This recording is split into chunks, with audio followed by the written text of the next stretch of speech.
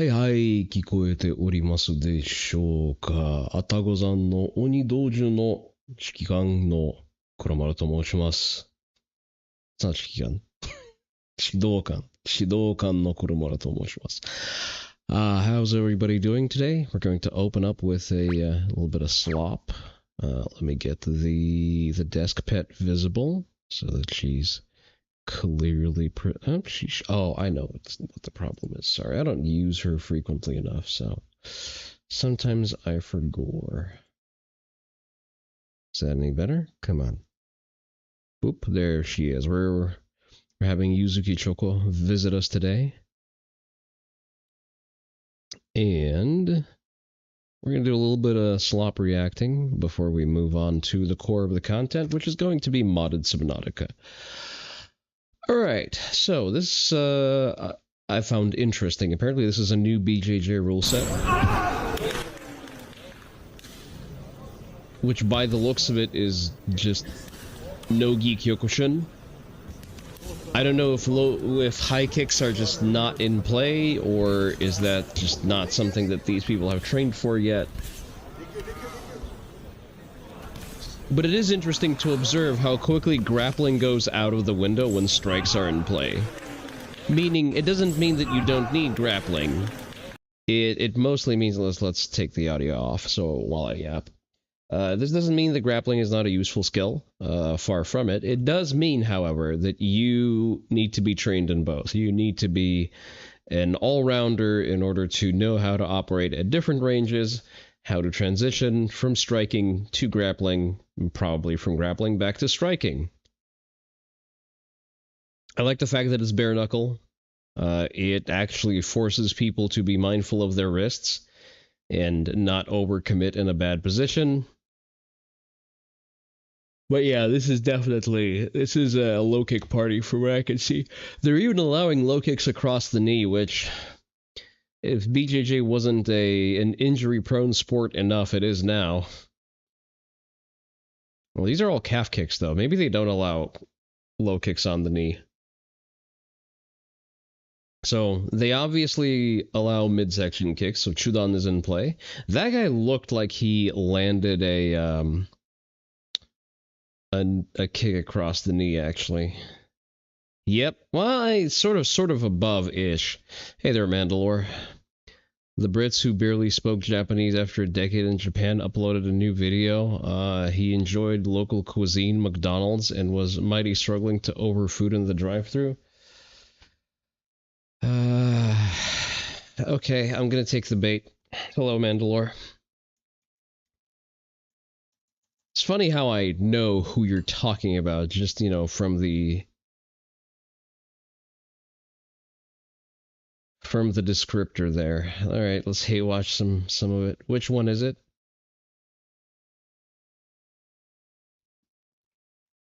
Is it just a short?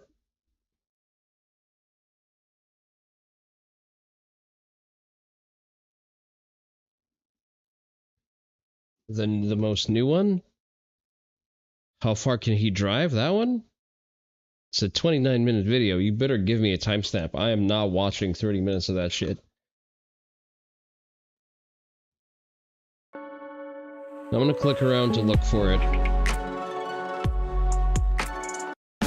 It is 9. Shut the fuck up, Chris. 9-minute mark. Hi. I triggered the windscreen. Oh. This region is famous for Tachikira, and I know something that's better than that. Yorimo.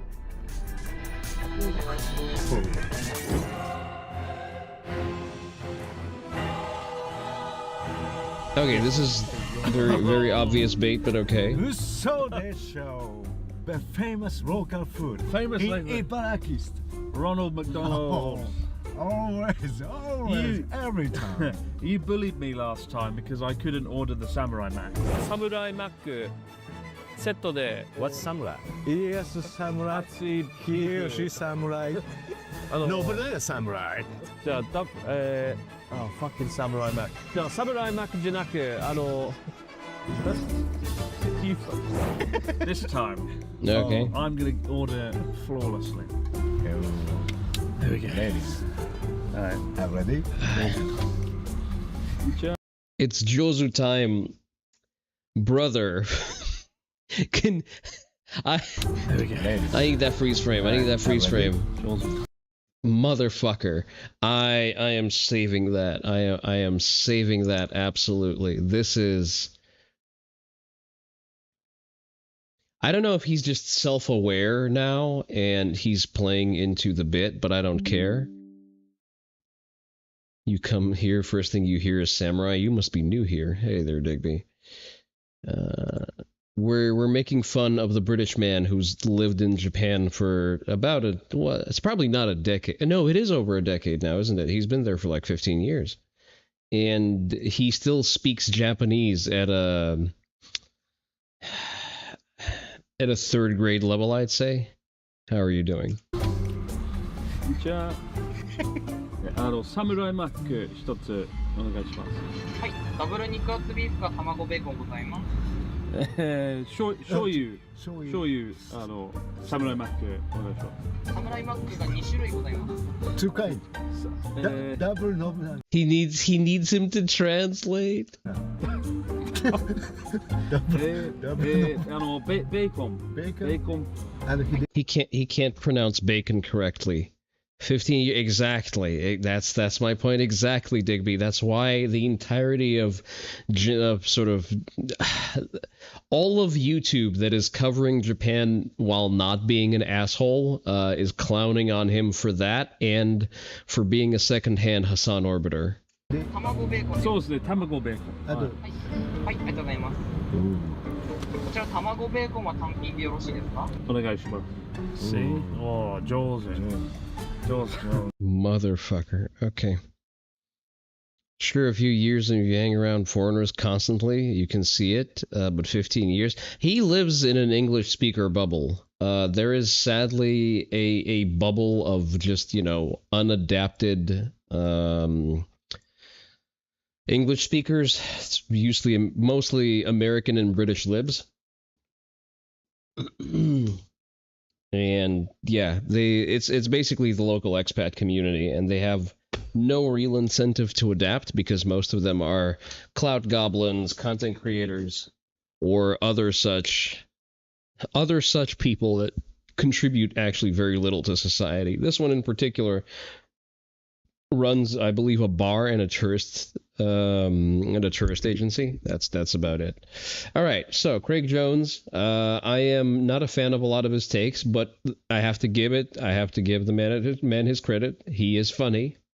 Guys, we have an epidemic of alpha males in this sport. A lot of people think our sport is gay because it looks gay, and obviously I contribute to making it gay.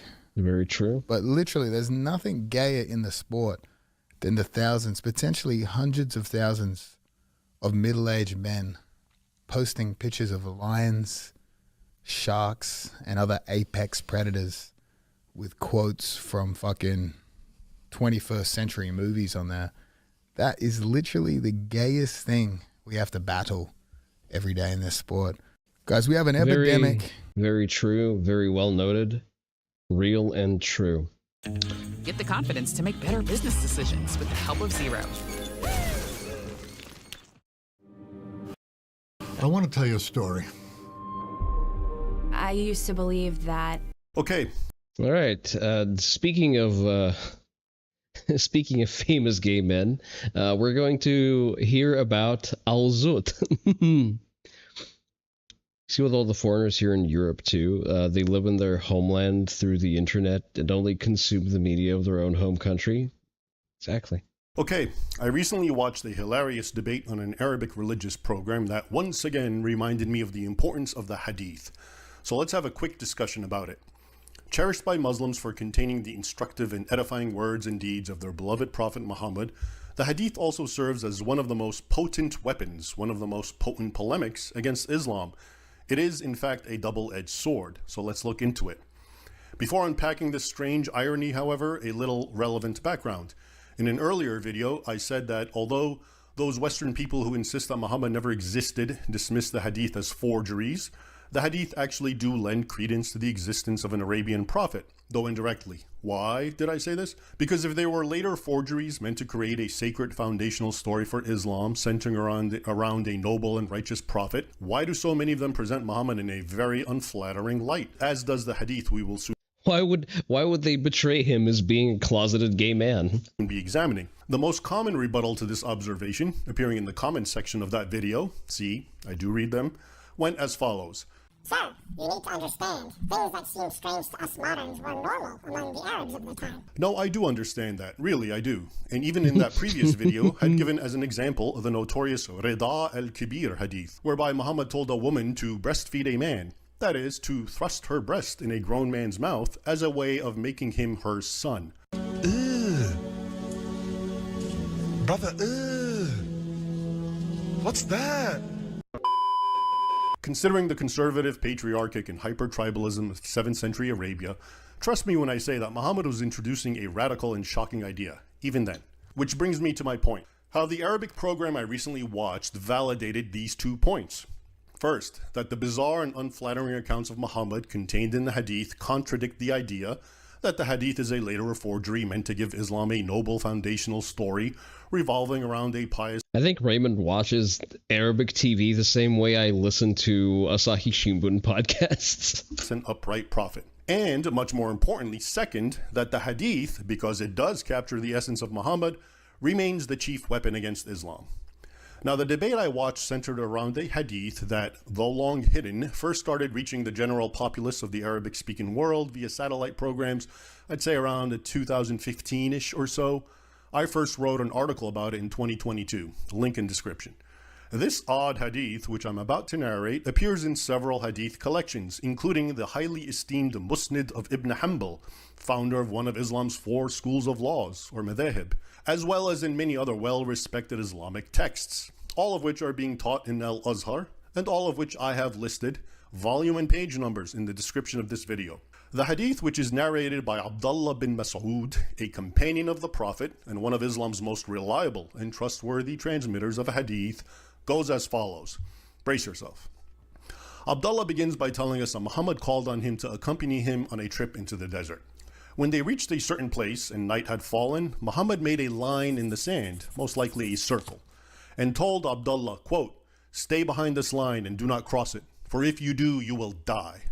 Muhammad then left his startled companion and walked into the desert night, about the distance of a hurled stone, says Abdullah. Before long, our narrator saw a group of men, he does not specify how many, who, quote, appeared to be al-Zut.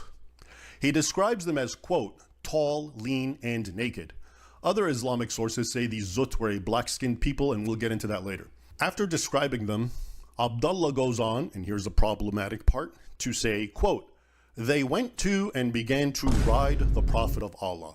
Literally, that's what the Arabic says. These tall, black, naked men rode Muhammad, the Arabic word yarkabun, which I will presently discuss. Well, I mean, tall compared to other subcontinentals. I don't believe those were Punjabi Indians as well. As you know, it was a local tribe that exists in the area. We're not sure that they were Indian. Also be translated as mounted, and they did this all night long, says Abdullah. During which time they would also come and circle around and try to reach him, but they were prevented, apparently from the line of protection Muhammad had drawn in the sand for his companion. Abdullah concludes his narration, quote, I was extremely terrified by them, so I sat down. With the coming of dawn, they began to depart. Then the Prophet of Allah returned, slowly and in pain, from that which they did while riding him. According to another narration found in several Islamic texts, including Akhbar Mecca by Al-Fakahi, Muhammad complained to Abdullah that, quote, they wounded me all night long, at which point the Prophet proceeds to lay his head and fall asleep in Abdullah's lap.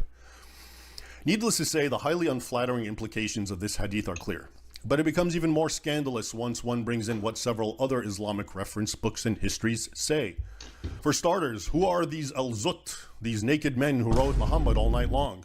Can we roll this back a little bit? How did Muhammad know where to find a group of aroused, naked, tall men, and why did he go to that spot? According to Islam's written records, they were a migrant people from India or modern-day Pakistan. described in the sources as very tall, very dark-skinned, very lean, strong and hardy, and often used for labor-intensive work. In early Arabic ethnographies and literary works, al-Zut are also depicted as being very sexual and virile, with very large penises.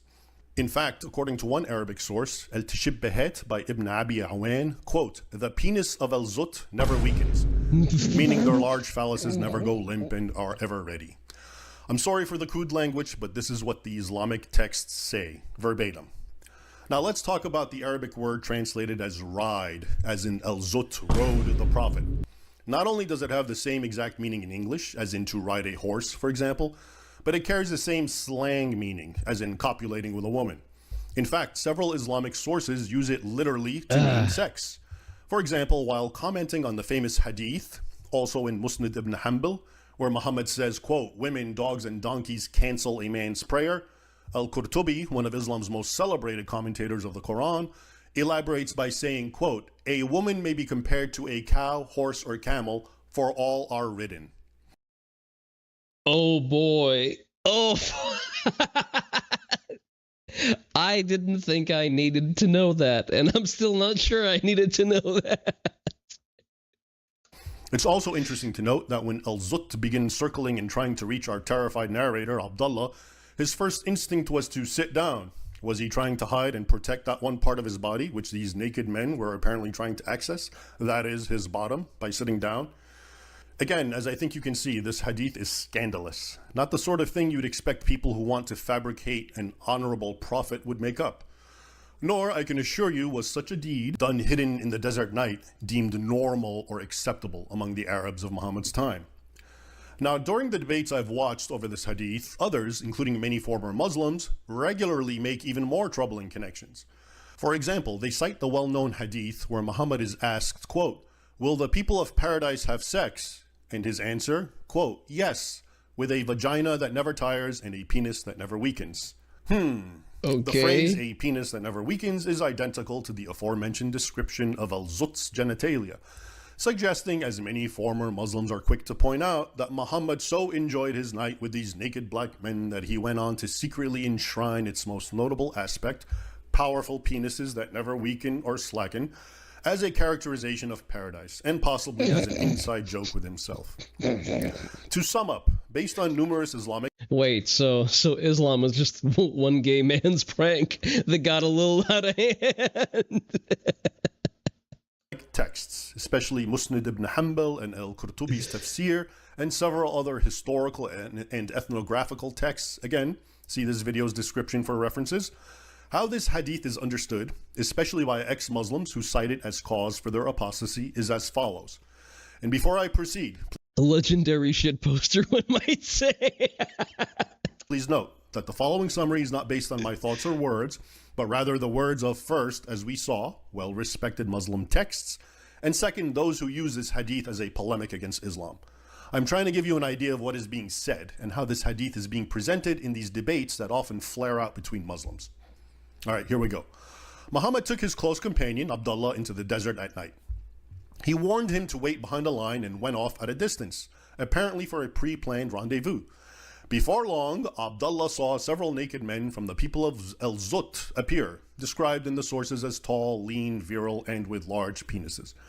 These men then took turns riding or mounting the Prophet all night long. They also tried to reach him, but Abdullah immediately sat down, apparently to protect that one part of his body they were trying to access.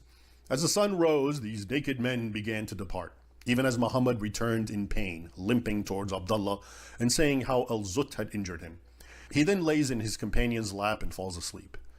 Finally, as a reflection of what Muhammad thought of that night, he went on to enshrine it as an aspect of paradise where the, quote, "penis never weakens," end quote. Okay, that's what's being said and what loud shouting matches take place over. I've personally watched several satellite Arabic language shows where Muslims call in and ask an expert sheikh about this hadith. Brother, you can't just refer to that without showing us anything. Why are you depriving us of this? Typical responses are that 1. Al-Zut were not humans, but rather jinn. 2. This occurred during Muhammad's famous meeting with the jinn, known in Islamic tradition as the Night of the Jinn, when the Prophet recited the Quran to them. And 3. It's known that Abdullah bin Mas'ud was not present with Muhammad during the Night of the Jinn, so therefore this hadith must be weak and likely fabricated. Such are the responses against this hadith. As we have seen, however, and as those who use this hadith as a polemic against Islam point out, the earliest references to Al-Zut all depict them as humans. And dismissing the hadith as weak on the claim that Abdullah was not present for the Night of the Jinn is itself very weak, since the night in question had nothing to do with the jinn. Meaning there is no reason to doubt the words of Abdullah, a chief and highly trusted transmitter of hadith. By the way, I decided to ask ChatGPT what it thought were innocent and non-loaded questions, and as might be expected, it answered me honestly enough. First, I asked it whether Al-Zut were humans or jinn, to which it responded, quote, in Muslim historical sources, the Zut were consistently described as humans, not jinn. They were portrayed as a real ethnic group, most often associated with India or Sindh, modern-day Pakistan, and as a migrant labor or military class. They are also described as a rebellious and militarily capable people. I then asked ChatGPT to give me a physical description of Al-Zut based on early Arabic sources, and it said, quote, in literary and anecdotal texts, they are grouped together with other southern or dark-skinned people, all of whom have the following traits: sexual potency, prominent genitalia, and associations with physical strength and virility. Anyway, so there you have it. Here is a perfect example of why the hadith should not be so quickly dismissed as later forgeries meant to present an honorable prophet, and here is a perfect example of how the hadith is being used as a powerful weapon against Islam. Watch what happens. So we technically have written sources that confirm that Muhammad was actually a raging homo. Another thing that I actually wanted to look into.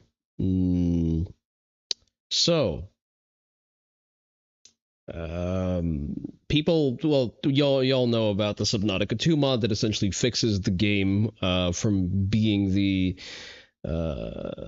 soy developers' soapbox.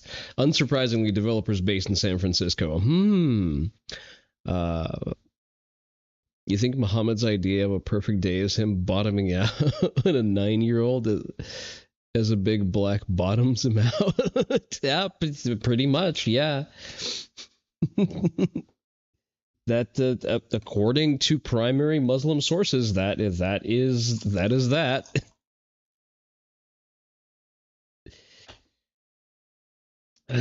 Right. So, and of course, people's reactions to the mod existing were completely normal and, perfectly sane.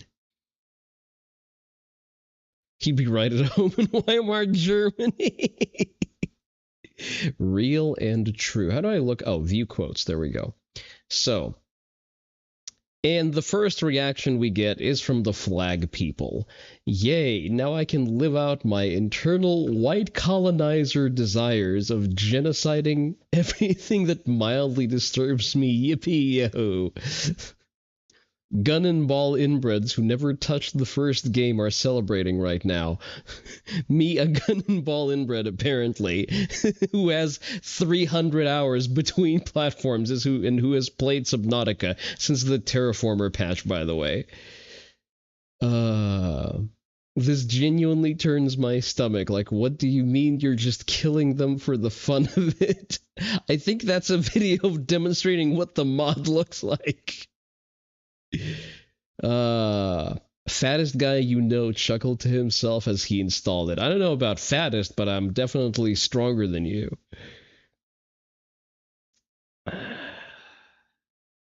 Humans when they can't commit ecological devastation. Funny how no one asks for this. Like, they can't argue about the political brain rot is so bad amongst these dysgenic homunculi that they can't imagine people just wanting quality of life changes because the previous fucking game had them. Moving on. First of all, as a person with over 2,000 hours on the OG Subnautica, let me say that if you use this mod, you're deadass genuinely not respectable as a person, in my opinion. But as well, I also think you should be able to kill the fish. So, like, I don't think you're respectable for enabling yourself to do the thing that I think you should be able to do. Holy cognitive dissonance. But I guess that's what the meds do to you. There are two sides of this. There's those who want to cherish, respect, and learn about the ecosystem, and those who want to exploit, destroy, and separate themselves from it. Note the watermelon in the bio. Oh no. Oh no, that's a V. That's unfortunate, and followed by two of my peers too. Even though it's a game, if you download this mod and use it, that tells me a lot about your character. No, you project a lot about about my character, but none of it is actually descriptive. That's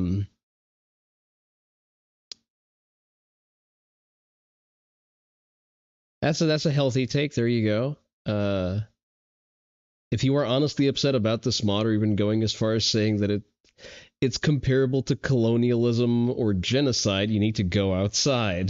This is an extremely unhealthy response, real and true. Comments are full of third world retards and leftist retards. Thank God Elon put the country of origin into the accounts.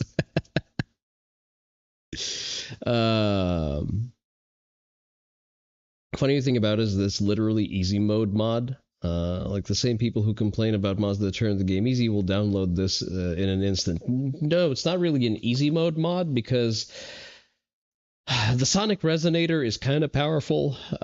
Still runs on batteries. It still requires you to commit to a certain extent to fight the wildlife. Honestly, the wildlife that gives you the most trouble actually takes quite a bit of punishment. The larger Marrowbreaches take 12 hits with a sonic resonator. So it actually creates a genuinely new gameplay loop. People are treating this mod like Hitler got resurrected.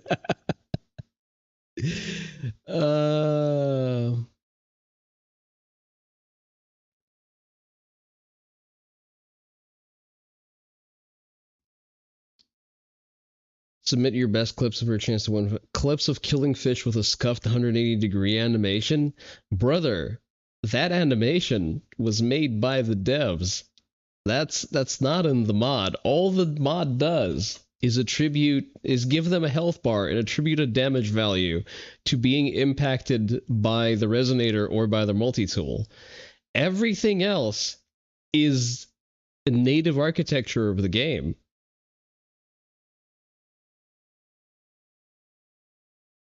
The devs should genuinely make it so the game detects too many of these large hostile species die, and a big ecological imbalance thing pops up and everything dies and your save should sort of end. See, that would at the very least make it interesting. Like you're adding a mechanic to it, and then you're free to make the choice whether or not you're okay with the consequences of you destabilizing a local ecosystem. That would be fine. Like, you take out a major regional predator and like it had a role to play, sure. But that's a lot of work. And the devs didn't want to put that work in.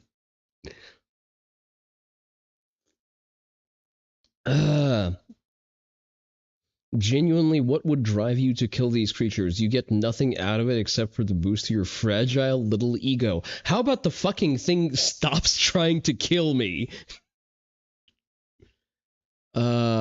Isn't the whole point of these games that you are not the apex predator and that you are part of the ecosystem rather than above it? No, that's actually exactly not the part. That's exactly not the point of the game. The point of the game is that you start as someone who is vulnerable to the ecosystem because that is a niche that humans naturally fill. We are naturally vulnerable in our natural state, and as we build up technological capability through the use of our opposable thumbs and pattern-seeking brains, we develop tools to subjugate and change the environment to our needs. This is why paradise is always depicted as a garden and not a forest, because a garden is where you thrive. A forest is where you fucking die. David Attenborough's 100th birthday was earlier this month, whose main wish was that we try not to let global extinction happen. We had a guy who threw a rock at a seal, getting rightfully dragged. Okay, sure. And people are fuming at the Trump admin wanting to delete the marine ecosystem. That's big if true. Dying in a forest week? It depends on the forest, Digby. Remember, not all forests are made equal. And again, you say, pfft, when you are equipped with your normal survival tools, place you into a forest butt naked and without a source of drinkable water, you're going to change your tune pretty quickly. Don't like it, don't download it? Yep, simple as. It's probably the Twitter brain rot, but this is a little psychotic and white, says the person with the fucking watermelon in the bio. Costa Rica, okay. No, Philippines, excuse me. What are other legendary crash outs? Mods for people who think Steve Irwin should have killed the Stingray. Those people? Me.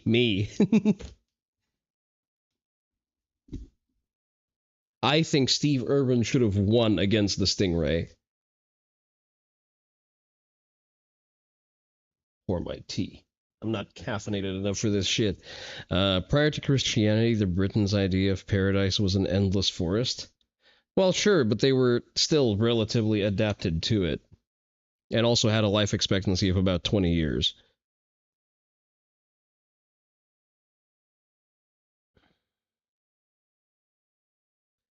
It's a good take. People act like you're going to genocide all of the fish when the mod literally only brings back a feature present in previous games.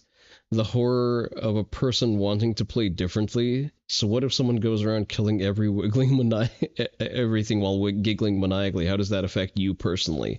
Real and true?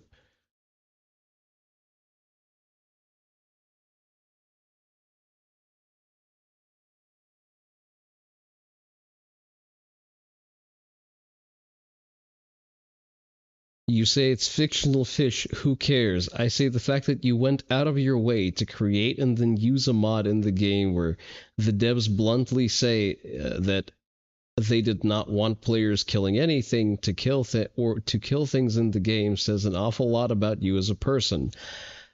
Thank you, ESL Chama, but the devs are wrong. And the modders just fix their game for them. Bisexual white boy with funny flags in the bio. Sudan. I don't think he knows that's a Sudanese flag. All right. White people will see beautiful environment and world full of endless unique creatures, all with their own quirks and such. And their first response is to make the mod where they can kill it all. If the fucking wildlife attacks me, it has violated my NAP. Oh, wait, Hammy. Oh my god, they're senselessly killing the virtual fish. I need to be alone for a bit. Okay, Hammy is posting wonderful bait. We love it. Some of y'all are too comfortable with colonizing and murdering everything in sight, and it's obvious who you are. Look at me, I refuse to engage with the game and put an instant kill button in because I am incapable of coming up with a smarter solution for any of the challenges I face. First of all, it's not an instant kill button on most of the wildlife. I don't believe anything gets one shot by the sonic resonator that you couldn't kill before, such as the fish that you're supposed to consume for food. So, no, that's not what it does. If anything, it takes more skill to use this than a flare, because a flare does distract it somewhat temporarily. And you just throw the flare as opposed to having to chase that thing with a sonic resonator.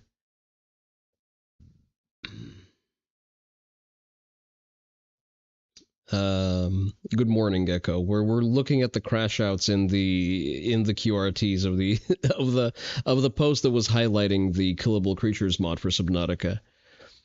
I feel like I am the minority of people who don't care that you can't kill the hostile enemies. I wish that you were able to deter them better, but mods like this just show that you're bad at games. No, they do not. Nice projection. People that kill animals, mobs, and creatures in games for no perceivable reason are deeply unsettling. Sure, but there is a reason. The gigantic Marrowbreach is actively damaging my mech trying to kill me. That is a reason. It has literally violated my NAP. White people get so weirdly mad when you tell them you won't let them commit a planet-wide genocide. Who is asking for a planet-wide genocide? That's the thing. Like, nobody asked for this. Nobody asked for underwater nukes. It actually makes me sad. I love hammerheads and nibblers. You've obviously not constructed a base by the fucking hammerheads. This is all white. Is this a white culture crackers like to talk about? This one is particularly funny because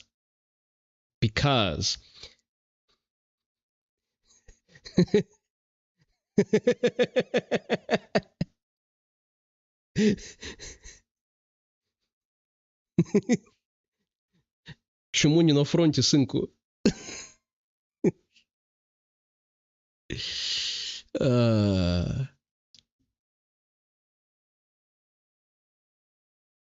Something that just disables aggressive enemies for a time would work better, considering the game is a rip on environmentalism. The devs forgot that even environmentalists sometimes have to hurt and remove animals from ecosystems to protect it.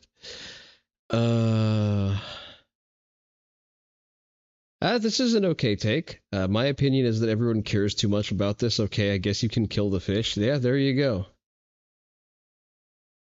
Like, everyone upset about this mod is on Zoloft. or another SSRI. Which is, you know what? Actually, banger quote retweet idea.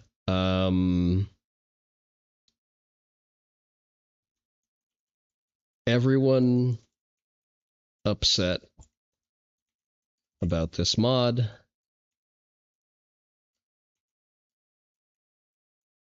is on SSRIs. There we go.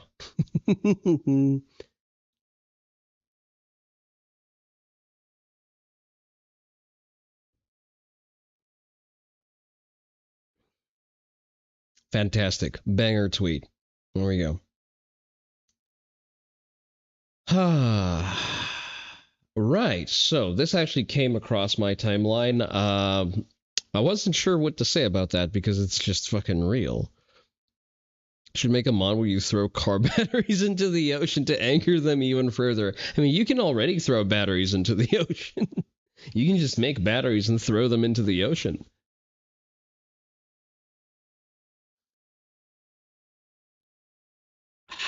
Right. So, Muhammad, however the fuck you read that, the logistical brain behind the Paris and Bataclan attacks that killed 129 and wounded hundreds more is allowed to potentially leave by the Brussels court. If he continues his calm and good behavior, according to the court, he could soon be freed indefinitely. And there's an important caveat that tweet kind of misses entirely. Which is highlighted by Flesh Simulator over here. When you say killed 129, it kind of undersells the fact that they cut fetuses out of pregnant women, gouged out eyeballs, castrated men, and raped women with knives. Which I feel like is a material detail when you describe the Bataclan attack. Remember, Bataclan wasn't just, oh, they blew some shit up and shot at people. No. They blocked out the exits, and then they systematically proceeded to do what Muslims do when they are unopposed, which is rape and torture. Bataclan is what Muslims want for the West. It's what Muslims want for everyone. If left unopposed, Muslims will do that everywhere. They will do that in the West. They will do that in the East. Which is why the Chinese are not entirely wrong with their treatment of Uyghurs. It was also kept out of this info was kept out of the media instead focusing on the bombings that occurred. It was also kept out of the media that the terrorist had arrived through the asylum system, which had such little oversight that it somehow didn't catch a cluster of known ISIS fighters entering the country. They bundled the disabled, those in wheelchairs, into an elevator and dropped it to the lowest floor before throwing grenades into it. That is... God, that is some fucking Zimbabwe level shit. Alright, moving on to more positive news. So Andrew Braca breaks down the affidavit which was presented by the prosecution in the Chud the Builder self-defense case. And what the prosecution is asking for seems to be very, very flimsy based on things that are not criminal conduct. So Chud the Builder has pretty solid odds in his case, which means we should probably start buying up a little bit of ammo, some supplies, because we may get another chimp out in the summer. So just be aware of that. All right. The state's case against Etherly appears to be utterly lacking in any legal merit whatsoever, based upon what appears to be the official affidavit of complaint just made public. This in a case in which the state's burden of proof of guilt is to disprove of self-defense beyond any reasonable doubt, because it is not a civil case, it's a criminal case.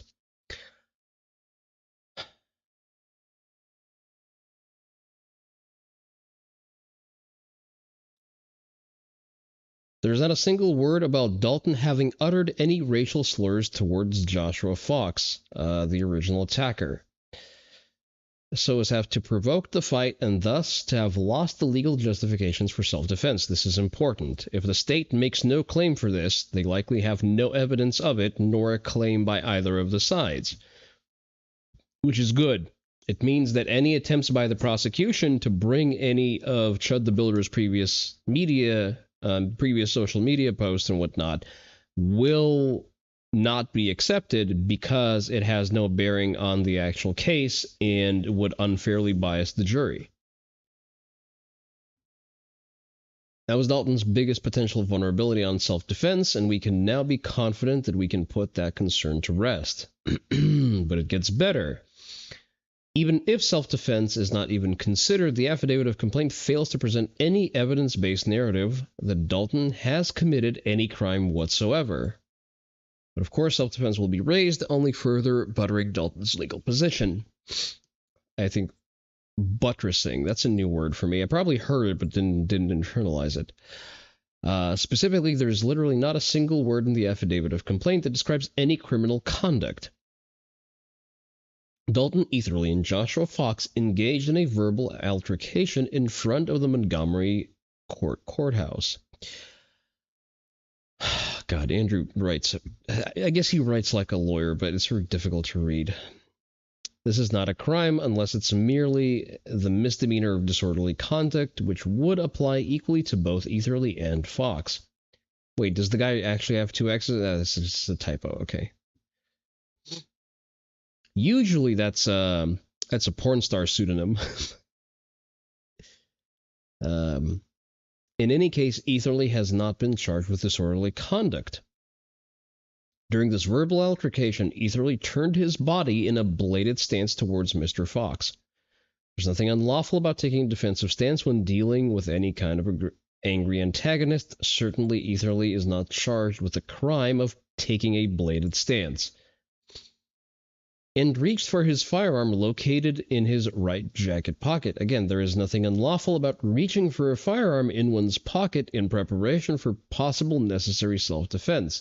Note that Etherly is not charged with the crime of reaching for a firearm located in his right pocket. He's also not charged with brandishing, which he didn't do. Thereafter, a physical altercation ensued. Note the passive voice. The altercation ensued. There is no claim that Etherly initiated the altercation. To the extent of the affidavit has detailed Etherly's conduct, the absence of the absence of any representation of his conduct to indicate that it was Etherly who initiated the altercation, we can only infer that it was instead Fox who initiated the altercation. This would, of course, make Etherly the victim of Fox's unlawful attack upon him. Mr. Etherly discharged his firearm, striking Mr. Fox multiple times. There's nothing inherently unlawful about discharging a firearm and shooting someone multiple times. Thousands of shootings that fit this description occur every year and qualify as perfectly lawful self-defense. Of course, now self-defense needs actually be put on the table. There's discussion of Fox being flown to a hospital, followed by an addition. In addition, at the time of the shots were fired, there were several innocent bystanders in the area. Surveillance video of the incident shows a ricocheting projectile hitting a nearby wall. There was nothing inherently unlawful about firing shots that miss the intended target. Police involved in lawful shootings of suspects routinely miss about 70% of the shots fired. Those shots also go flying around the neighborhoods until they hit something. None of that is a crime, absent evidence of recklessness. And the affidavit provides no statement of recklessness. God, it's difficult to read through, but generally, the state does not seem to have a leg to stand on, so that's a little bit optimistic. In other interesting news, so as Texas locals may be aware, we've had a couple of teens riding around East Austin, I believe, mostly, and stealing cars and trying to evade capture, and this is a news segment on the subject. Live now from Fox, I'm Andy Mack. Let's turn our attention right now to Texas as a serious sequence of events yesterday in Austin involving a dozen shootings that police are now investigating. A post on social media from our Fox 7 teams. A dozen shootings, I might add. Still fewer casualties than the average truck attack in Europe. Saying the Austin Police Department, they've arrested 3 suspects in connection with a series of shootings, stolen cars, and violent crimes. Let's be joined right now here on Live Now from Fox by Marco Bittnell from our Fox 7 team. Marco, what can you tell us about who these suspects are and what police are doing about it? Well, hey, Andy, last night we just spoke to Justin Newland. He's a man who lives in Manor, a city just about 12 miles northeast of Austin. He says that he was just trying to take a nap when his neighborhood was thrust into a massive manhunt for those 3 suspects. Newland then went to go check on his property to make sure it was clear, only to find those suspects hiding in his own backyard. Each one of these capsules holds the power of 1,000 red grapes. You get the health benefits of an entire bottle of wine. They just looked at me like, what do we do?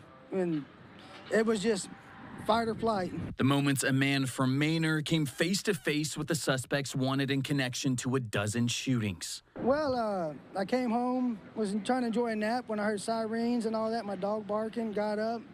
SWAT up and down the road. Justin Newland had just made it home when a manhunt began near FM 973 and 290 in Manor. Police were looking for 3 teenagers wanted in connection to 12 different shootings in Austin. I noticed my barn doors were open, which I did leave open, and I decided at that time to go ahead and clear them to make sure nobody was in there. Newland checked the front of his barn and found it empty, but when he tried to open the side door, it wouldn't budge. I had to literally shove my way in, and when I did, there's 2 suspects sitting right there on each side of the door. Newland tried to close the door and told both of the suspects to remain calm. I'm trying to flag the sheriff to come up to my house at the same time I'm going to my truck to get my gun. Well, as I'm... See, mistake number 1, if you're going to clear a space, have your gun on your person at the time, preferably already drawn. Entering my truck to get my gun, I hear them running out behind me. Newland then chased after one of the teenagers. I wonder what they were going to do. Teenagers, gun in hand. I eventually cornered him at the fence line and held him at gunpoint until state troopers and SWAT were able to capture him. Eventually, all 3 suspects were detained after a multiple-hour search. They are confirmed to be 17, 16, and 15 years old. They had been involved with 12 separate shootings across Austin in just 24 hours. Used during the spree, a gun stolen. Gecko, that's not a sentence that's grammatically correct. Never do that again. From an Austin gun shop. They've come into the gun store apparently 4 other times to try to steal guns from us. 4 separate times. Michael Cargill, the owner of Central Texas Gun Works, says the gun was stolen from his store. He claims 2 of the suspects in the Austin shooting spree had repeatedly tried to steal from him. In January, one of the teenagers, 17-year-old... Sorry, how the fuck do you try to steal a gun 4 times from the same store and the store doesn't put you on a hard block list? What the fuck? Christian Mondragon ran out of Cargill's store with a gun before he was cornered on a Cap Metro bus. He was apprehended by APD, but eventually released. Unbeknownst to me, he was released from that system into the custody of his parents or custodian or guardian. Cargill says Mondragon was then a part of the group which stole another gun from him on Saturday. And then he stole another gun. What the fuck? A different teenager who Cargill was unfamiliar with came into the store before running out with a gun and jumping into a getaway car. But when it comes to how the teenager was able to get his hands on the gun inside the store, Cargill says he wasn't aware they were underage. We didn't know they were teenagers. Even when the Austin Police Department showed up, we showed the video to them, they thought they were 20 years of age. So, but if we were to walk in there to say, can I look at this gun, I wouldn't have to show an ID for that, correct? Not initially. On the shooting spree that... Which is normal procedure. However, you would think that if someone steals a gun, you kind of want to make your staff aware of the fact that that person is not to be allowed to handle the merchandise. Those suspects went on lasted from Saturday afternoon and went all the way into Sunday. In total, those suspects stole at least 5 different cars. They shot up multiple different buildings and apartment complexes, including 2 Austin fire stations. And in total, 4 people were left struck by gunfire, with one of those victims suffering from life-threatening injuries. They have since been taken to a trauma center to be treated. Andy? Yeah, crazy sequence. Sure, a remote hand lock on the doors is considered a fire hazard. I don't think so, no. Because, for example, the gun range I go to occasionally, I don't believe you can... I know that there's a hard lock. You can't open it from the outside at all, and I believe they have to buzz you in and out. So no, a lot of gun stores actually are allowed to have that additional layer of security. Sequence of events over the weekend, a dozen shootings. Marco, I do have a question, because the first individual is so very interesting, as he had held these suspects at gunpoint. Any other notes from him that really stood out? Because that must have been an ordeal to open his barn and see these kids inside. Yeah, he said, I asked him at that point, I said, were you at all frightened when you came across those suspects hiding in your barn? And he told me not at all. He said his mind at that point was thinking about his neighbors. He said he lives kind of in a neighborhood with a lot of elderly people in it, and said he wanted to be their protector, and said at that moment he wasn't frightened at all, and all he could think about was springing into action. Andy? Based arm what looks to be Gen Xer. And that's exactly what he did. All right, Marco, thank you so much. I appreciate your time. You're on Live Now.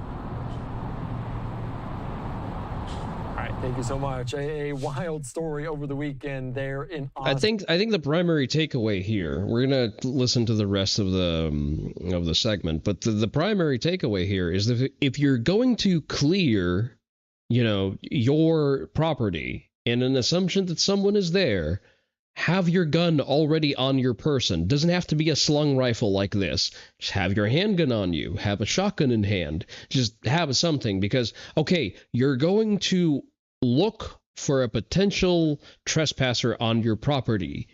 To do what? Maybe you need to have a gun on you because you may not have the leeway to go back and retrieve a gun from your truck. As these 3 Never mind that you're not supposed to leave a gun in your truck.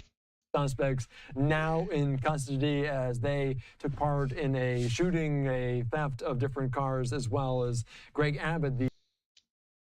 These kids are serial criminals with a callous disregard for life. If they are ever released from jail, they will surely harm again. Austin PD, Travis County Sheriff's Office, Maynard PD did their job. Texas Department of Public Safety aided them.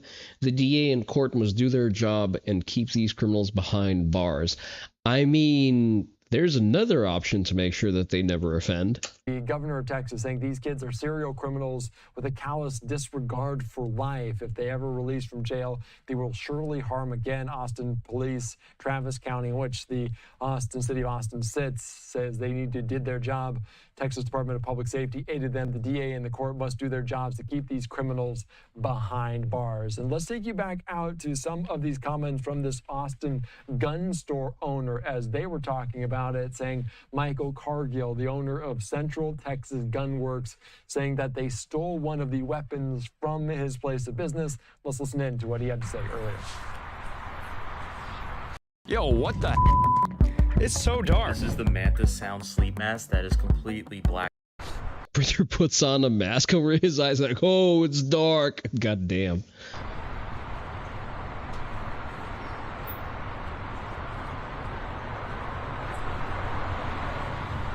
Can we get a statement, please?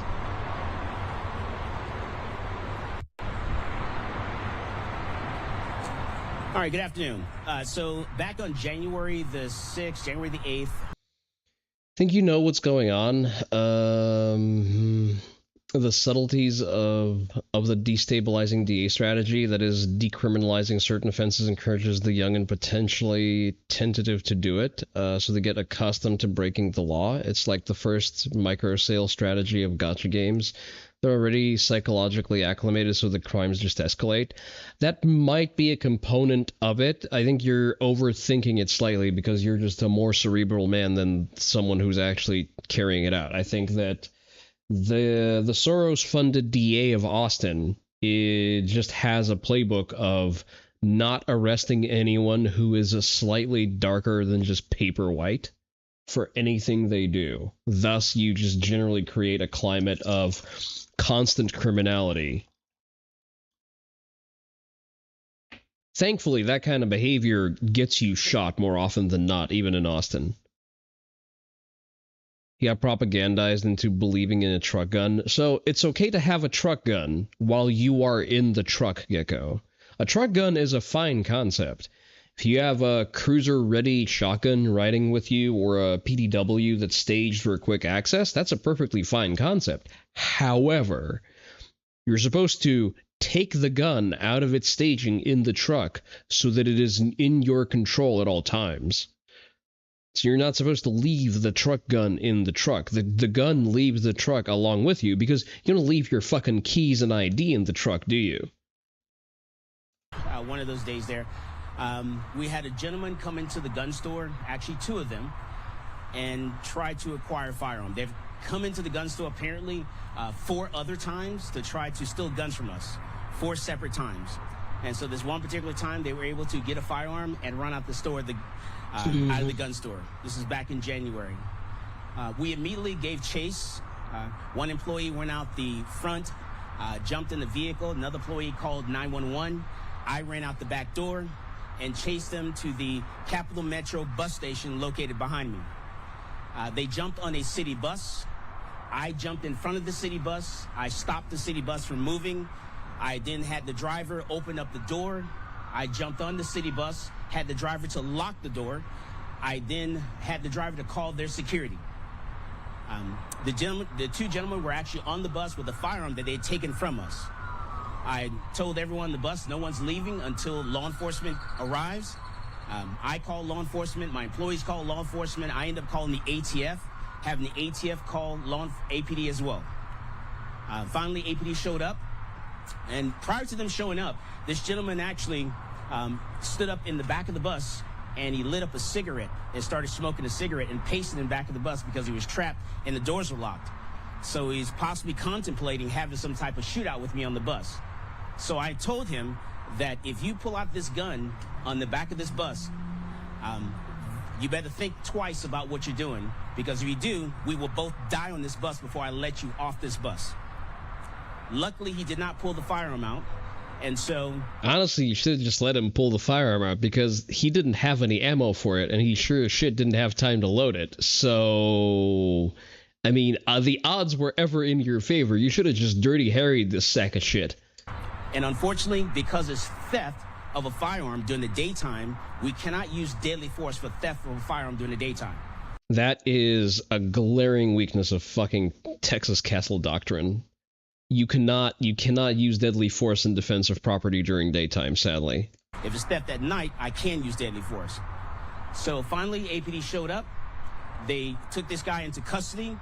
They retrieved the firearm after searching the bus, and then he was arrested. The Bureau of Alcohol, Tobacco, and Firearms showed up with 3 agents. They investigated this guy, took him down to Garden of Betts, because I believe he was 17 years of age, and he was handled by the juvenile system. Unbeknownst to me, he was released from that system into the custody of his parents or custodian or guardian. So let me get this straight. When a Mexican kid steals a gun, he just gets to go home. If I install a fucking stock onto my MCX, I get 10 years of hard time and $250,000 in fines. That's cool. Very, very based, ATF. You don't believe that's a reasonable law to follow if an individual is attempting to steal any type of weapon from private possession? The assumption should be the immediate intent to use it and thus make it an act of lethal threat. You could argue that. However, again, this is...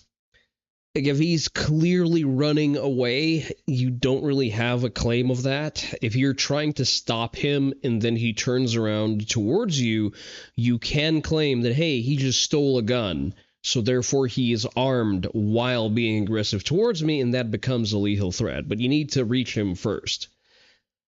Which is why, for example, a Mexican standoff in a bus would technically be legal, but shooting him in the back while he's running out the door is not. Again, it's a bad law. It's poorly written. It's written for people who are trying to steal from you, I don't know, from your fucking ranch or something.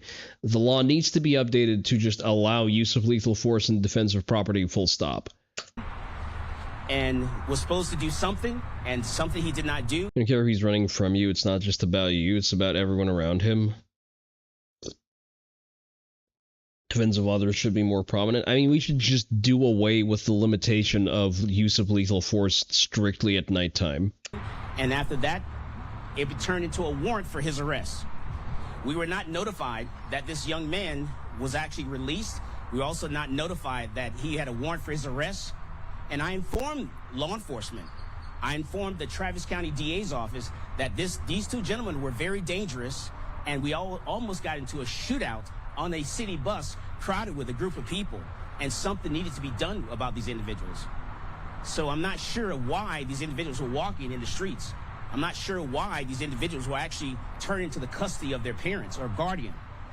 But unbeknownst to us, they wind up in the custody of their guardian. Then on Saturday, a separate gentleman walked into the gun store right around 11:33 a.m. exactly, and was able to get a firearm and run out the door. My employees gave chase to this individual. Thanks to our... Brother, how do you not have protocols in place? I'm sorry, but if you let random fucking people handle firearms, which I understand is part of the gun shop experience, how do you not have contingencies in place after someone has already run out with a gun? Where's the learning happening? Facial recognition, thanks to our license plate readers that we have in this area, because we're a private company, we can do that. We were able to give law enforcement a detailed description of the vehicle, including the fact that there were hail marks on the hood of the vehicle, including the fact of the complete and perfect picture of the vehicle, a complete description of the license plate, and also the fact that there was a UT baseball cap in the back window, also the fact that there was a license that was not on the front of the vehicle, but on the windshield of the vehicle instead of placed on the front, so that law enforcement could... New business concept. A gun store that only works after dark. But if you try to steal from it, you fucking die. Hey, how about that? I think that would work. Clearly identify this vehicle. My employee gave... Just have a big prominent sign that says, if you try to steal from us, we will kill you, and then have a sign with, you know, like the 30-06 signs that try to prevent you from carrying, even though they really can't. It just has the, you know, the legal statute of lethal force being allowable in nighttime. Chase. I actually had my employee's location, and so I was on the phone with 911. I told 911 dispatcher exactly where they were located. They were on Congress Avenue, going past Slaughter Lane. Gave them that information. I gave them detailed description of where they were going, intersection by intersection, detail by detail, all the way down to William Cannon.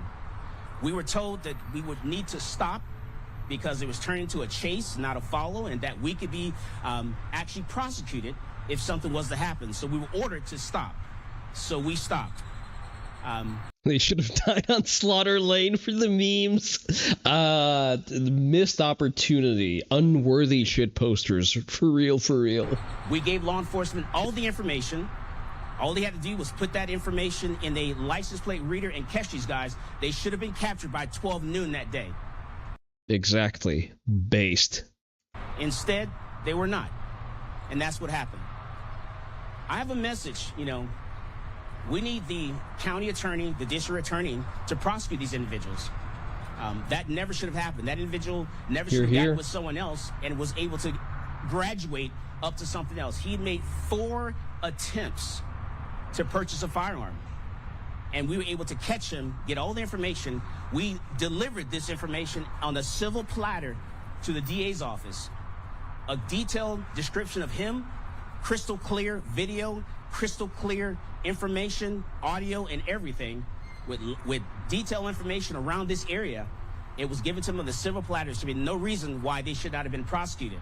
There should have been no reason why we should not have been notified that he was out and about after we told them 4 times he tried to purchase a firearm. He was out and about, came back with someone else, and was able to graduate with a vehicle this time. And they actually dove head first into the vehicle to get out of the parking lot. And that's why my people were not able to catch him. If he'd have opened that door, we would have jumped in that vehicle with him. Because under no circumstances, just like on that city bus, there's no way I would allow a firearm into the hands of someone that should not have it. That's why I would have gotten to the shootout with him on that city bus. And that's why my employees would have dove inside that vehicle. Any questions? All right, just listening in there to this individual talking about how a suspect stole a gun from his place of business that unfolded a series of events, those 12 shootings, separate investigations underway in Austin, Texas. Welcome to Strike Gent.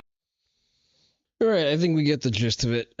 So let's watch one more video, and then we'll move on with the actual gameplay. So this video bemoans the development of Bali into an influencer mecca, and I may have some spicy takes on this, so we're gonna watch it. Bali used to be a paradise, a serene island with a friendly and welcoming culture, jaw-dropping landscapes and exotic wildlife. Oh, before I forget, there's a Roach King video that I need to briefly disagree with.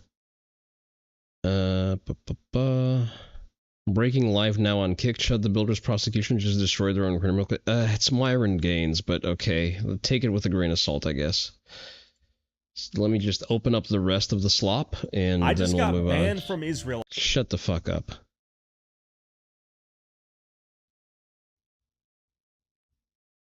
Alright, that's just a funny meme that someone sent me. We're gonna look at that.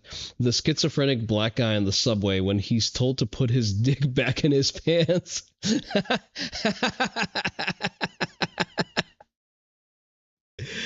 Oh boy. I mean, it's not wrong. Also, you know what? Props to the actual guy doing this. That's a very, very cool prop that he has there. I don't know if this is a full weight prop of the Kratos axe. I forgot the name of it. I think it's the Leviathan axe, right? Is it called in game? But the meme is also funny. Alright, Myron Gaines, live now on Kick. Who gives a fuck? Lead investigator Michael Weber in the case testified, Chud walked away after being told to leave. Fox followed and confronted him. Yeah, and that in a no duty to retreat state too. Chud reached for his gun. They fought. Fox took him down, and shots were fired as they were falling to the ground. Any trained fighter will tell you never go to the ground in a street fight. Once you're being taken down, it's reasonable fear for your life. That's why this is a self-defense case much stronger than other people think. I mean, for a variety of other reasons, but yeah, generally very, very solid. I mean, not even the takedown part up for interpretation. An expert witness can try to muddle the water here if he's a bad actor, but the most important part is over here. Chud walked away.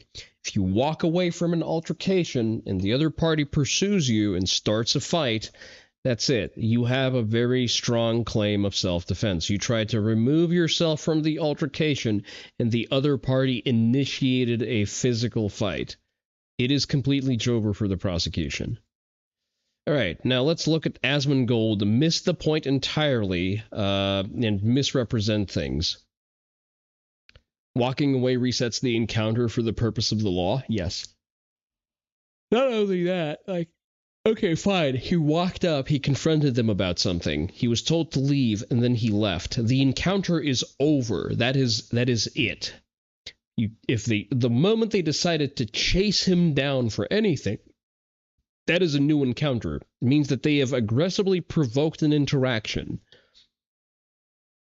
I just got banned from Israel upon arrival and deported back to America for anti-Semitic or anti-Israel content. I don't think that he's done a single thing that's anti-Semitic or anti-Israel. Let me inform you, Roach King.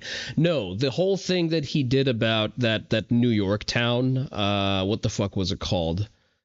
I forget what was it called, but basically the entire thing where he walked around with a loaded question of, oh, how can you afford to have 8 kids? How can you afford to live? And every other answer was either, well, my wife works because I'm a religious scholar, which, you know what, you can disagree with that lifestyle, but it's a lifestyle. Or I own a fucking business, actually the grocery store that we're standing in front of. And he still spun it into a narrative of, oh, all of these people are on benefits, as opposed to all of these people have jobs in the community, and they live extremely, extremely ascetic lives. He hasn't done a single thing or said anything that I've ever noticed. That's probably because you didn't pay attention during the video. Jersey on an El Al flight to Tel Aviv on a plane with basically all Jews and had plenty of pleasant conversations and positive interactions on my way there. Believe it or not, a lot of Jews were excited for me to visit their country. Yeah, of course. Are they going to let me in? Right, to be fair, he does fit in that crowd very, very well. Of course, I was being tracked the entire time, and photos of me circulated in Jewish WhatsApp groups as I was asleep in the middle seat of the back of the plane. 12 hours in the middle seat later, I land in Israel. Hey, it wasn't strictly necessary. El Al technically is supposed to provide passenger manifests to the Mossad. Mossad is the agency in charge of screening anyone coming into the country, so... And my passport scan says to go find an agent. I'm then brought to the back office where my interrogation begins. I tell him I'm here to enjoy the beaches of Tel Aviv, see some holy sites, and maybe do some street interviews asking some of the world's oldest questions, right? He then asks if I'm here to provoke Jews, if I'm hiding anything, if I'm anti-Semitic. Oh no, I have made inflammatory content pointing out how Hasidic Jews alleging that Hasidic Jews are stealing taxpayer money, and I am surprised when I go to Israel and I get called out of that. I tell him no, obviously. The agent then goes like, you can just be honest, this is Israel. Yes, because the agent is a behavioral expert who is supposed to probe you and then watch your reaction. As if I said, yeah, I'm anti-Semitic, that would somehow go over well upon arriving to Israel. I tell him, no, I'm not. I don't hate anyone, and I don't. He proceeds to watch my videos about the Hasidic Jewish communities in upstate New York and New Jersey, where I examine how they use welfare to afford 7 to 10 kids. It's interesting how he says, it was a video about how they use welfare. So not a single word about people running local businesses that provide a service to the community. So not a single word about how people there actually work for a living. How is it illegal to use welfare? Even before we get to the welfare, like the primary, we watched that entire video together. We did it on stream. The people who were actually on welfare were a minority. Most people just fucking work. It's got nothing to do with them being Jews. It's got nothing. It's the welfare is the fucking problem, and not it doesn't matter if you're Somalian and doing it, it's bad. If you're Jewish and doing it, it's bad. If you're black, you're doing it bad. But here's the key difference, Asman. The Somalians were actually defrauding a system, creating headcounts of children who do not fucking exist to receive Medicare funds. The alleged Hasidic Jews in I can't remember the fucking name. It's some kind of weird name in upstate New York.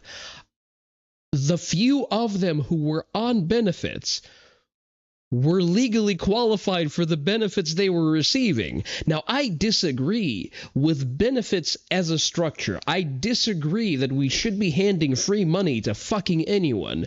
Jewish, Somalian, black, white, whatever the fuck. As far as I'm concerned, deprive everyone of benefits if they're not earned. The VA should issue benefits because that's basically workers' comp.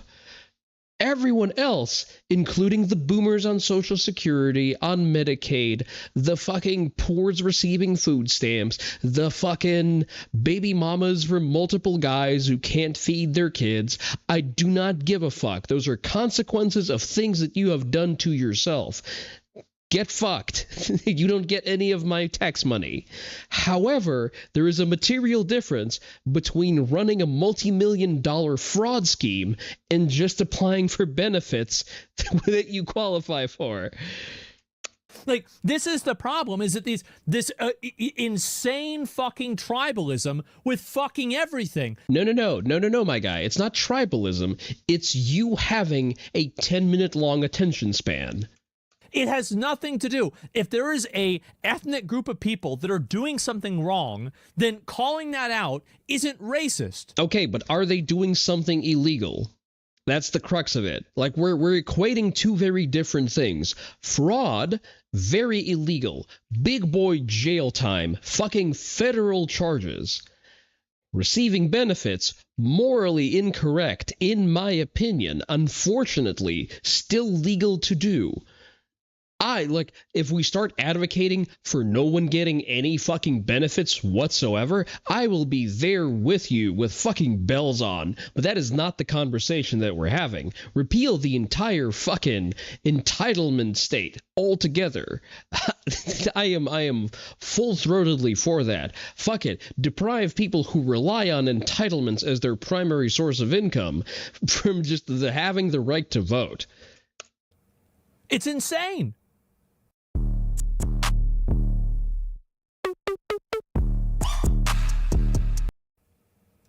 Explain the nature of the videos, and he eventually tells me to go sit down while they deliberate my fate. About 30 minutes later, he tells me to come back in the room and states that he's spoken to his higher-ups and that I've been denied entry into Israel due to anti-Semitic or anti-Israel content.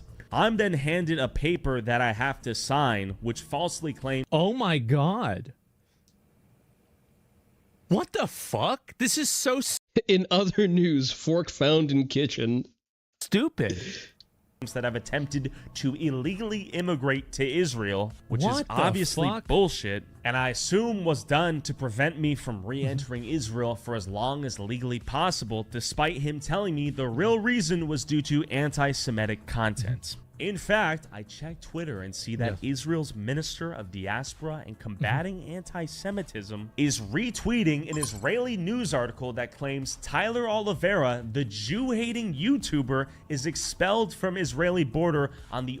Oh, man. That's... Brother makes 2 hit piece videos on Jewish diasporas is surprised that the Jewish diaspora minister notices it. Like, you can have any opinion on any of the people involved. But it is very odd to be surprised when you do things and things and the things that you do have easily predictable consequences. That's the word I was looking for. I'm sorry, like, we clown on Japan for allowing Johnny Somali to exist. Then you do, granted, a nicer version of Johnny Somali, and then you're surprised that you're treated like Johnny Somali. Sucks. Orders of the Israeli minister. Jesus. The fuck? He then quotes, fuck? Yeah. I'm proud to have denied entry to Israel today to an unfortunate YouTuber who is using the harassment of Jews as a way to get clout on social media. Brother, where's the lie? You've literally attempted to spin an entire story about how you were allegedly debanked for doing one of your YouTube videos. Literally, all you do 24/7 is seethe about not being Nick Shirley. And you try to spin every nothing burger you find in hopes that it's going to be another Nick Shirley video. Yeah. Oh Furthermore, my God. let this be a lesson to all Jew haters and supporters of BDS. What the fuck is BDS? And this is not helping Israel support. Yeah, what the fuck does this have to do with Israel? If there's a bunch of Jews in America that are scamming welfare, what the fuck does it... Well, okay, but are they scamming welfare? Like, real question, Asmongold, are they scamming welfare the same way as the Somalis are? And again, big disclaimer, I don't think welfare should be a thing. I don't think we should be spending 60% of our fucking government budget on entitlement programs, but that is an entirely separate discussion. Are they scamming? Are they committing fraud? A prosecutable fucking crime? What does this have to do with Israel? I don't even understand. Where's the reasoning here? It doesn't even make sense. It actually makes direct linear sense, but you're pretending to not understand, or you're not capable of understanding. To be honest, it's their country. I wish we did the same for any foreigner for a while. Yeah, you're kind of right about that. I mean, we technically do that for foreigners. Like, wasn't there a number of cases where people were trying to cause a scandal because they were turned away at the border because they had a known track record of anti-American posts? What was it? It was some Australian cuck who was turned away, who had his visa repealed because his dumb, retarded bimbo of a fucking girlfriend suggested that people try shooting. I don't remember if it was all Trump supporters or just Trump himself. But at the same time, it doesn't have anything to do with them. It doesn't even make sense. BDS. Whatever that means. Now, for a second, imagine if me criticizing welfare use in black communities in America somehow got me banned from countries in Africa. Or See, the difference here is that the African countries actually proactively dislike the African American population. Welfare users in Appalachia somehow got me banned from Europe. Yeah. This exception only seems to exist when it's regarding Jews. So I tell the agent, man, it's a shame I can't visit the biggest democracy in the Middle East. And he goes, well, maybe you can visit Afghanistan. They confiscate my...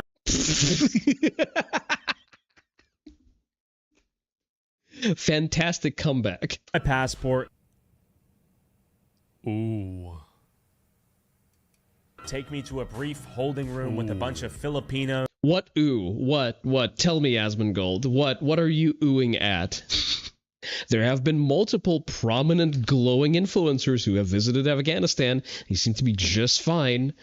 Lord Miles seems to be traveling back and forth relatively freely, except that time when he was disappeared into a fucking prison for multiple months. And then tell me I have a flight out at midnight, which is like 8 hours later. Now, it's clear to me at this point that the unspoken strategy is they want the accusations of anti-Semitism they hurl at people like... Brother, you made the fucking videos. You put the fucking Orthodox Jews into your fucking... You made the videos. You put recognizable Orthodox Jews into your thumbnail. What the fuck are you talking about? Me to eventually... Yeah, they want... Yeah. become true to then justify their very accusations. This is something that I think Israel does that contributes to more anti-Semitism than anything. Whenever you look at bad behavior and you defend bad behavior by pulling the racism card or something like that, you're going to have a lot of people who just, they stop taking what you're saying seriously because you're not respecting them. If anything, actually, I wish Japan also did this. I wish Japan kept active track of everyone makes those fucking, well, Japan is fucking overrated posts. Don't go there. Stop it. You can't come into the country anymore where you're just barred for spreading anti-Japanism. You don't respect their... Funnily enough, they would have to deport a lot of those people because a lot of people spreading that shit actually live there. Intelligence, you're just telling them this lie in order to make them believe it. It's ridiculous. People watch 2 videos, very obviously loaded, very obviously alleging something that's not happening, insinuating certain things, casting a negative light on that demographic, and then you're surprised when that demographic doesn't want to have you around.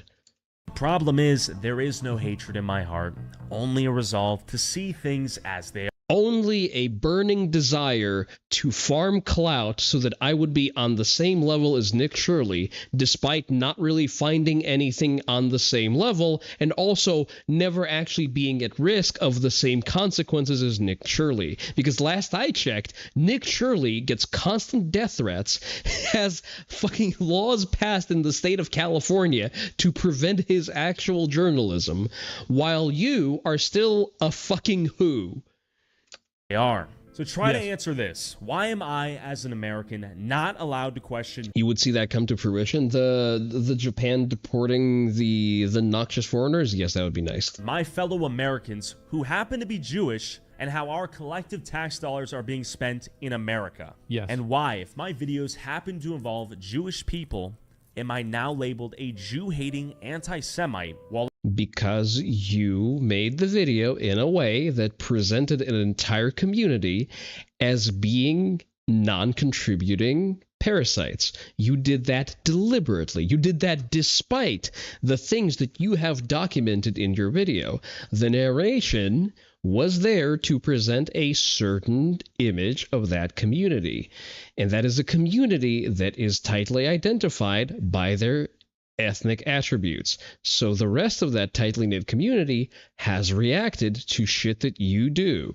While our greatest ally, Israel, that is the single largest recipient of American foreign aid in our history. Incorrect. You are leaving out Ukraine. Then deports me while their government officials publicly paint a target on my back. I'd be playing a different song at this point.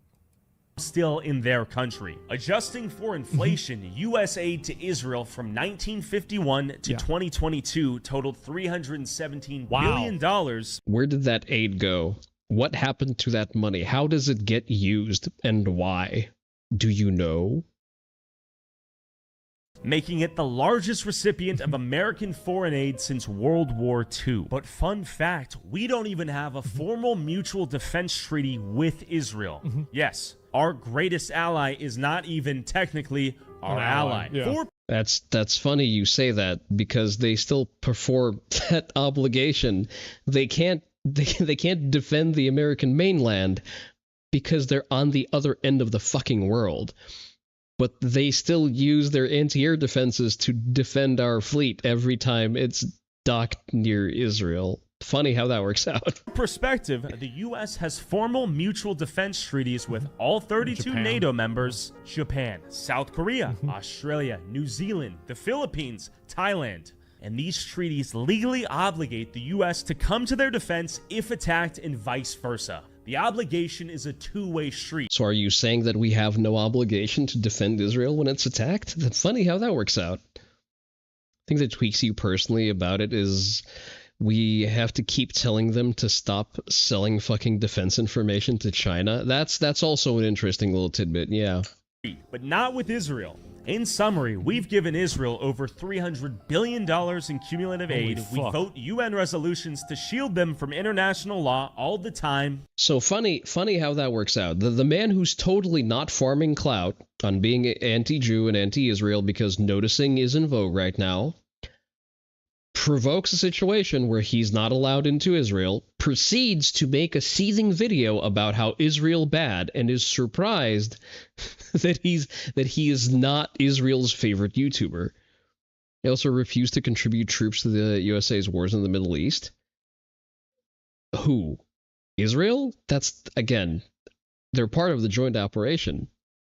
Contribute troops to where, Digby? There is no ground op.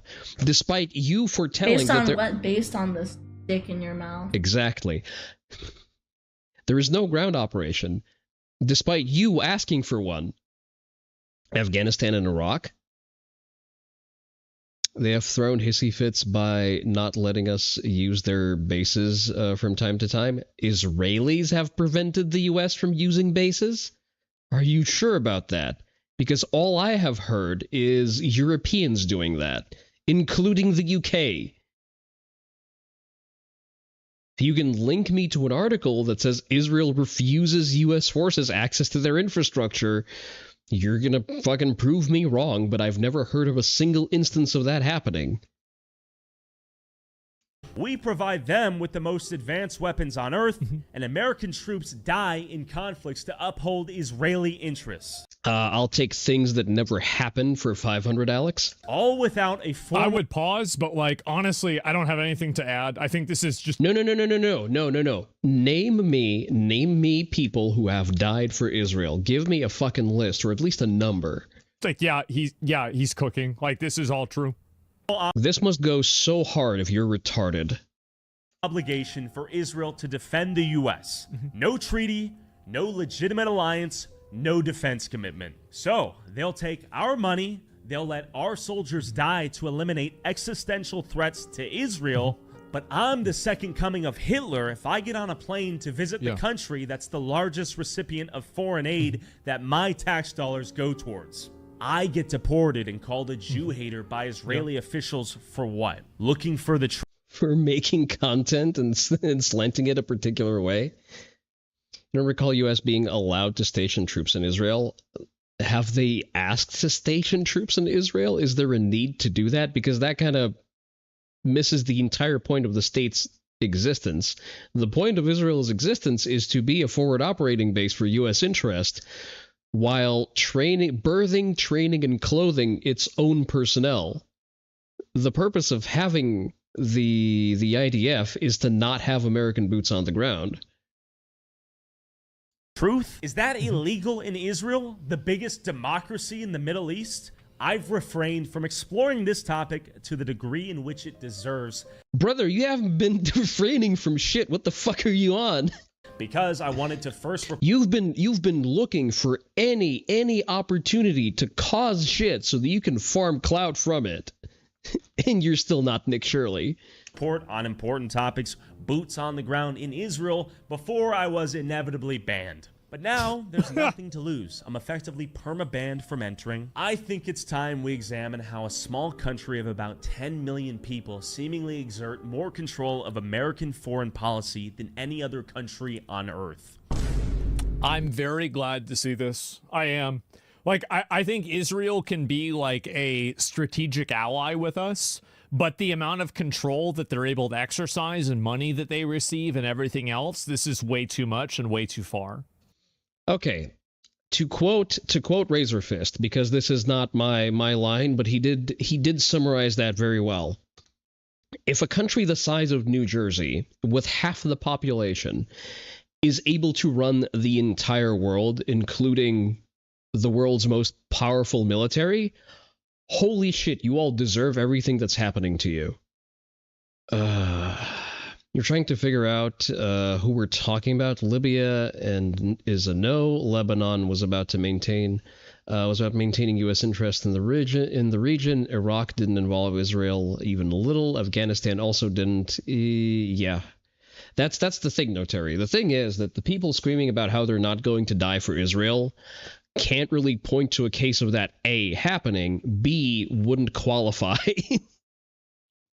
Even the Department of War doesn't want... Let me put this that way. Your mother didn't want you. Why do you think the Department of War will? Iraq and Afghanistan also didn't involve Europe, yet many European nations got involved. I don't know why you decided to get involved, but I mean, it's almost as if everyone really didn't want a fucking Islamic dictatorship that's potentially a threat to everyone in the region. The problem is that everyone attempted statehood, everyone attempted state building in the region when they should have just glassed the entire thing. All right, back to more shit takes about Bali. The GrabTap sponsorships are not live yet. I don't know why the Stream Elements bot is posting about that. Stream Elements seems to be in a rough place. Apparently they're shuttering, or they're in the process of an acquisition, which is unfortunate because I'm supposed to be paid out for the ExpressVPN sponsorship, and I was hoping to get a new one. Bali used to be a paradise, a serene island with a friendly and welcoming culture. Stream Elements seems to be getting acquired, so I hear, which is interesting.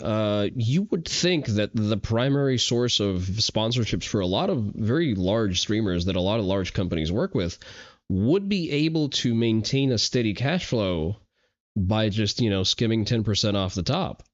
Jaw-dropping landscapes and exotic wildlife. Unfortunately, today, this Indonesian dreamland has become home to a completely different kind of animal. On the island of Bali, the world's largest digital nomad hub.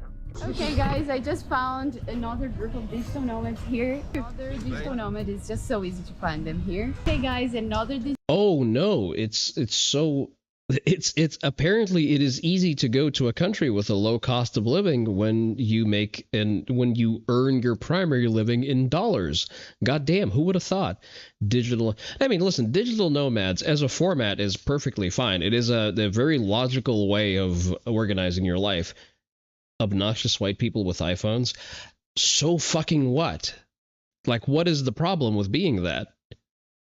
It's people optimizing their cost of living. Oh, if I earn a living remotely in dollars and I can move to a place where my daily expenses hardly eclipse $100 per day, including rent and food, why the fuck not? Like, if I were to move to Japan, for example, technically I would be a digital nomad. digital nomad here. And I don't even own an iPhone.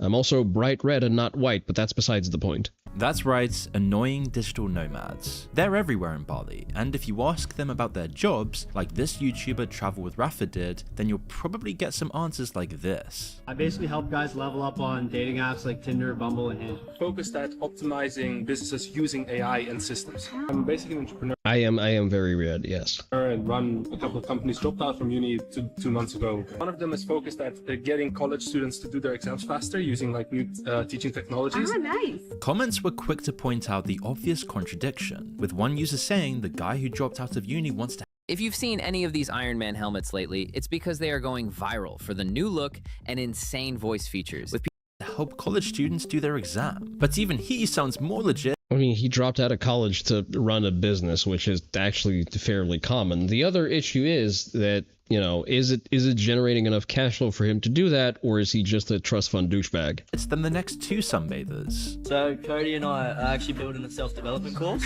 Nice. We've been doing that for 2 months, and we'll always be doing calls and lectures and getting mentors in. Yeah. Collaborations, so it's going to be valuable. So despite only starting this mentorship course business 2 months ago, they're already giving other people advice on how to start their own business and get their own lives together. Yes, they're selling soft goods. Are they good soft goods? No, not particularly. But if you fall for this, you didn't deserve to have that expendable income to begin with. Like this other commenter says, yeah, we wanted to do something unique, so we decided to be Aussies in Bali selling BS courses and making YouTube videos. But these people... This sounds like a scam. I mean, it's not a scam in the sense that they sell you a product and you pay money for it. It is a scam in the sense that it's not something that's actually worth the money that they're charging. So, listen, if you pay some fuckhead for courses to level up your Tinder game, you deserve everything that happens to you. I am sorry. You are a fucking mark, and you lack the basic intelligence to be trusted with having money. Scam with a flimsy attempt of justifying it not being a scam. Again, you receive a service for the money that you pay. The implication is held up. The service is bad, but you should also know better.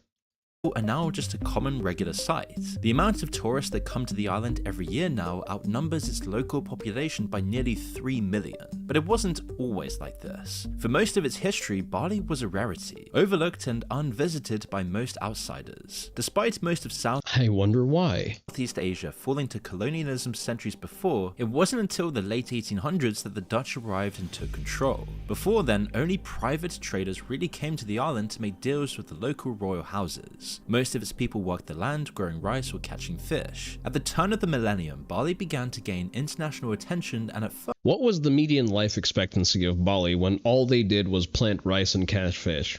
First, this tourism was a boon to the island. It gave its people new wealth and prosperity while increasing the island's power within Indonesia itself. The number of annual visitors soon grew to 500,000, then to 1 million, then quickly to over 7 million today. This massive increase is relatively recent, and a large part of it can be blamed on social media and Instagram. As the island's well, largely just on connectivity and the ease of accessing your own money when you go to Bali. You're no longer isolated from the world, both in terms of accessing your money and continuing to work. So it's a place where cost of living is lower, but you are able to pretty much maintain your level of income. So it just makes good mathematical sense, you know, and if we overlook the fact that you're living in a third world shithole.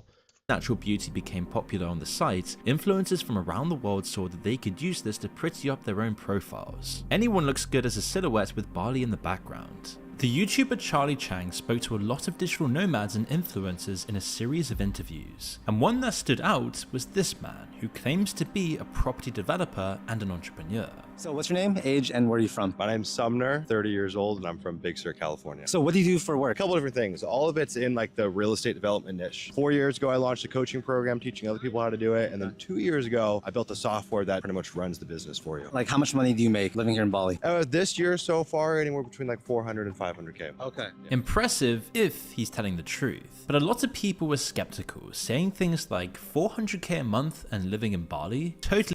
I don't think he said a month. He probably said 400K a year, no? Believable. These coaches are something else. Another says, when you are traveling, you will meet a lot of liars. And one quite simply says even the cameraman is puking from listening to their bullshit. And you can't blame them, as it's really easy to be suspicious. What can you buy with that money here? Yeah, I'm not really a big spender, to be honest. But yeah, I probably spend 10 to 15 grand a month. None of this adds up. Even somewhere like New York or London, that's a ton of money to spend. In Bali, where things can be half the price, it's even crazier. Although this guy might be out of touch enough to actually be rich, but it's impossible to tell whether this actually comes from land deals, the incredibly expensive course he's always selling online, or even just some inheritance. Some of the guys are even more dubious. Maybe they're earlier on in their Bali bro life cycle, like these two guys. What type of business do you guys have? We have a supplement brand. We started working together. We worked together for 2 years without never seeing each other. We've met just like a few months ago here in Bali for the first time, and now we're working and scaling and launching new products. Yeah, we're on track to do 7 figures a month. Other advice is constantly keep working hard. Like, it doesn't happen overnight. It took me years to start building, especially to big numbers, multiple 6 figures, 7 figures a month. Millions a month is what he's saying at 21 years old. He hasn't had any years to work hard to begin with, but he somehow managed this after starting from pretty much nothing. But before we move on, it's worth taking a look at the people this guy surrounds himself with. So what types of people live in Bali? Oh man, you get everything. You got the party crowd, you got the fitness crowd like at Wrong Gym here. You've got the Dubai bro entrepreneur crowd. You've got the crypto bro crowd. You got the...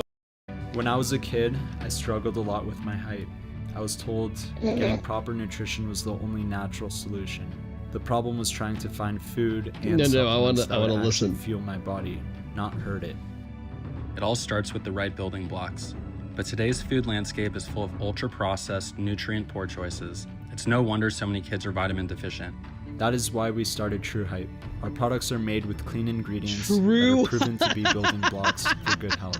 putting growth and development on I autopilot. shouldn't laugh. True Height is but now why the number is one it pediatrician funny? recommended brand for growth and development in the US, but we're just getting started.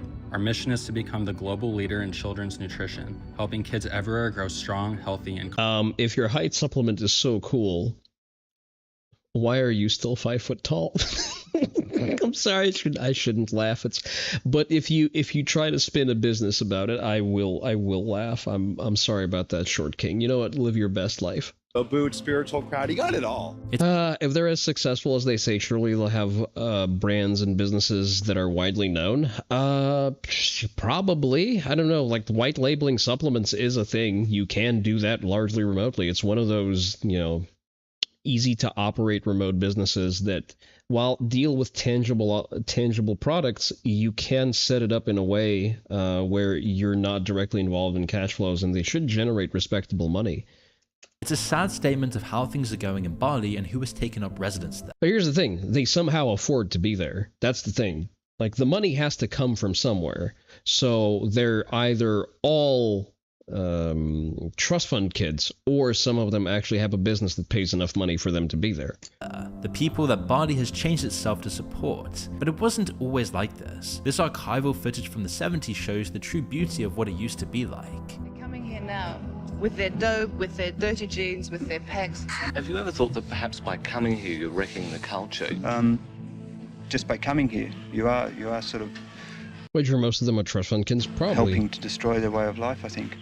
But then. But what is their fucking way of life? Living in fucking Thatchery huts and eating raw fish? The thing you can do is try and live as simply as you can, and live as simply as the people here. You'll find a lot of the people that are coming to Bali. Yeah, that's some hippy dippy shit. I actually entirely disagree. Now, they'll talk to you about spiritualism and the fact that if you go up to the mountains and meditate, you don't need to take dope and all this kind of thing. Some of it seems to me very unspontaneous. Kuta Beach used to be an unfashionable area, but since the tourist invasion, shops and restaurants have sprung up all along the dirt roads. Already though, Here's the thing. Remember how I rail against over-tourism in Japan? And how it's changing the local landscape. I do that because Japan was a first world country without the tourists, and the sites that are most damaged by over-tourism actually already had inherent value in them prior to the post-COVID tourist influx. That's why the over-tourism in those areas is bad. Here, the over-tourism is producing infrastructure, cash flows that were just not there at all, and they're supplanting an extremely primitive, shithole-ish way of life with something that is tangibly better.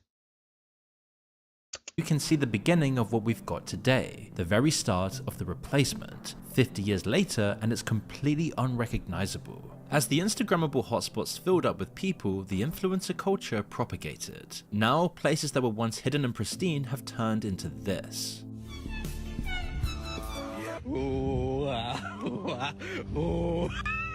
But here's the thing, but that little puddle of a river was always like that. It's not the hotel that created it. As you can see, Bali as an island is currently choking on influencers, and literally dying because of this. The luxurious villas and other tourist infrastructure is replacing the local architecture at a breakneck pace, around 1,000 hectares a year. Western businesses and Western prices are now displacing its native people. Because of all these people and digital nomads, Bali is literally overflowing with garbage now. The island's biggest landfill is now full, so residents have resorted to burning the trash just to get rid of it, covering this pristine island with a layer of thick, polluted smoke. Meanwhile, influencers are trying to turn the island into their own party venue, smuggling drugs in and filming sex tapes on its sacred mountains. Veronika Troshina, a Russian influencer and adult content creator, got over 1 million views by desecrating Mount Batur, a grand volcano considered holy by Bali's native population. And unfortunately, this is just one example of a huge growing problem, that Bali is everything wrong with Instagram modern culture, where you party and become a course seller while ignoring laws and ancient customs. While Veronika Have you tried enforcing your laws? I hear that helps. Escape back to Russia, she probably won't ever face any consequences for her actions. Yet, not all are so lucky. It's hand down. Hand it down. Hand down. No, I'm not dead. No, testing. We are Peaky Hat. Our customers matter. The quality. Despite claiming it was Panadol, the man was arrested for cocaine possession shortly after. Okay, based. Indonesian authorities just do more of that. Are notoriously tough on drug crimes, but apparently the big red warning sign of the death penalty for drug smugglers wasn't enough to deter this guy. Okay, but did you actually execute him? But this all happens as a product of the culture of partying that's now been imported onto the island, especially in Canggu, where lots of influence. Hear me out. Hear me out. If you execute the death penalty, if you enforce the death penalty for smuggling drugs, people will not smuggle drugs because they don't want to die. Baline's a Duarte strong figure, maybe. Influencers and digital nomads gather together. Go party, party, party, party. I've seen a lot of titties here. I just flash them. It's like Flash just normal for them. I already have a boyfriend. Oh. Make me naked.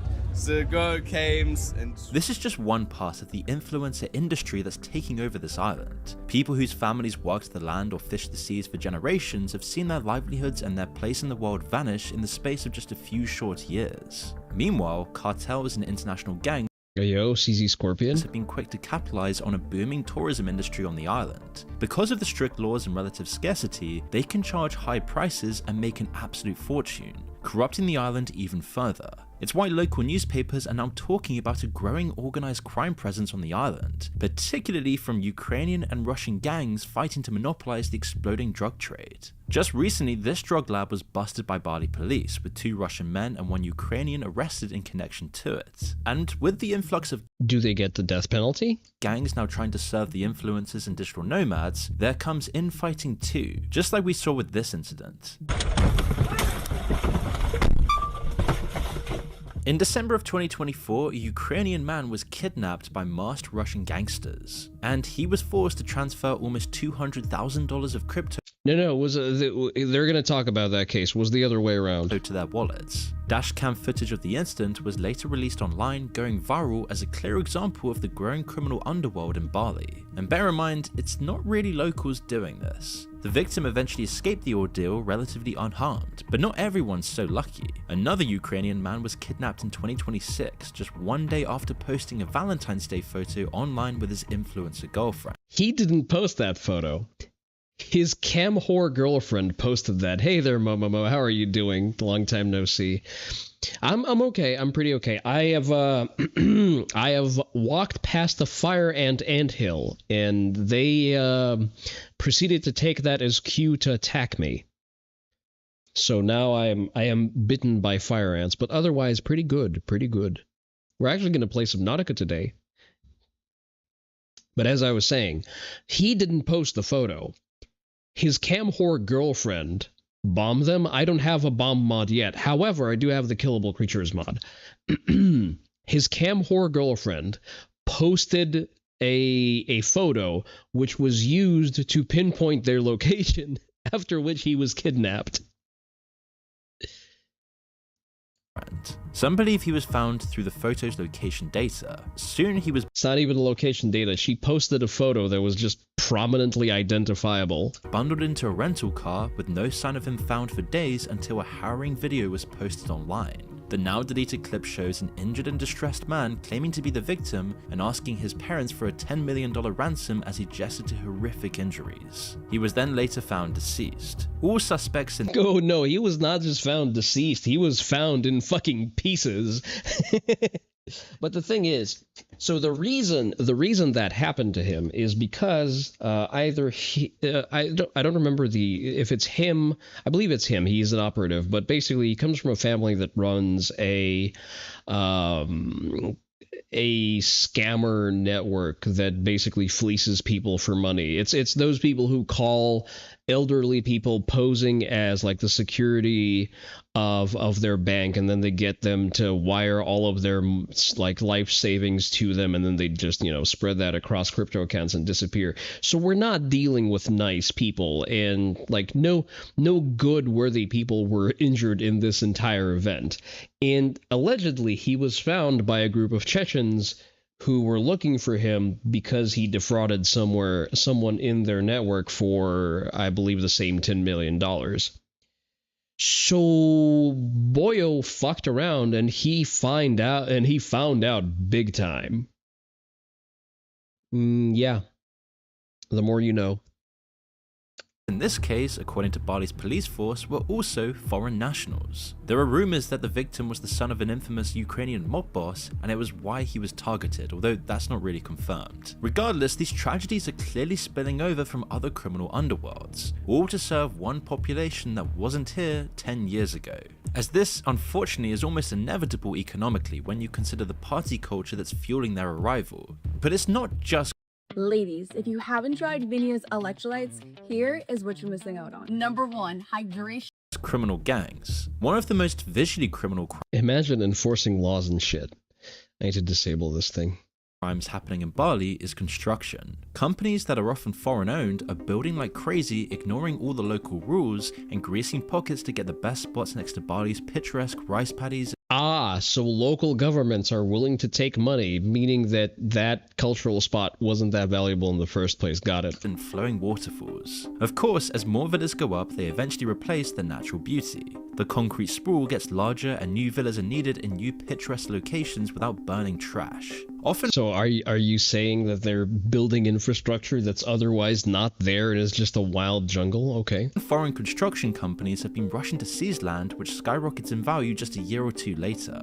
Lots of people responsible for this are the ones partying in the coastal towns. They build illegally, which the government's turned a blind eye to for years because of its booming tourism. Yeah, if the government doesn't do anything about this, I no longer care. Economy. Quote, the developments got out of control and people got greedy, said one local. We tried to stop it, but the governments didn't listen to us, and now it's too late. Now though, with lots of hastily constructed villas and buildings falling apart just years later, the government has backpedaled, ordering the demolition of lots of these new buildings. While some see it as a move in the right direction, it does still threaten to further damage the environment, waste more money, and push Bali further into a crisis, which mirrors a much larger project in Bali, the infamous Chinese glass elevator, built into the cliff face overlooking the beach. Kelly King Beach for years was a small island gem, accessible via a 40-minute boat ride from Sanur, a small town on the southeast coast of the island. As the Instagram crowd came to Bali, it became one of the most photographed spots in the entire region, and for good reason. Whatever filter you make, God, that is such a butt-puckering way to take photos. It's absolutely stunning.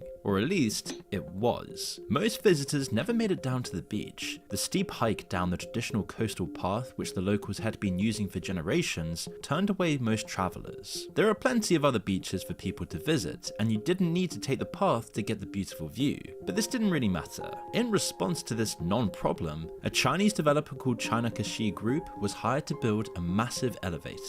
And nearly 200 meters tall, the white steel and glass structure was going to be slightly taller than the Washington Monument. Was going to be is the key phrase. Ever since construction began in 2023, locals protested this every step of the way.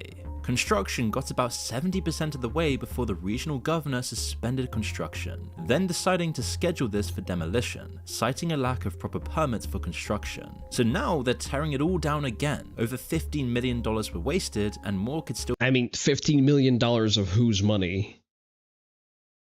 Will be needed to repair any damage to the environment, especially as the original investors behind the project are still battling it out in the courts to stop the ongoing demolition. The project is now temporarily a work of art in a strange, ugly way, a testament to the modern influence on Bali and the ongoing conflict between different interest groups over its future. It may well end up just being— Bro, imagine having infrastructure and shit instead of sheer cliffs and just an empty fucking forest. Little more than a symbolic victory for the environmentalists and the people looking to preserve the natural beauty of this island. But for every viral glass elevator that gets torn down, there are thousands of small ugly villas which slip through the cracks. What do you mean ugly villas? Oh no, an infinity pool that I can't afford to go to and is therefore ugly.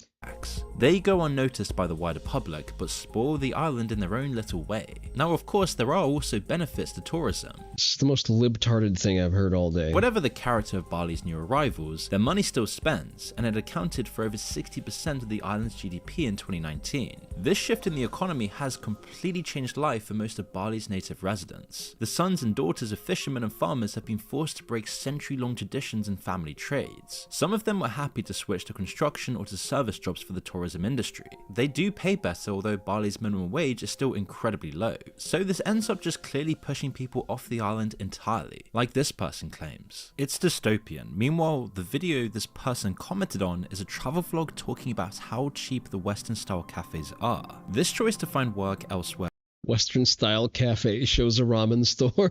will soon become a forced decision for more people. It's highly unlikely that most families will be able to stay afloat if the digital nomad communities in the tourism areas continue to expand. In Canggu, land prices rose by around 400 to 600% in 15 years. I mean, all they have to do is just not permit people to go to the country long term. There you go. Just limit a tourist visa to, I don't know, fucking 6 months.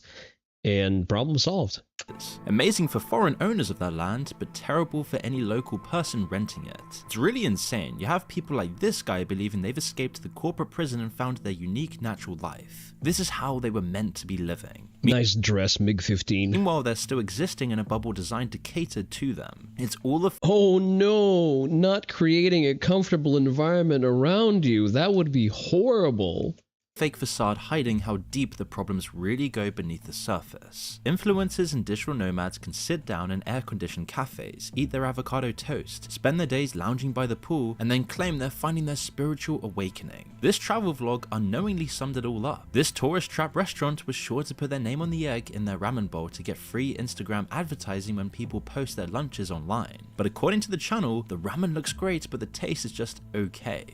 I mean, that's any ramen made outside of Japan, big whoop. All of these tourist areas here, it's all style with no substance, just like Dubai. Now obviously there's nothing wrong with going on holiday. There are still many amazing places to go in Bali and so many awe-inspiring things to see. Off the beaten track, you'll find beauty everywhere. But as more and more people come to this small island, all trying to do the exact same thing as their favorite Instagram influencer. Alright, I'm done with this fucking lip-tarded contrarianism.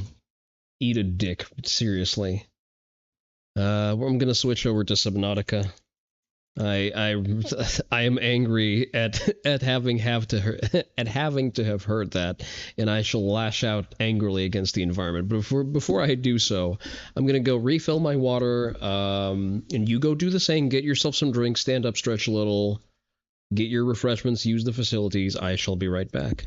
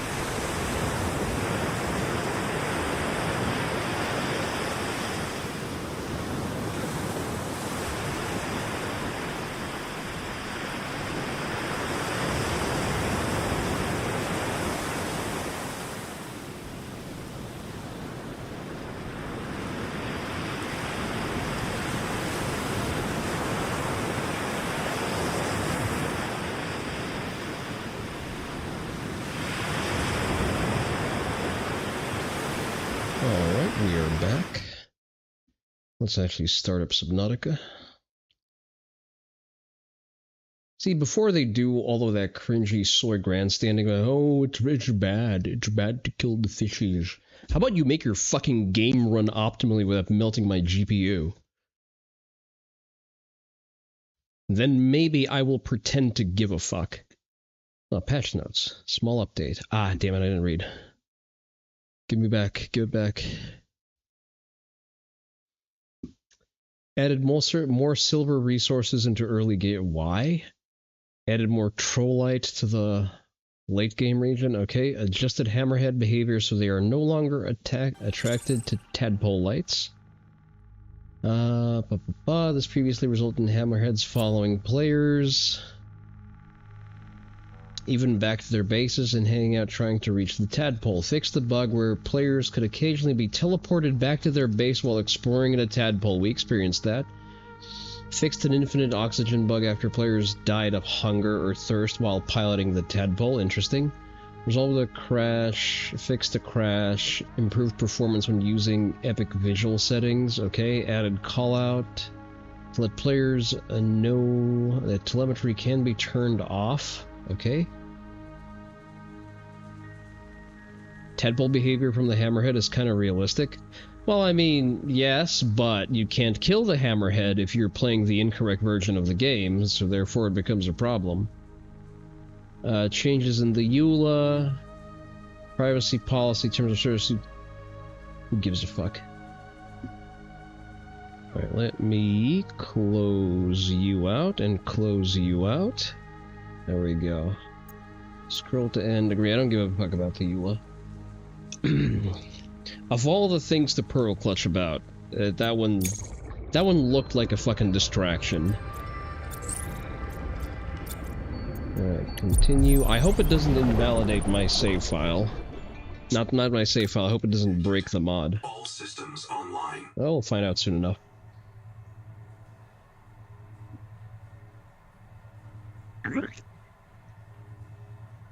The thing that a lot of people are pearl clutching about, with how, you know,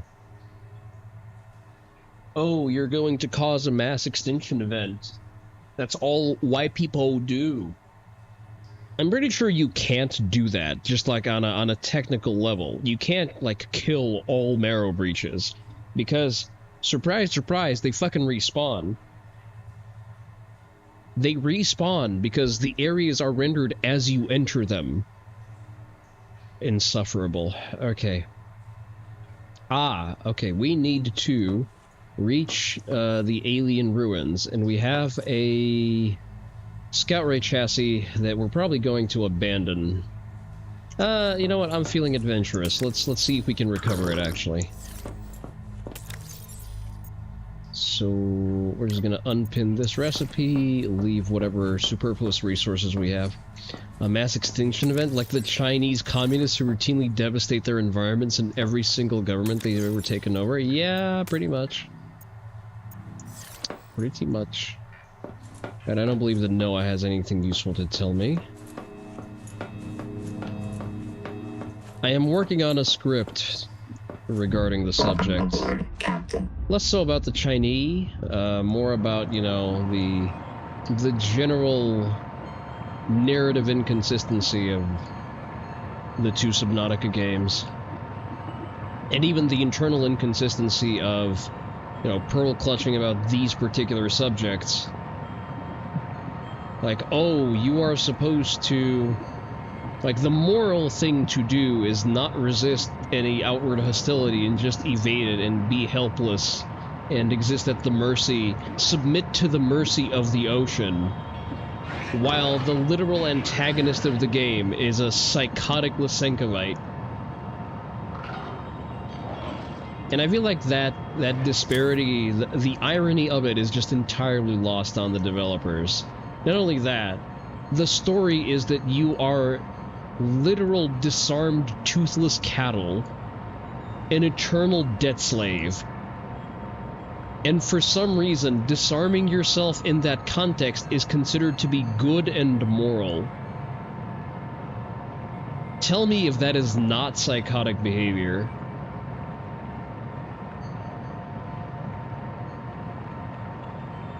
Alright, someone advised that we build a base around here.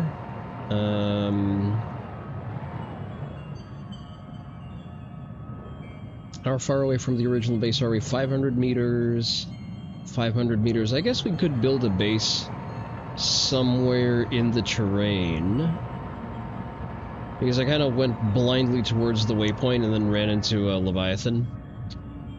Not a Flash and Burn Captain Planet...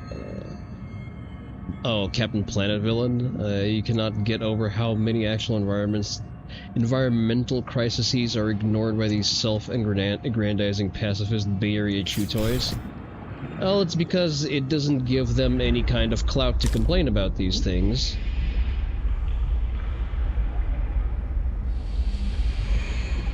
I hear a gurgle rumble. Why do I hear a gurgle rumble?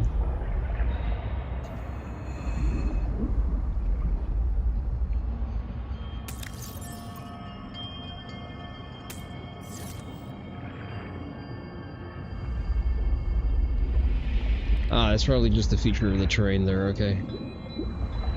Actually a wreck that I would like to explore.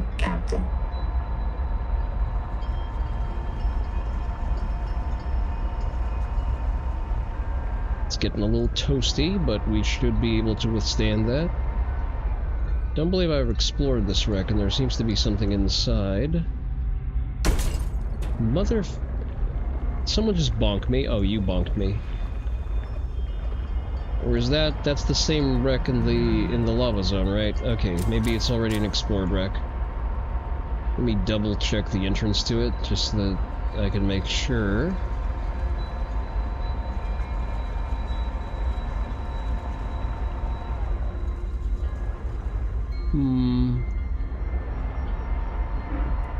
Yeah, I think we already explored this. Alright. Bonk.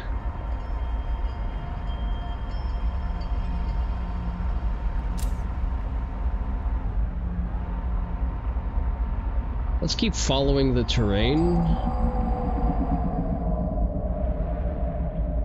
I think I see something spawning in. Let's be mindful of the height. Alright, these are the tadpole pens. Isn't there a moon pool here?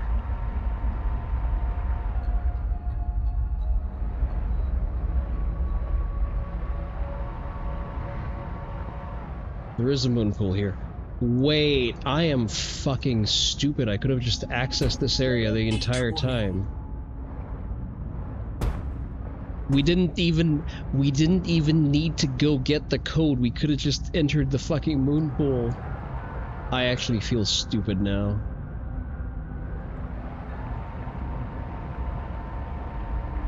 Alright, let me eat. Let me hydrate.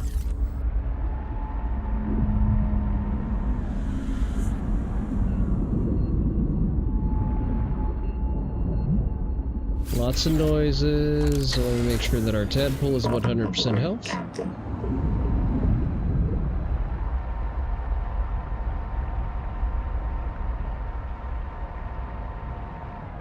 Okay, there's our chassis.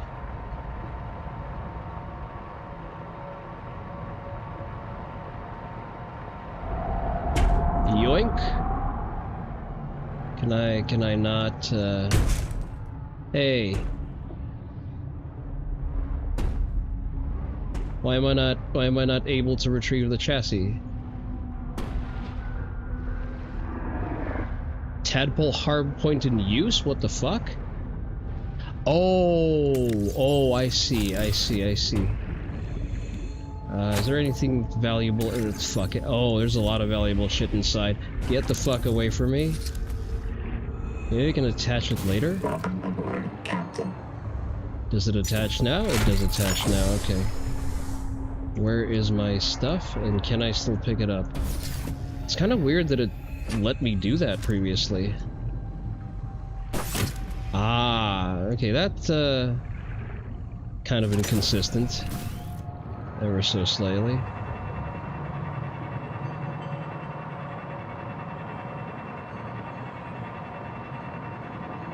You don't get to tell someone what to do if you care about the hippos overrunning. If you care about the hippos overrunning the Amazon, you can't tell anyone what to do if we actually wipe out the Chinese fishing fleet.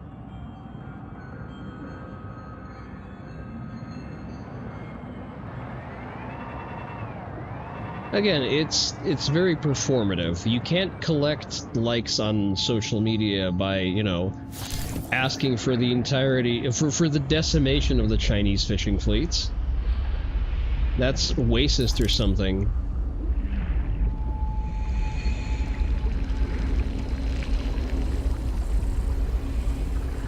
I think we already have that.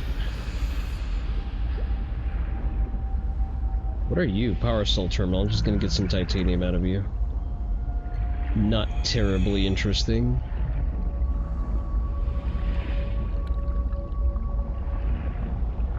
Welcome aboard, Captain.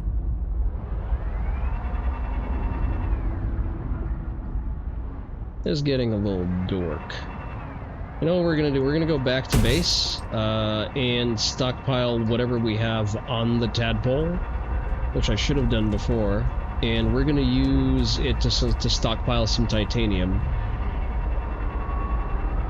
Because that way I'm gonna be able to build a base around here. Question is where?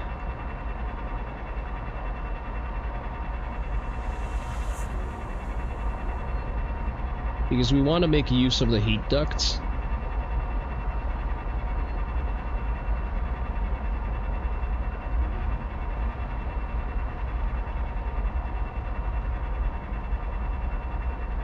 Gecko, I'm not even going to try to read that out loud because, again, you're combining several... It's not grammatically correct, that's all I'm gonna say.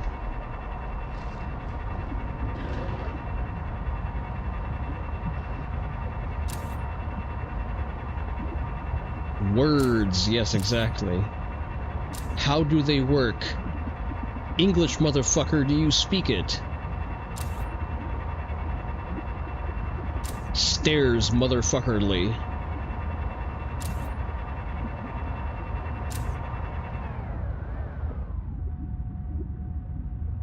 Speaking of staring motherfuckerly, apparently Quentin Tarantino produced a fucking turd recently. His most recent movie with the fucking rappers and whatever the fuck was going on there seems to be utter trash. From just the cursory review, it looks like a racial revenge fantasy.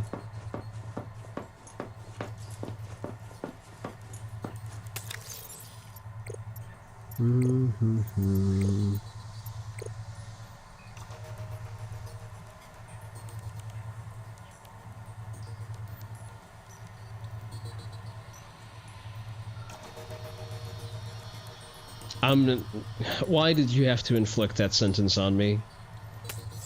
Have I not been kind to you? I need some kind of ceiling light. So it's a little too dork here. It's not, we're not OSHA compliant here. Racial revenge fantasy? You thought he already did that with the horror show called the remake of Django. No, apparently he's made a new one. It's not particularly good, too.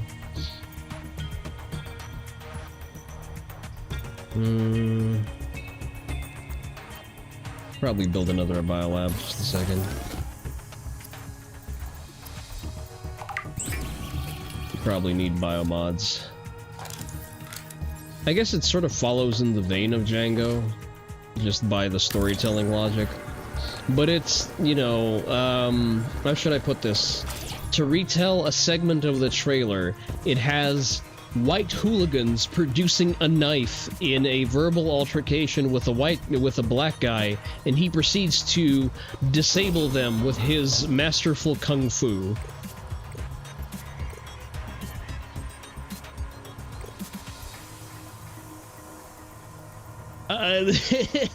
Biomod name. Go Diamos text. Oh, that's great.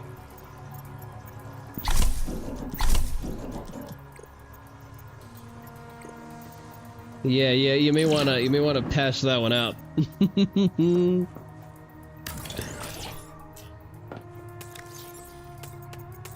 The student pledge. I was forced to remember that entire thing and sing it in Latin too. Not that I'm complaining, it's just funny. Did started Gecko. That's not how English works. Stop that. Welcome aboard.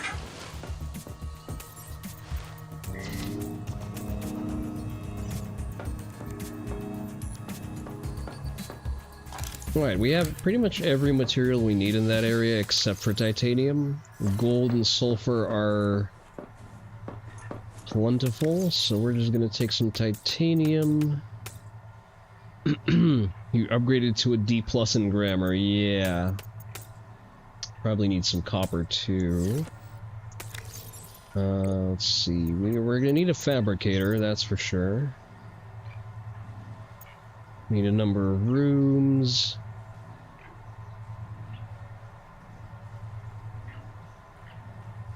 Was it the Kung Fu style of Seagull? No, it was pretty well choreographed. It's just that I find it highly improbable for a intercity teenager to have not an intercity, say, a rural town teenager to have complete mastery of disarming drills. It challenges my suspense of disbelief, I'm sorry.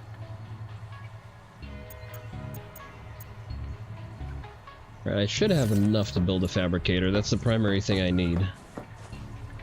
Once I have that, we should be good to go. Eventually you'll get an A.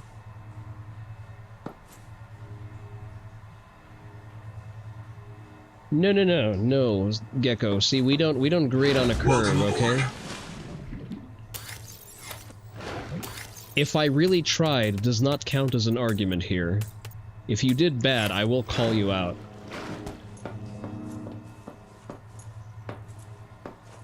Why is the retransmitter still reaching into the base? Did I not move you?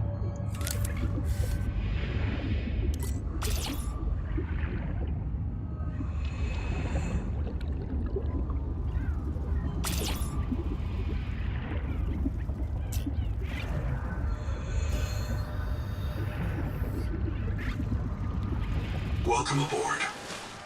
I haven't been eating most any sweets lately. The Pocky was very pleasant. You tried a regular modern grade candy bar last night. It was ghastly sweet to the point of being impossible. I can't eat a full chocolate bar. I generally don't consume sugar. Okay, Nutella spread aside. But yeah, like I can't drink a full bottle, for example, of Mexican Coke just because it's too sweet for me. I have to dilute it with lime to make it palatable for myself. Welcome aboard, Captain. Abundant refined sugars they mess with your palate. Japanese Pocky are goated. Do they really make them in Japan though? I mean, don't get me wrong, I'm not a Pocky hater by any extent of the imagination. I would say if you really want to go low sugar but still have something sort of sweetish to engage with, look for any kind of market that's frequented by your local Japanese diaspora if one is available. So any Asian market realistically, and look for mochi. From my understanding, daifuku have become relatively easy to access. You're probably a bioreactor, aren't you?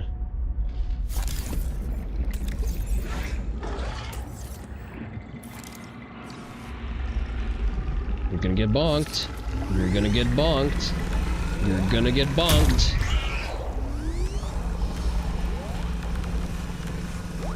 Yeah, I thought as much. Alright, bioreactor, already have that. Welcome aboard, Captain. They make them here, unfortunately, if I recall correctly. It depends on the type. The ones I get are imported frozen. I've had locally made, what did I have? Yokon. Because, again, there are a lot of Japanese who live in the hellscape of California, and they make their local crab feces. Why would I need crab feces? Is that a resource I need for something, or is that a fetish thing?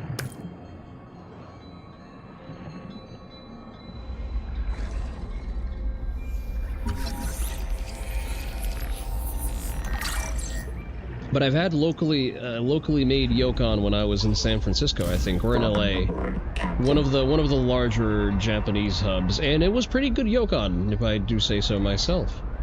Not a big yokon aficionado. Maybe it's not like fully accurately manufactured, but yeah, it was good enough.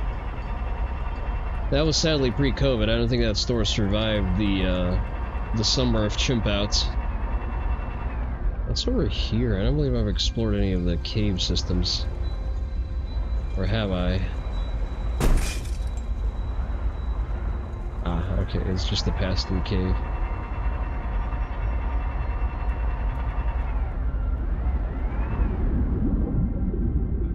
Mainly import Swiss chocolate to satisfy candy craves. Ooh, that sounds spendy.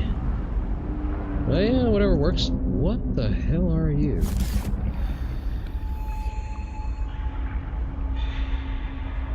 A caved-in hatch? Okay, there's probably going to be something happening here. Some free titanium from the turbine? Huh, okay.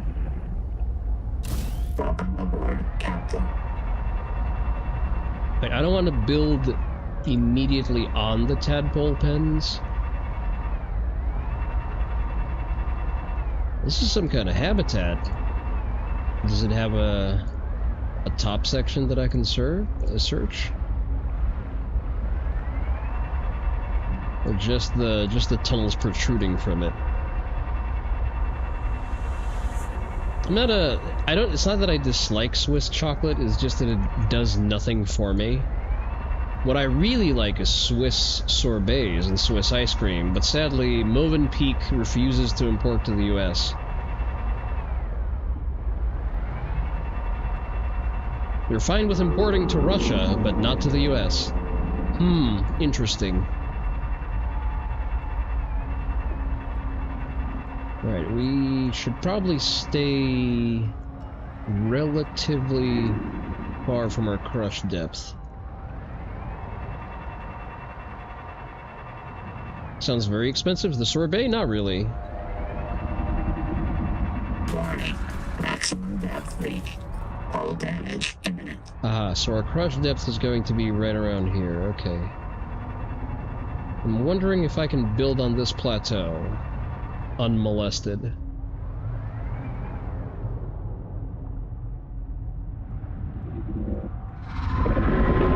I guess not. I guess not.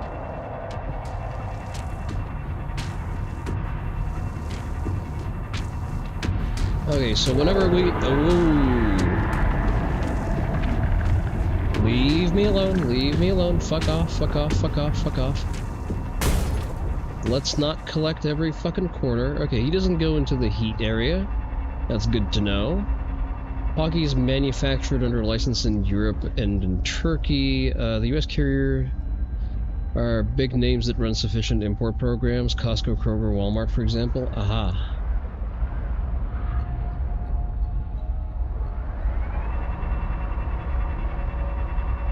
So are you saying the ones we have here are just proper imported?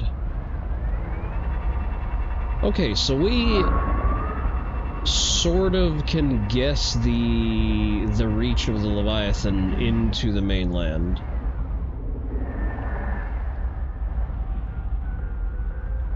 Alright, let's use that information to our advantage. Since I'm not entirely convinced that I can permanently kill the Marrowbreach, we are just going to use this plateau instead.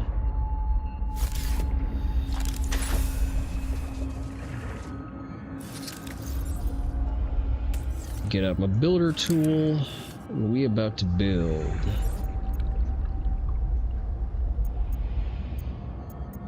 Alright, standard element, basic room.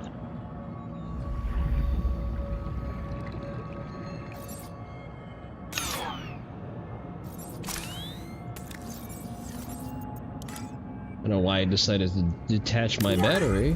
Power offline. You're fine. God, you weren't constructed 3 minutes ago. You were already bitching. Oh. Oh, not enough titanium. Oh, there's probably more in the hull.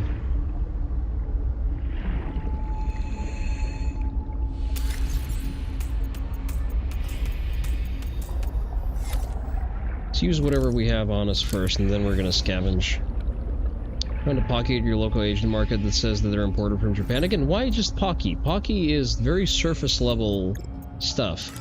Like, look for Daifuku, look for Dango. Like, there's plenty of Japanese sweets that get imported. Better ones, arguably. Pocky, at the end of the day, is just white chocolate on a fucking breadstick. Which is not bad, but, like, there's more interesting ones. 30 seconds. I'm gonna take a breath. Welcome aboard, Captain. Alright, I'm gonna toss a basic solar panel on top of it just so that it has something to work off. Power connected. All systems online. Welcome aboard. Probably need a basic locker. You know what? I want it to overhang, so we're going to expand the base that way, as opposed to into ground. Fabricator. Just leave you on this wall over here. They're so good and just right the amount of sweetness. Have you tried the other things, Gecko, before arguing with me? Have you considered that there are other things that also taste good? I'm not telling you to never eat Pocky, I'm telling you there are other things that are not Pocky. Understanding is the yes, Izaki Glyco has a US branch instead of licensing out, specifically TCHO.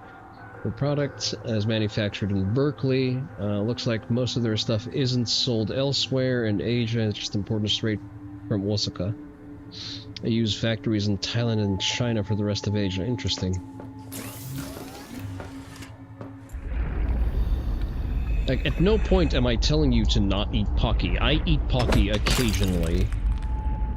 But there are other sweets that are also interesting and good. I'm a big appreciator of anything that's derivative, for example, of glutinous rice. I find that generally to be a more interesting texture and taste profile.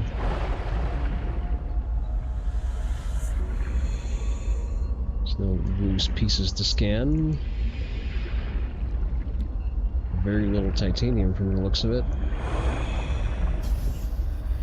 Alright, looks like we're gonna go scavenging. Good luck, some Ichigo Daifuku. Even when it's not the horse. Ichigo Daifuku is a relatively modern twist on Daifukus, but a valid one. The slight sourness of the strawberry does complement the entire arrangement fairly well. So, yeah, I have no qualms. I prefer the classics. I like Kusamochi, I like... what else I used to make a banger Kuzumochi, and I used to hand make my own syrup for it as well. It's a boiled arrowroot starch. Get fucked. Where are you going, bitch? Where are you going? Why are you running?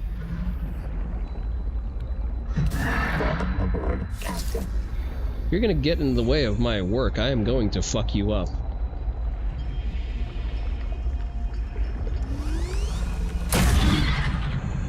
Should be able to hunt that thing for food next year. Yeah, I'd fucking better. I mean, he's loitering by my base, so I'm gonna kill it eventually. I mean, there's eventually going to be a mod that allows that. I hear a scannable.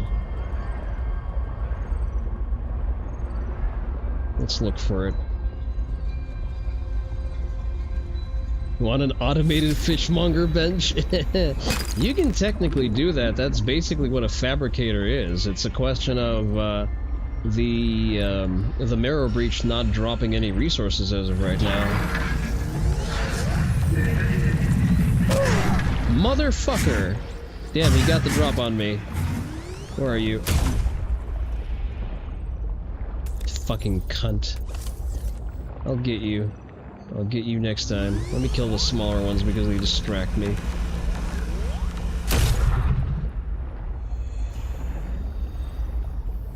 What are you gurgling about there?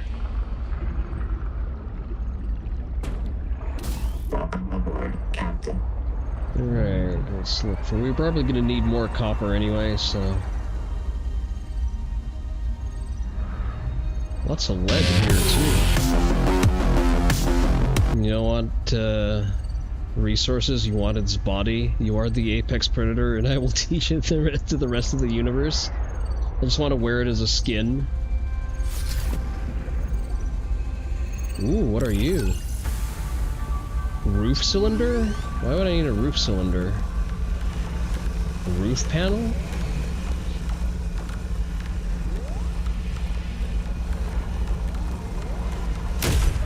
Zap.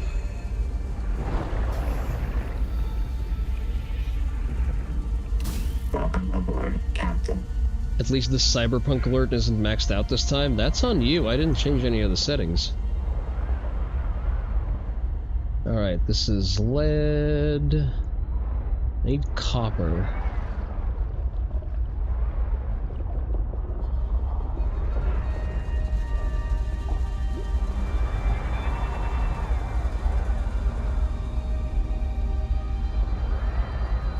I got plenty of titanium, I just need to find copper. That's why I went to that crag in the first place.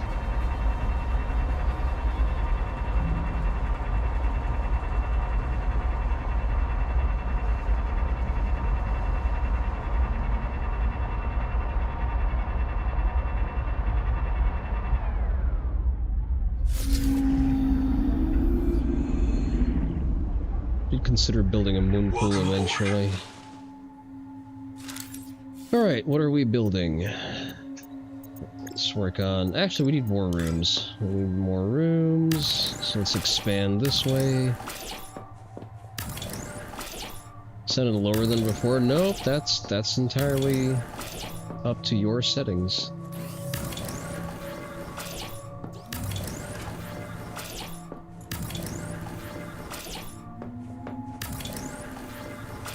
I'm gonna extend it until there's room to build a moon pool. I like that it lets you fractionally expand the whole thing. That is kind of cool. Not enough titanium, sadly. Wait, or...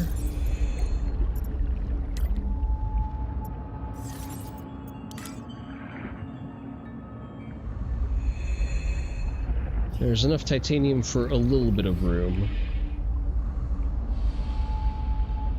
Can I not expand just the whole wall?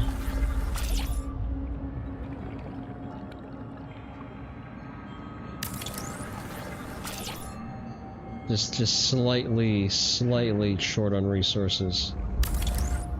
Yeah, alright. Let's go look for some more titanium.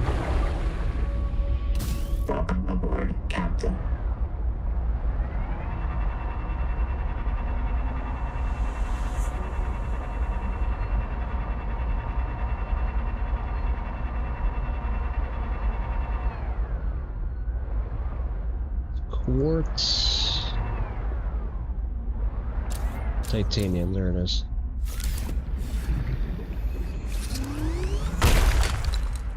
And I believe I just saw a glimpse of copper somewhere. There we go.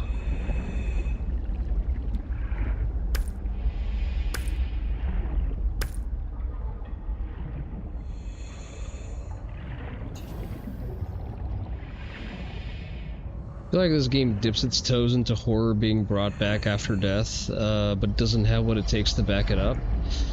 Again, we need to keep in mind this is still an early access game, so I'm not going to judge it as a finished product because it's not one. The story is very obviously still being worked on.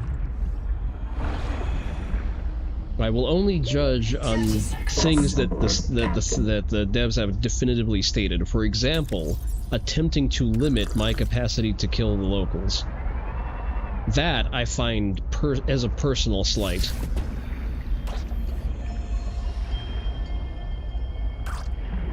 Like, because I have better things to do right now, I'm not going to go out of my way to kill the Marrowbreach. If the Marrowbreach decides to camp by my base, well then I will have to kill it.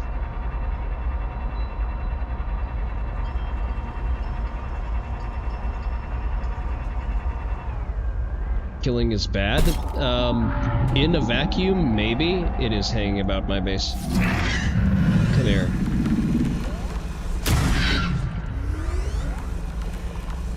There was a gigantic copper overhang right here. Why are you running? Hey there, Melty.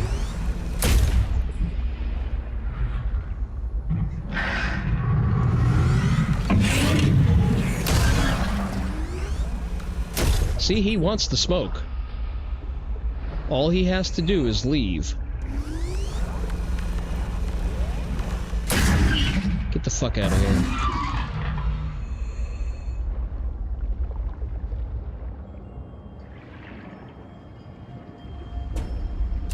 Welcome aboard, Captain.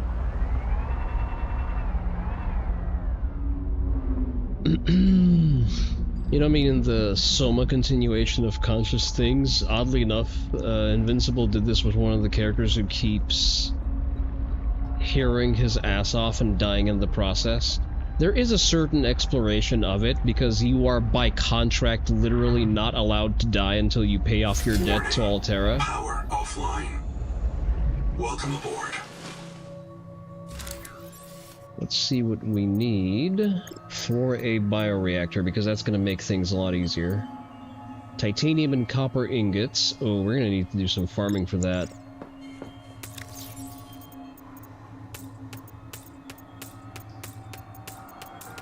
We're going to need to build a whole different structure for that, too. Alright, let's finish this wall. Thermal plant. We probably have the materials to build that. But think about the environment. You mean about me removing a gigantic opportunity predator that's probably devastating the local wildlife? Because it's uncontested? Surely that removing that thing doesn't in any way benefit the environment, does it?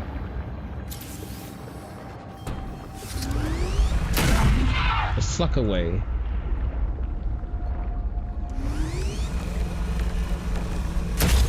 Not fucking touch my car. Right, gold. There were gold deposits around here somewhere.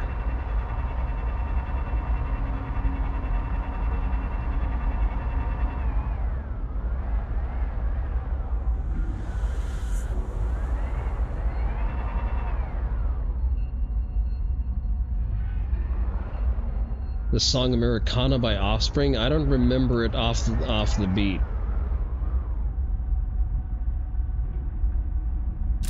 First of all, we're not environmental conservationists in the first place. That's not our job. Our job here... Well, our original mission was to build a livable human colony, and that necessitates removing hazards, including opportunity predators. Can you fuck right off? No, come here. Like, are you seeing this? There we go. We have our first Marrowbreach scalp, or not.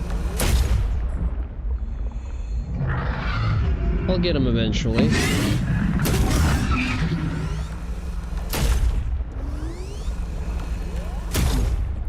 This is not considered a giant Marrowbreach, right? So he has something like, what? 250 health, I think.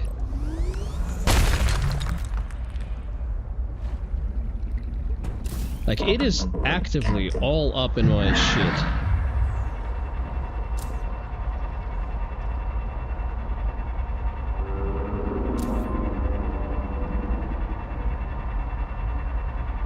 This is an environment we need to conserve since we're the only human for 5,000 miles in any direction.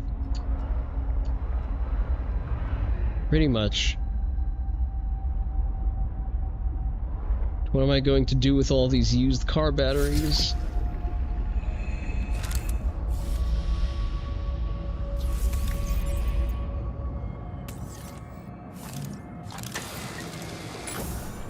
There we go. Welcome aboard. Alright, we can build a thermal plant. Where does it need to be placed, though? Excellent for the Zezeran Desert. Shame we're not on Zazur. But yeah, but we are literally a colony ship. Meant to build a livable colony that is habitable by humans. I can play environmental cringe conservationism after I'm done not dying. Welcome aboard. To quote a known TV presenter, I am a human supremacist. 3... I could actually just pin the recipe. Okay, 3 copper... and 3 gold.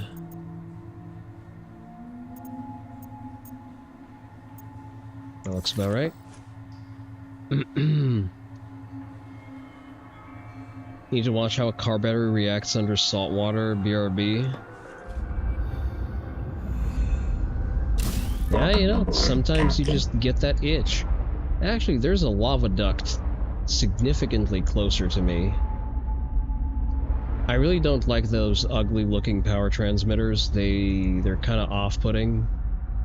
So I would prefer to place one as much out of the way as possible.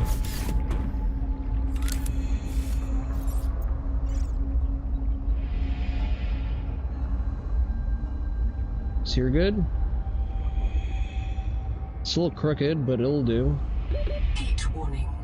Yeah. That's kind of the point. Is it work? It work. Alright, so now we need power transmitters, and I don't remember what that takes. Welcome aboard. Power transmitter. Oh, it's just a little bit of titanium and copper. I'm in the rough vicinity of the base, so I guess... just need to connect you here. And hey there, Piper. Just gonna tab that one over here. And boom, we are fully powered. Fantastic. Thank you for the hydrate, actually. Let me reach over and hydrate. Here's my water. How are you doing today? I am an Oni, technically. I am an Oni, but I recognize that I am dependent on humanity's existence as a stable source of souls. I'm not an ignorant, self-interested prick. So, therefore, I want humanity to proliferate.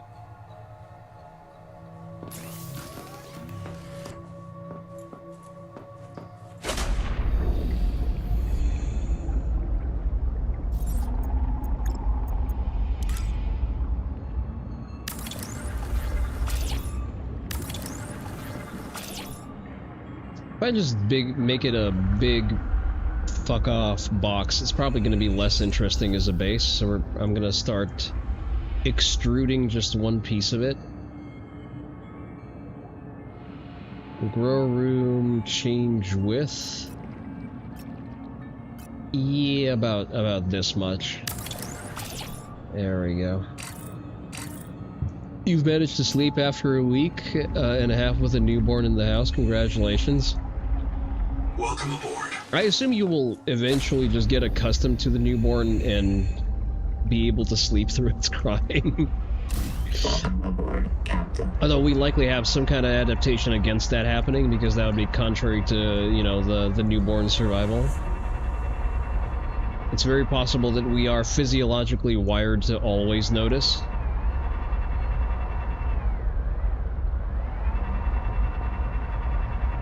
Right, I need me a slab of titanium.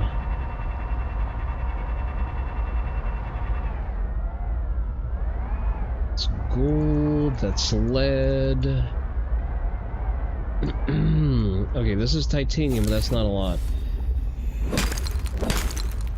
Alright, it's quite a bit, actually.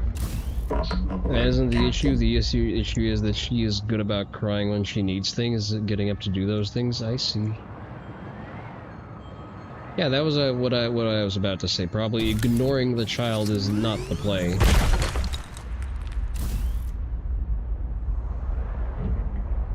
Listen, I assume it gets better in a couple of years.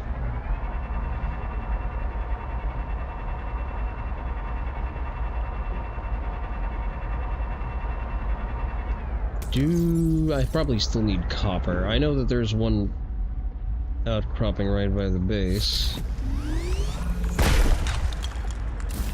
We're operating on a budget, so let's make sure that we grab everything we have. I managed to retrieve my chassis without having to build a new one. I figured out the activation range of the Leviathan, which unfortunately sits right at where I wanted to build, so I'm mildly annoyed about that. Welcome aboard. But we are powered with the thermal plant, which is good.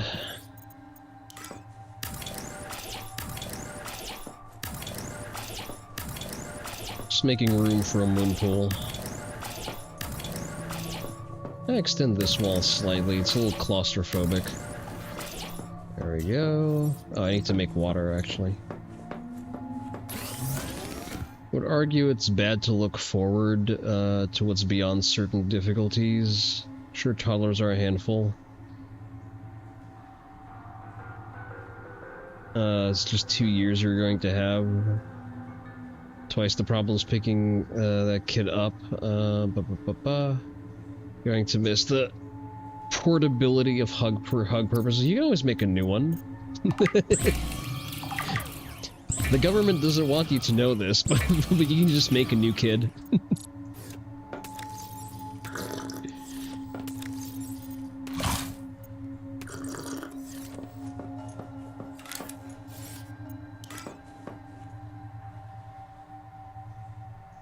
That is the plan, see?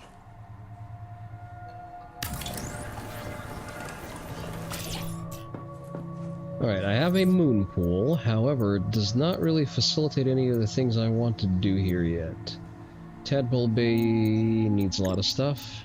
I need a processor. For that I need mild acid. Oh boy, I don't remember. None of the plants grow here. We're gonna need to huck it back to the base. Signal... Edit... Lava base. Submit. There we go.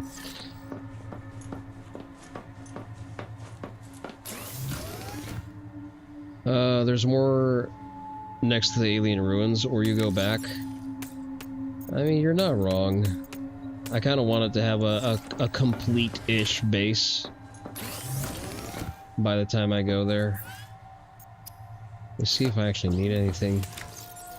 You know what I need more? I need a battery charging station. Which is copper. Well, I have everything for that. At least around. Let me make a battery charging station. Charge the batteries, and then I can go. I mean, I have plenty of batteries too, but, you know, I just want to be thorough. Blueprints. Let me tag that blueprint for myself. The thermal plant does solve a lot of issues. Biobed is probably something I should invest into, but we need titanium and quartz for everything anyway. A roof. Alright. A roof pump.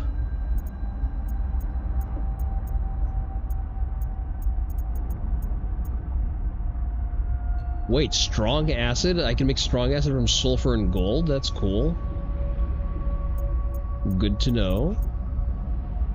Time to head out. Good luck. Thank you for checking in, Gecko. Where is that interior piece? There it is. So I need a piece of titanium and a piece of quartz. Both should be relatively easy to find.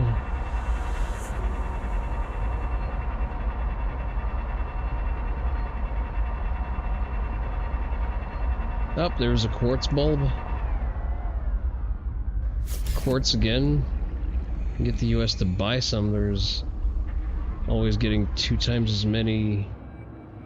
I'm not getting that joke, sorry. I'm currently in streamer brain. My apologies. Your comedic talent is wasted on me right now. Maybe the rest of the Onii Dojo will appreciate that.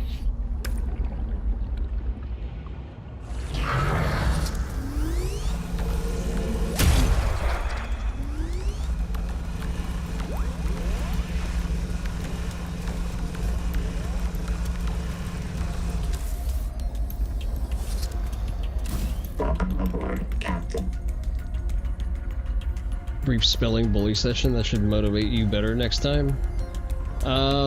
It was less about spelling, more about grammar, which are 2 different problems. We need to add ramming damage. That's another thing that's missing right now. There's some titanium.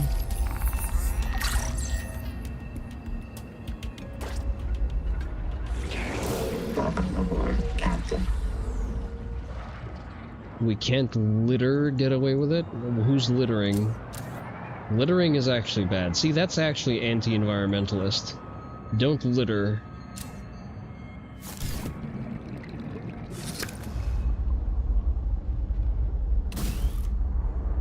Alright, we have enough quartz, we just need a little bit of titanium.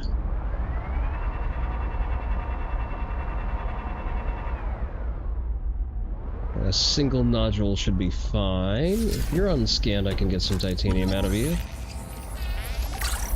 It is a single drop, but you know, every little bit helps with how much of it we're using.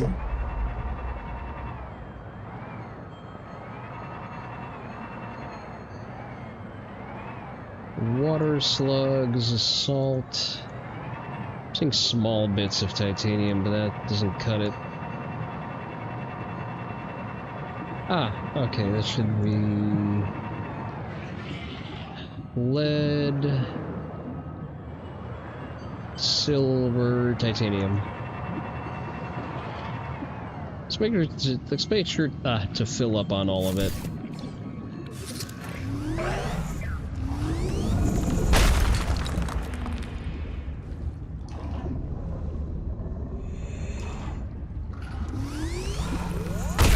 Some silver while we're here.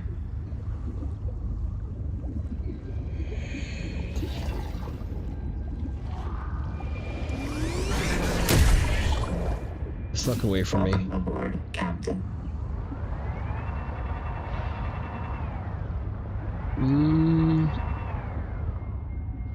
No, that's not what makes acid. That's a different plant. Although those plants also grow here. Let's take a quick look around. Or maybe not. Lots of lead deposits. Do I even need that much lead for anything? Sure looks like the game wants me to make guns and ammo. Otherwise, why would it give me so much flammable material, like sulfur, and so much lead to make projectiles? I'm getting some mixed signals here.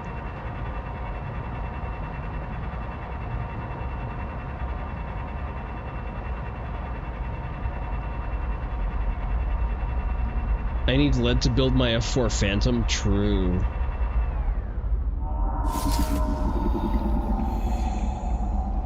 Welcome aboard. Alright, let's offload. Actually running out of storage space. That's fine.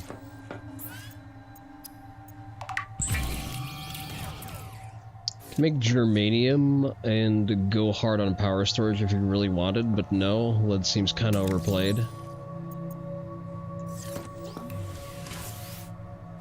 Right, processor. Ah, I'm still missing mild acid. The only way to get it is that fucking brain plant. at least build more storage. Fucker.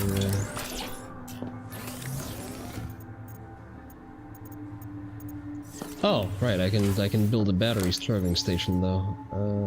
Battery terminal. This is not even... Oh, actually quite optimal. Nice. Just leave you to charge.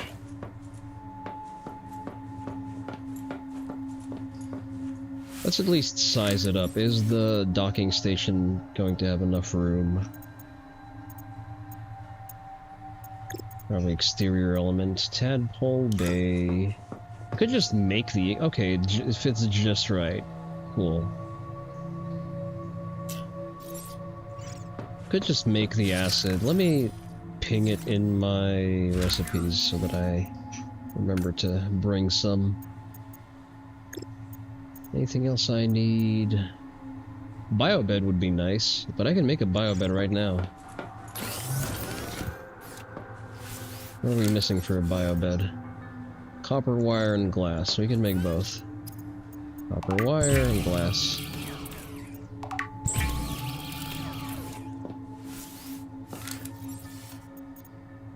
Biobed.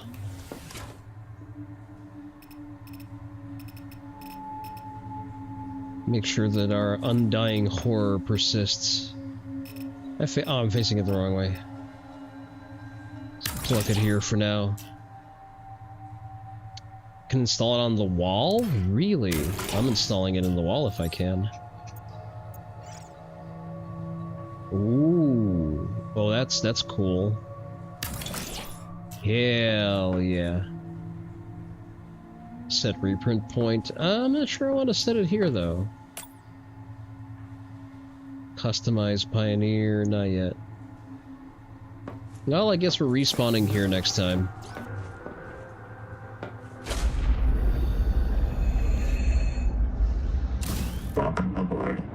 Regardless, I need to go and get some acid and some ingots.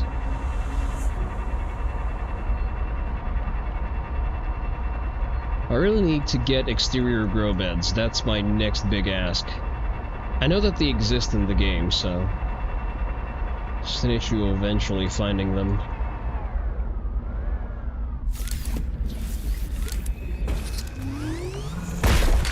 See, that's utilitarian environmentalism, as opposed to cringe environmentalism. For me to grow renewable crops of things I consume regularly, as opposed to having to take them from the environment.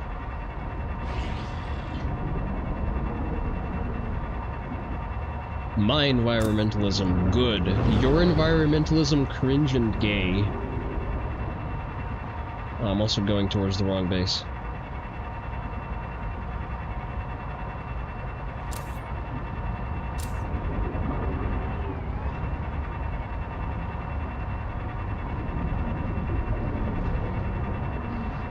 And there is the plant. Can you fucking not? I thought this was addressed.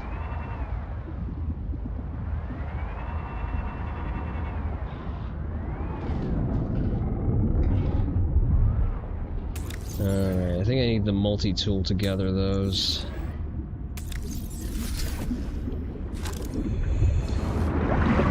No, no, no, no, no, no, no, no, no, no, no, no, no. I resist.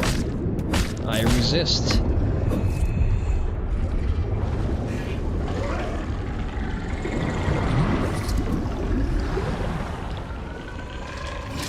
An unfortunate current.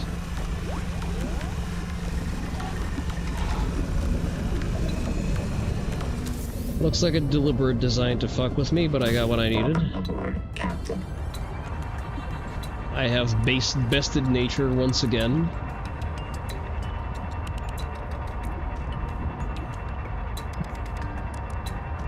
Yeah, see, the hydro turbine doesn't seem to do much in terms of power production.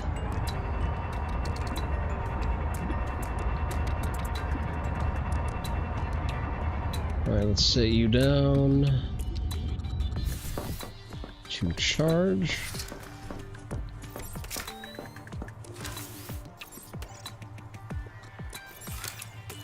Let's Let's make sure that I have all of my powered tools fresh and ready to go. Oh, I actually don't.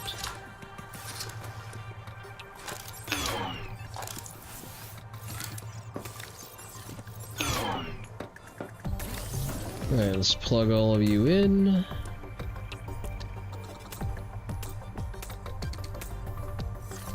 And have you charged. Alright, we need... There's apparently a titanium ingot somewhere. I'm gonna set it to be manufactured.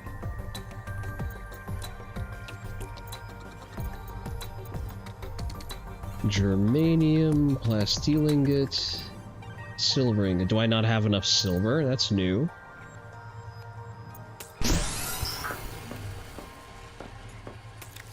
Okay, let's look for the other ingot while we work. I have a germanium ingot, but apparently that's no good. I already have a mild acid main, I can just take that. We have one titanium ingot ready, we have a spare power cell, we should probably keep that on us for long haul expeditions. Plenty of gold, apparently we need silver. Plasteel, why is there just plasteel ingots hanging out there?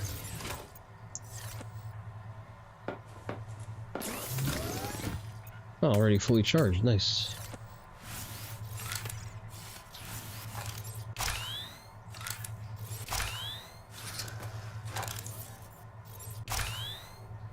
Alright, good as new. You know what I'm gonna do? I'm gonna just deconstruct this scanner room because I think it's going to be more useful to have it on the other base. I'm going to remake the chassis, that's why the plasteel. Yeah, I loosely remember. What do I need to... I don't really need batteries, actually. There's plenty... And there's plenty of silver in the area, too, so... Do I have room for any additional silver? I do. Welcome aboard, Captain. Let's grab some silver on the way.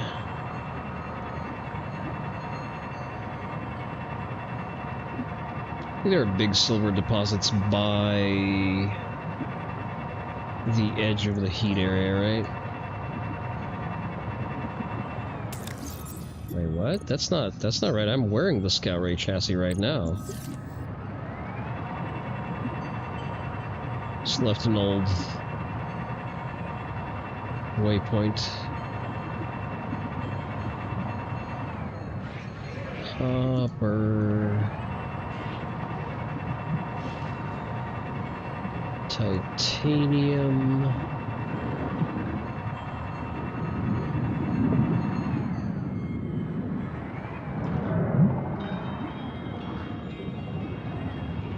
Quartz.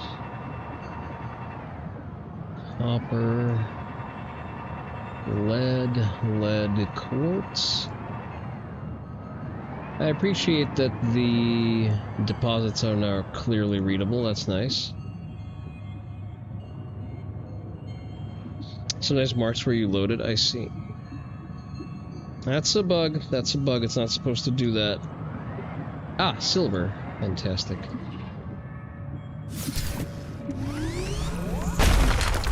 Let's get our full. Welcome aboard, Captain. Alright, I'm gonna take it back to base to where we have a fabricator. Wait. Do I need to take it back to make a fabricator, or can I just make a fabricator?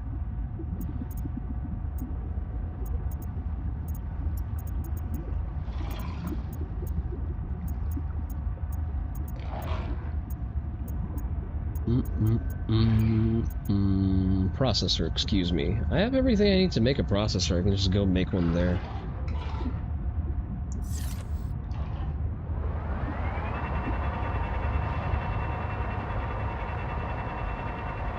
The thing about the chassis is it doesn't really feel very fast.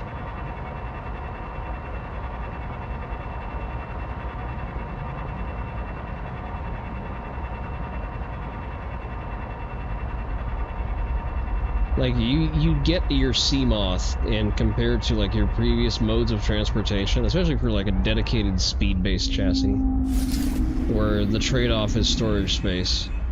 Welcome aboard. I feel like the Seamoth did more than the Tadpole. Alright. Copper wire. Let's make copper wire. Seems to be a very in-demand material. I just made copper wire. Are you fucking high? Oh, that's because I didn't take it out of the processor. Let me unload. There. Wait, did it just drop it or just... Oh, there it is. It just drop it. A little bit dumb. Tiny bit. Not great. There's another chassis that's more useful. The other chassis is mostly for, whatchamacallit, for transportation, for, like, you know, volume of shit it can haul, so it makes sense that it would be not as fast. But then what is the purpose of the Scout chassis if it's also not really that fast?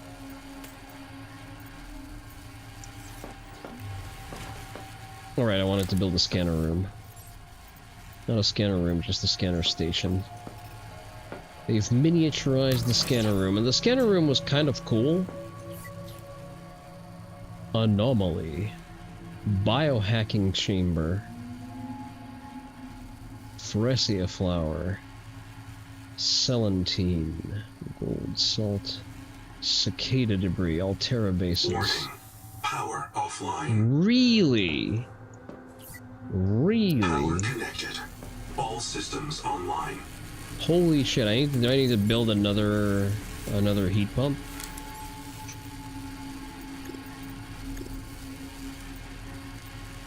Like titanium, copper, and gold for that one. You don't know, the devs seem a little preoccupied with lecturing their prospective players, I know, right? Actually, let me... I know that this is not going to be a prominent... you know, never mind. I'm just rambling to myself. Alright, we're done making that.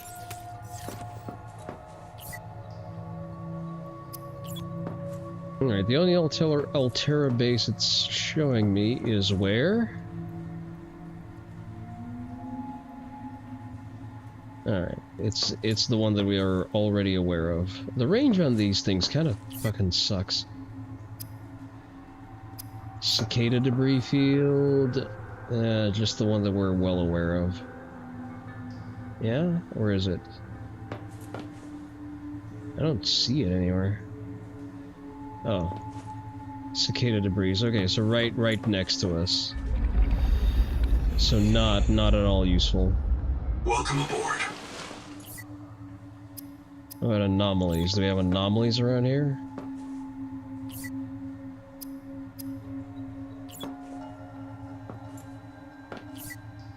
Seek fresh water intake.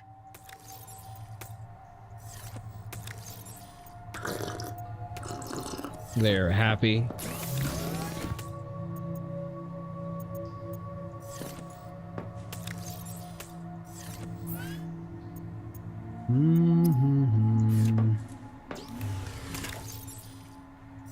We're probably fine to progress until some morning.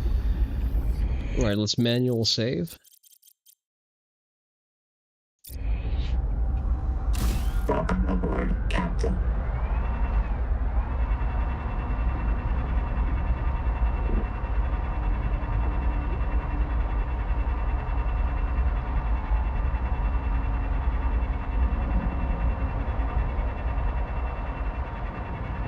So, the alien ruins are about 600 meters away, and that is a collector Leviathan that's just sitting there. I think it's called a collector Leviathan, right? And it just sort of, you know, sits there on the approach to it and gets in the fucking way. Fuck off. So what are we to do with it? Am I supposed to try to sidestep it? Don't answer that question, I'm just thinking aloud.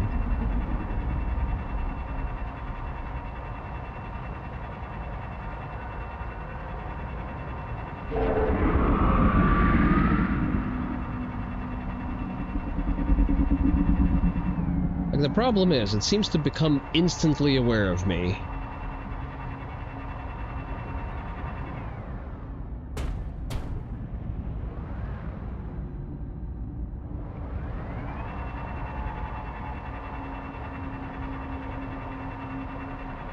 And I don't believe I have the crush depth to just avoid it.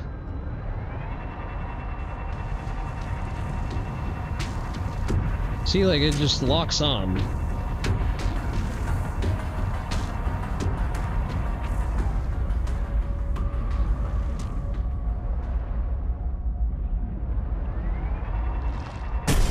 Ow.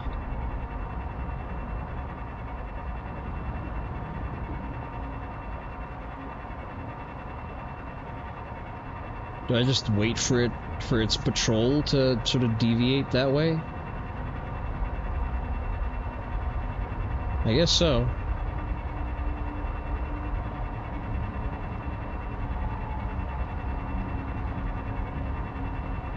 Some big Detecting organic. artificial towers in this region. Echo analysis shows extensive damage to all but one. All but one, you say? Alright, I'm seeing some signs of architecture. What are you? Is it like an air duct?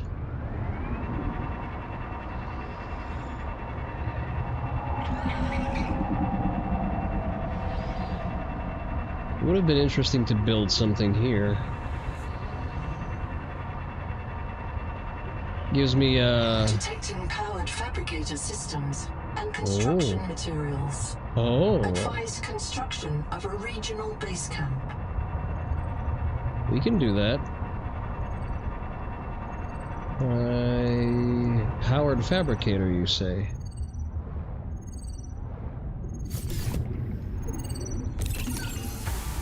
High capacity air tank, okay. Research outpost.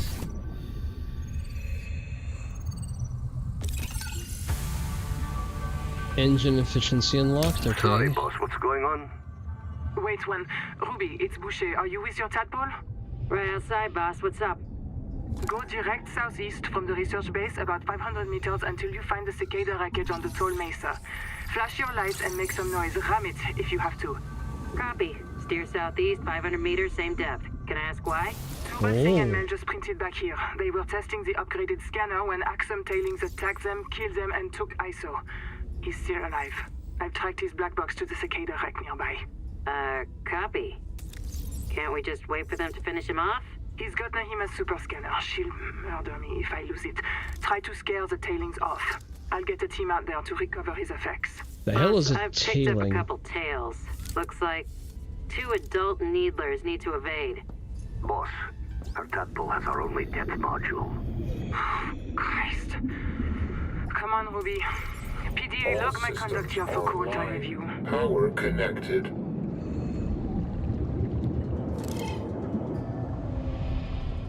What did I power right now? It's nice that it just gives me a fabricator. That feels a little hand-holdy. Like I can just build my own base, guys. It's not that deep.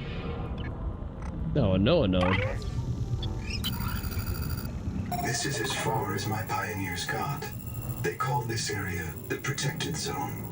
There are references in the logs you may wish to investigate. A tadpole with a depth module went down south-southeast, bearing 165 degrees. Debris from a cicada lander module came down bearing 120 degrees. A pair of smaller debris fragments splashed down at bearing 105. There's a supply cache somewhere below this base. I'll begin searching for black box signals in the region. One more thing. This base has been visited several times within the past 10,000 hours. The visitors weren't human. Oh, good. Hostile locals. I can't wait. This is as far as my pioneers got. They called this area the Protected Zone. Right, 165, you say. Protected zone base camp. I need to build my own base camp, but bigger, better, and stronger. Do I have titanium on me? I probably don't. Let me use the ores. I'm just gonna take your shit, please and thank you.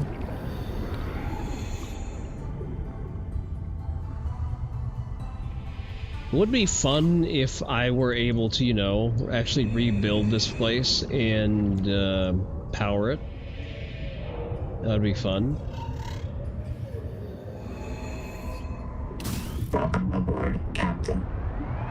This goes down somewhere over here. What's over here?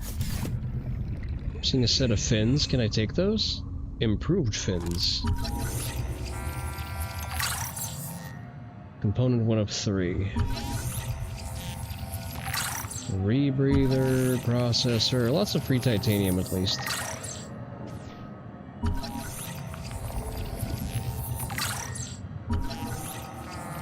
Yeah, probably not a lot of power sources here. We're gonna have to work around that. Flares. Who the fuck uses flares, you goddamn toothless cunt? Captain.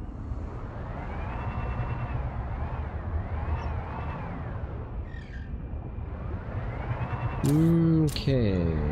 Let's see what's a reinforced location that we can build in.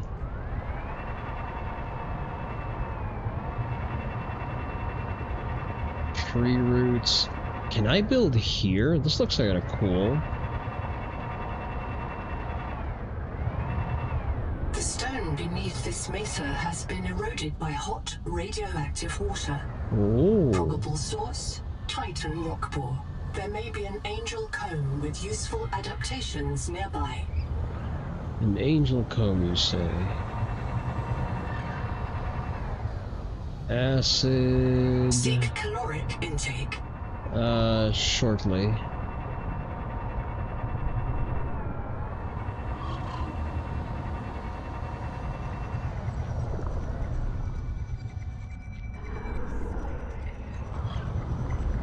I'm seeing bloom-infected stuff.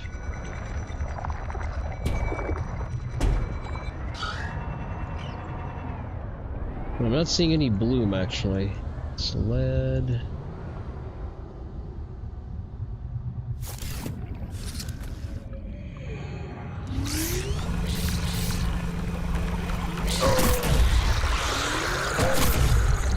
You have entered a all other microbial life in the seawater is dead.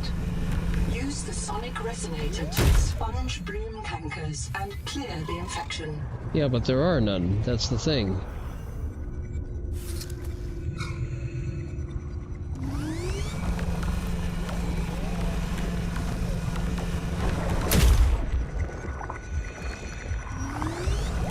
Ah, requires unknown tool, I see.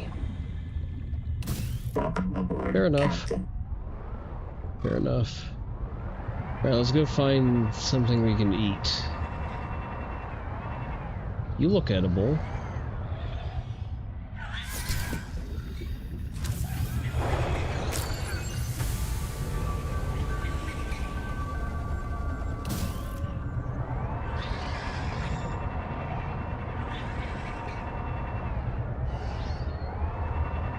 I got a little lost. Ah, there's the base, The okay. Noetic advisor has transmitted an alert. Return to the life pod at your convenience. Well, the Noetic advisor is gonna have to take a fucking seat because I'm doing other things. Where does this go? Wonder if I can ride that current.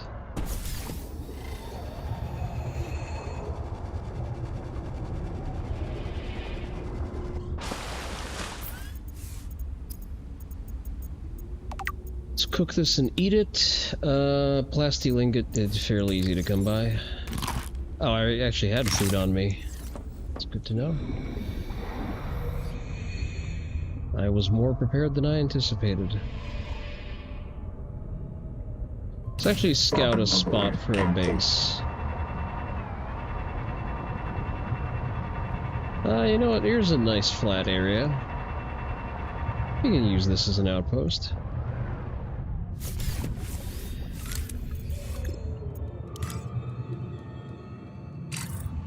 Warning. Power offline. So you warning me?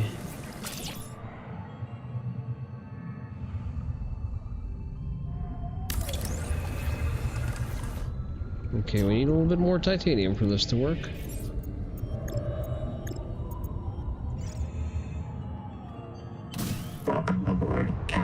Are there titanium outcroppings around here? Surely there are some.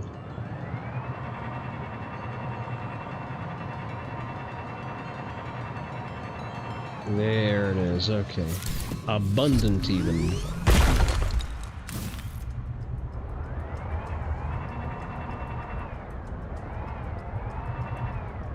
Guess that's one of the benefits on being on a planet infested with heavy metals. They just naturally occur.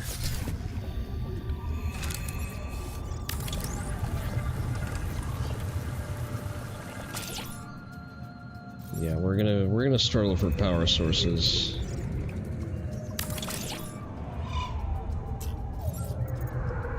Quartz. I'm pretty sure I saw some quartz around. Need to look for it. Oh, there's titanium right here. I'll make a note of that. It's in this little hidey hole. Ooh. I think I spy quartz. I do. Let's make sure that it's safe to disembark.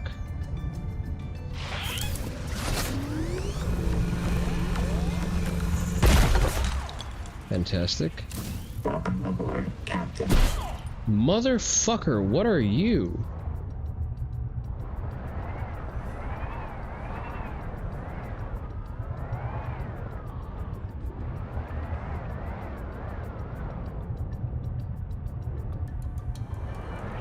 Hey there. Hey Hellion, how are you doing? As you can see, we're having ourselves a little bit of underwater fun.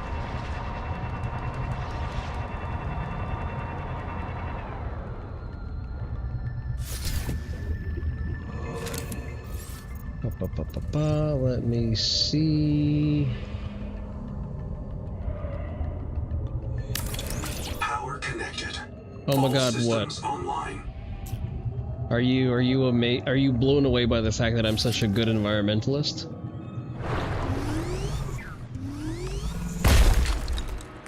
I am such a good custodian of this planet that I'm building my third Bucky's franchise. How are you doing?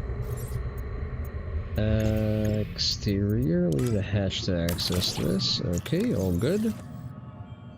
Welcome aboard. I wonder if I can deconstruct the stuff inside of that base for some resources. Let me go explore. But yeah, we're playing an uncucked version of the game where if I choose to, I can actually kill the wildlife. Your tummy hurts and you're pissed off for some reason? I can intuit a certain reason, but I'm not going to go into it in public. that's between you and Mother Nature. Can I deconstruct this? Nah, I can't. That's too bad. I can take the batteries, I guess. Listen, just eat something sweet and try to exercise positive thinking, okay? You'll be fine. Can I use this processor? Probably not. Although it's powered. I've been promised... You can't win that? You can't win what?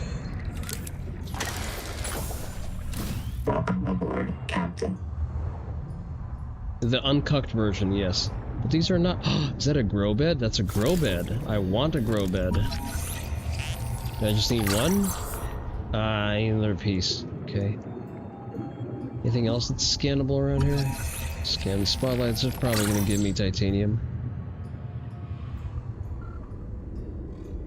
Oh, a roof panel that serves no utility, kind of antithetical to what the game espouses to be. Welcome aboard, Captain. I don't think anything here is scannable. Alright, let's finish building our base. I wonder if I can weaponize those itty-bitty water currents, actually. Let's see. Where is my power source?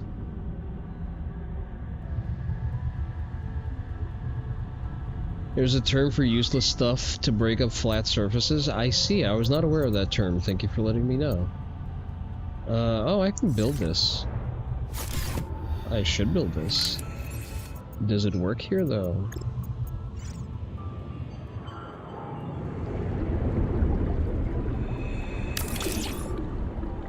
I guess it does. Okay. We just need power transmitters now, and that requires copper. I think I uploaded all of my copper. Yeah, I'm not a big fan of that. I'm not big into interior design. I kind of like it when things have utility to it. Welcome aboard. To them, excuse me. Well, I shouldn't try traveling at night. That's for sure. A depth module at bearing 165, he said, right? That's a shit ton of titanium. Holy damn, I just noticed it. And there's copper. Okay. Alright, we can cook. We can cook with this.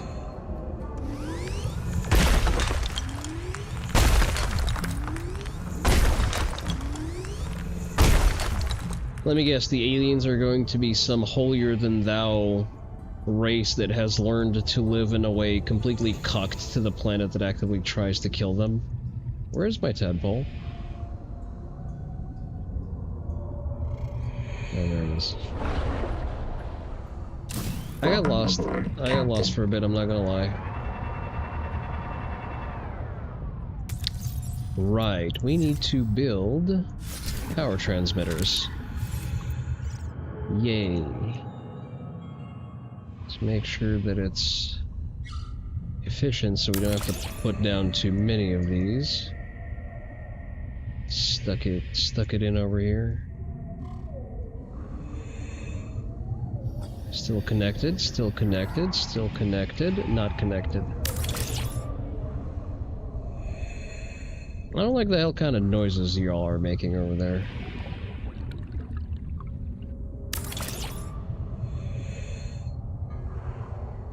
And just plug it into the wall. Hell yeah, we are now powered.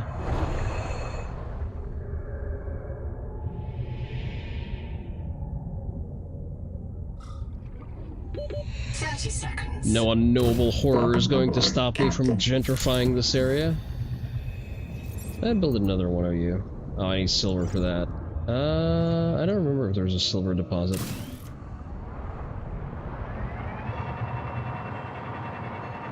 Seek fresh water intake. Fresh water, you say? Fresh water, you say? I should have thought about that. I think I can get water from pulp. I need to stop it from doing that.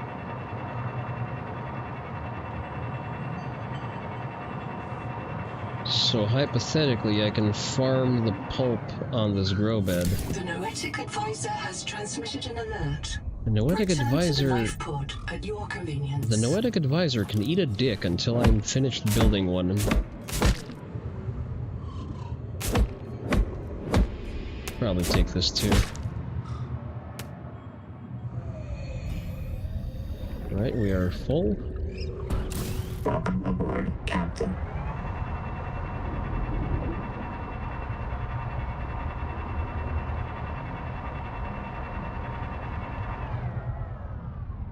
I'm gonna need to use that other fabricator. Can I build one locally? I don't like having to go back and forth to get that one. Let's see... Mod station. Celestine. Probably gonna have to go back to my other fob. Where is the damn fabricator recipe?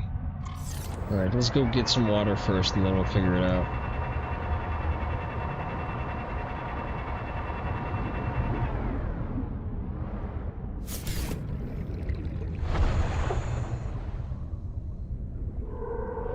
It's a shame that I can't just reclaim a base. Would be interesting at the very least. Do I only get that from water slugs? Can I not produce it from fiber? I guess not. Well, I guess they'll just die.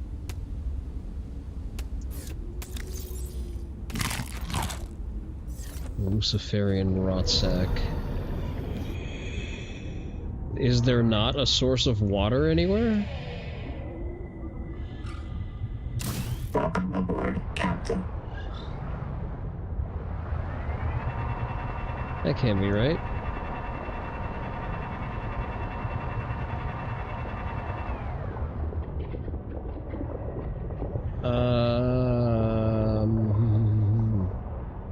Alright, let's do the following. Let's set the local print bed as our respawn point, because we are very likely to just die of thirst. You're gonna vomit? Don't. Hold her in. Why would you vomit? That's rude.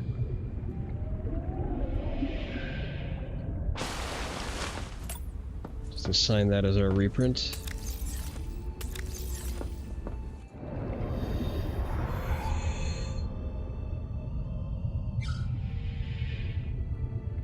The moving makes you feel funny. You just need to work on your, what would you call that? That's space proprioception? Just get good, scrub. Right, I actually need to find water. I need to find water or curl myself. Oh, never mind, there's water. Water slug. Gib. Dehydration. I'll be fine. You worry too much. Welcome aboard, Captain. I hear a scannable somewhere. I think I do. Alright, let's go get some water from the fabricator.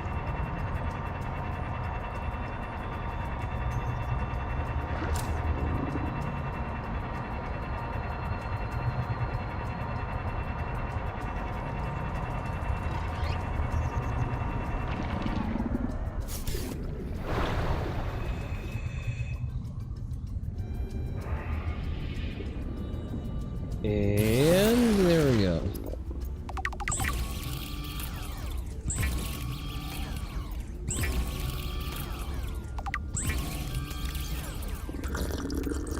There we go. And we even got a salad out of that. Alright, we can keep exploring now. What do I need to build a fabricator? I just need quartz. I can just go get quartz right now. If I find any quartz, I need to hold on to it.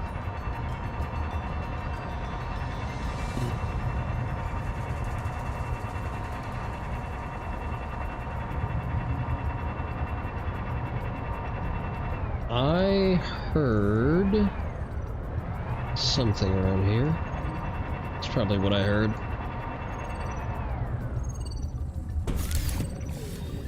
To any survivors of the Coral Gardens habitat, I am pursuing Nahima towards the World Tree. She has been compromised by Macefield syndrome and wants to eradicate humanity on Proteus. I'm going to stop her. And, if possible, destroy the tree. Do not believe anything she tells you. She is determined to kill us all. I'm leaving supplies for anyone who comes after me. If you lose my trail, assume that I failed. Find Nahima. Kill the tree. Good luck. Can I kill both? Boucher out.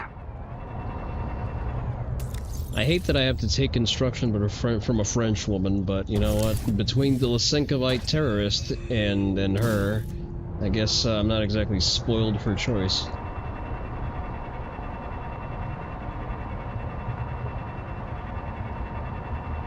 But I don't know what you were talking about, Hellion. The 3D movement is perfectly fine. It's easy to understand. I don't know what you're talking about. Probably with a little bit more higher FOV would be less disorienting, but other than that, I don't see a problem. Can I not have this as a module? Surely this is scannable. No? No, it's not.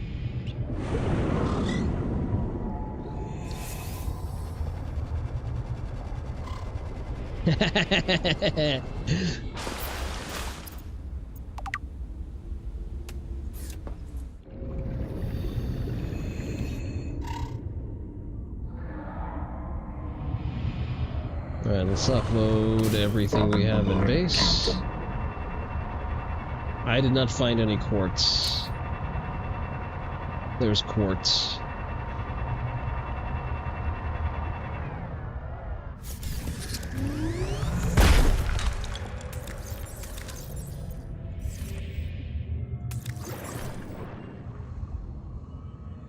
Welcome aboard, Captain. Oh, I wasn't able to collect most of that. Let's see. Toss this out, eat this, drink this. There we go. Should be enough.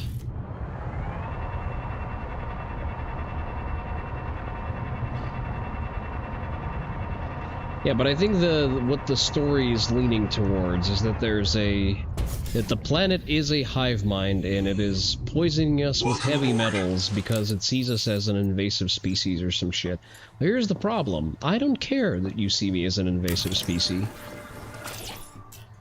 That resource sushi is mine.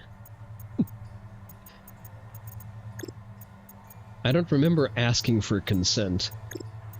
Because I didn't.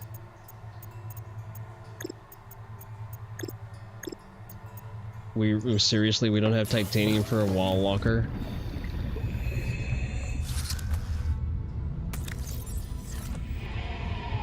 Let me offload some stuff just to not throw it away.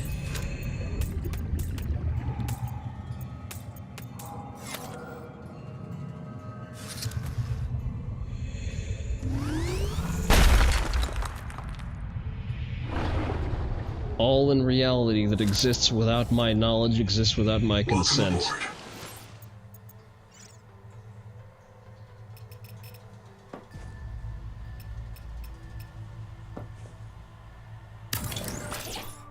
Let's put down 2, just to be thorough.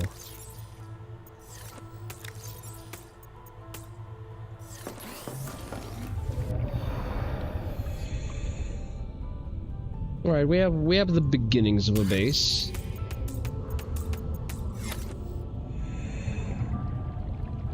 Welcome aboard. At least in the most rudimentary sense. I really don't need all of these flares. I'm just keep 3 on me. They take up a lot of space and they don't really do much anymore.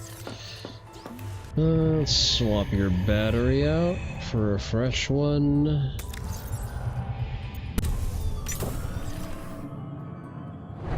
Welcome aboard. Drop that off here for now. I'd say we're in a pretty good place. What do I need for a mod station? Mod station requires a Celestine. Okay. Scanner room needs a system chip. I'm sure I'll find Celestine eventually. Alright, let's go fish for a depth module. The Noetic advisor has transmitted an alert. Return to the life pod at your convenience. I build one here. I really don't want to go all the way back. No, I copper, titanium, and quartz. Do I have copper? I think I had copper. Let me pin the blueprint. Copper wire, a piece of glass, and some titanium.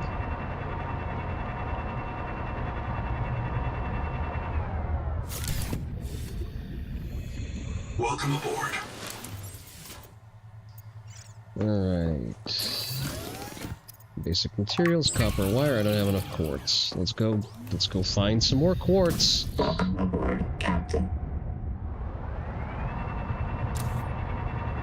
Alright, I see titanium. Titanium. I don't know what the hell you are.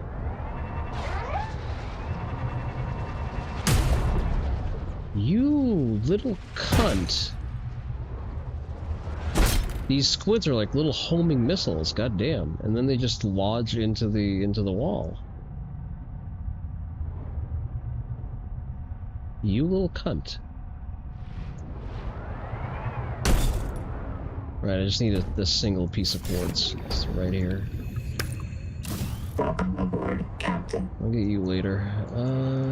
There's more quartz. I'd like to pick it up before leaving.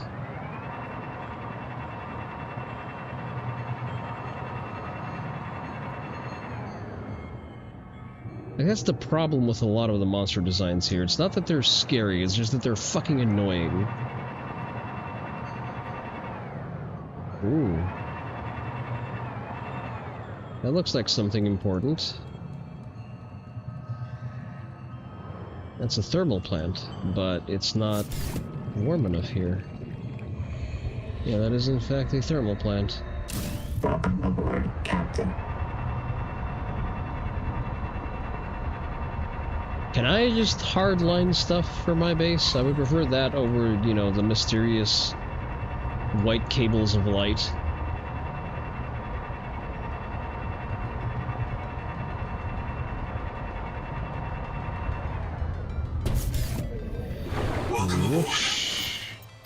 Make glass. Alright, fabricate the now I don't have titanium. Alright, fortunately that one's an easy problem to solve. Boom. Welcome aboard. Now can I finally build the thingamabob? Where do I place you? I'm gonna place you right over here. So that you're like proactively in the way. Another black box. It's Ruby again. Partial voice data retrieved. Forced down by Needler attack. Waiting for me outside. See you soon. It sounds like she didn't expect to make it. That's not a productive mindset. Good. Then again, perhaps it's a sign of trust in her biobed and in her Noah. Signal location uploaded to PDA. God, I fucking hate those fire ant bites. Signal location uploaded to PDA, let me guess. It's reasonably close, we can go explore it. That looks like a depth that I'm not supposed to be able to reach. Someone said something about a depth module.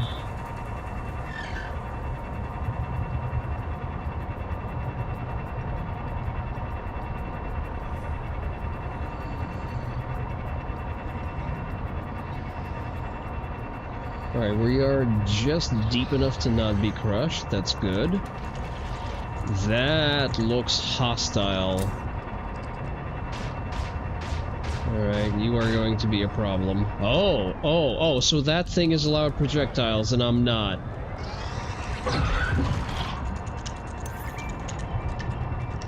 Needler nest. Warning. Maximum depth reach. Hull damage imminent. Oh, I am supposed to just walk out butt naked in order to explore that. How many of them are there? So I'm supposed to fucking neo-dodge my way out of this. Yeah, I'm not on board with that proposition, actually. Okay, I see a recording. Do they actually damage me?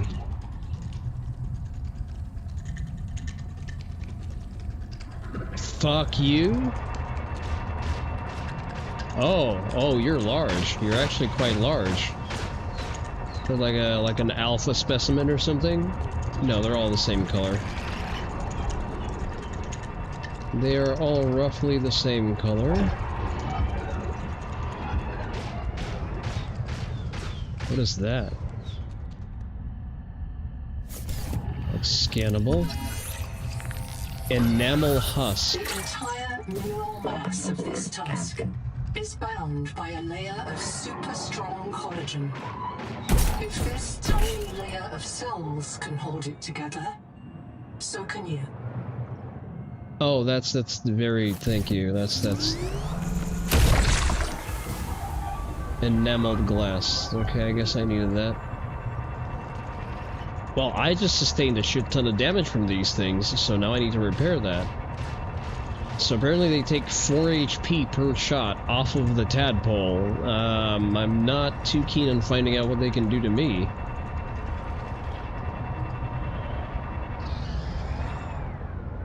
Alright, we've already been here, right? Oh, there's some silver and some titanium here. Alright, where's the repair tool? Welcome aboard, Captain. Okay, we're going to need to find a way to dispatch them, because I don't like moving around with those things in the general vicinity.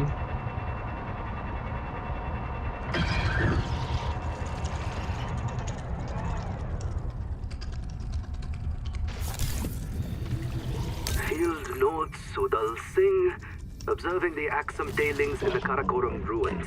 My reprint site is base camp near the observatory. This time they killed me right away. They really don't like us coming into the ruins. They're obviously capable of communication and social behavior. Why are they so damn hostile? According to Nahima's research, we are the only life on this world not infected by the Protea virus. Maybe the virus provokes violence against the uninfected? I don't know. It feels too convenient. The natives hate us because they're sick. More likely, they have good reason to distrust humans. And they know we come back when they kill us. So, maybe they are communicating. Maybe they're trying to teach us. You cross this line, you die. Yeah, I'm not receptive to that lesson, my guy. I'm just gonna kill them first. Sorry. Sorry, not sorry. I am not Indian. I refuse to surrender.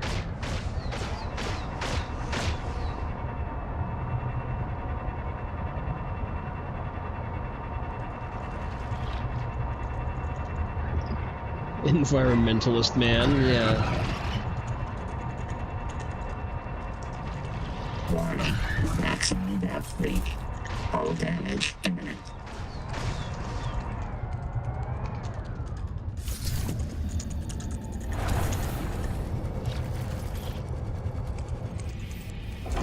Really? Really? That's what I needed?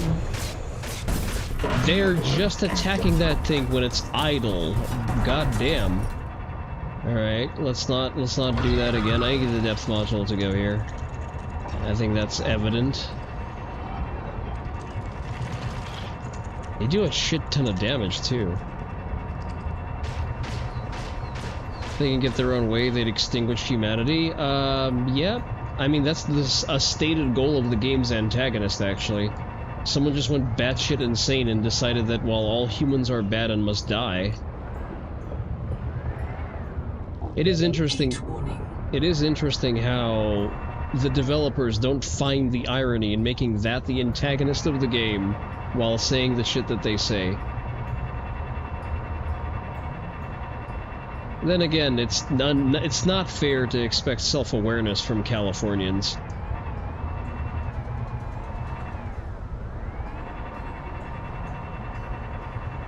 Alright, let's pull back to base and do some basic repairs.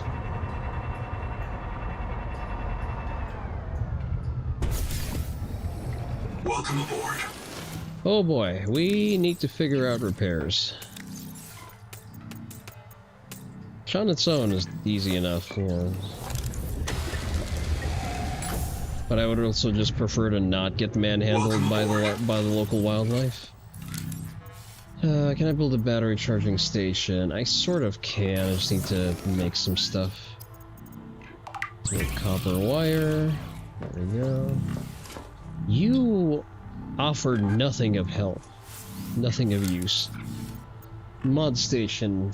Celestine. I don't know where Celestine can be found, and I would need to cross the crag with a fucking Leviathan with it.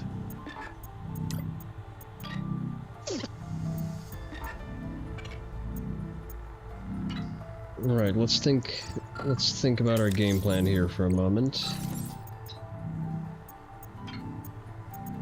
Power Soul Terminal would actually be nice, but we'll have to make do. Let's go find quartz.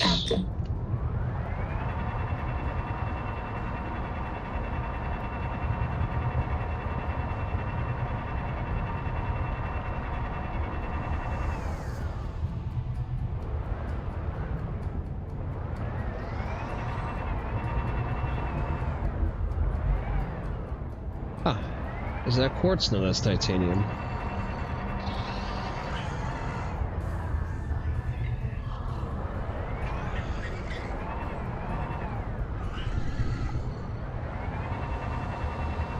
And we've been here. This is the site that requires some tool that we don't have yet.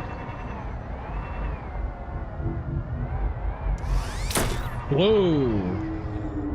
So that's what that does. Okay. Duly noted. Interesting to say the least. What are you?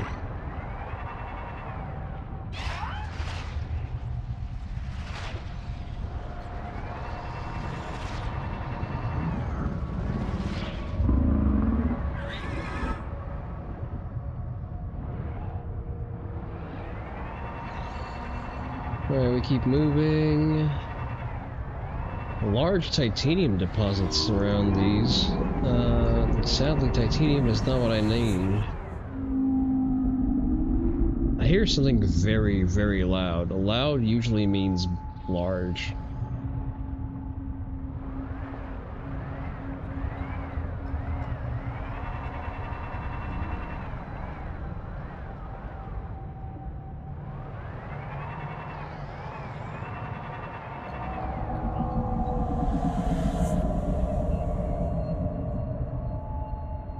Mildly uncomfortable, but not too bad. I have water, I do have water. Should go get some water slugs though.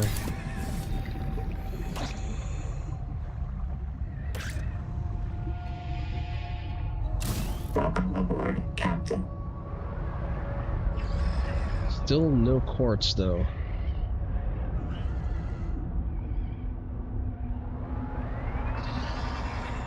Alright, let's start moving towards our base.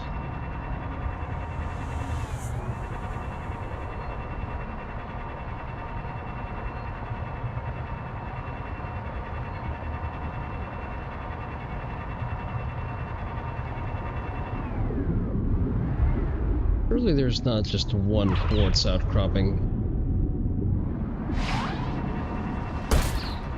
Oh, fucking bitch. Leave me the fuck alone.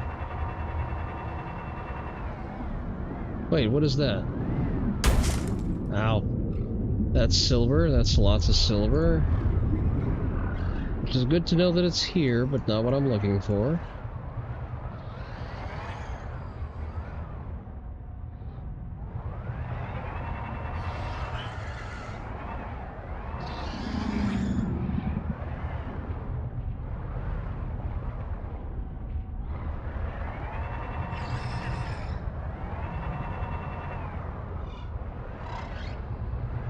Copper. We're gonna need copper eventually, so I may as well collect it now.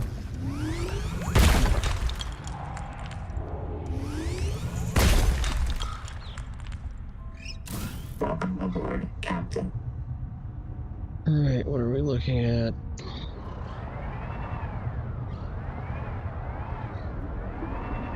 Oh!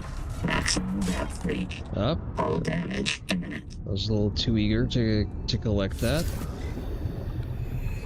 These Celestine deposits form when sulfur-shelled protozoans die, faster than their remains can dissolve into the seawater.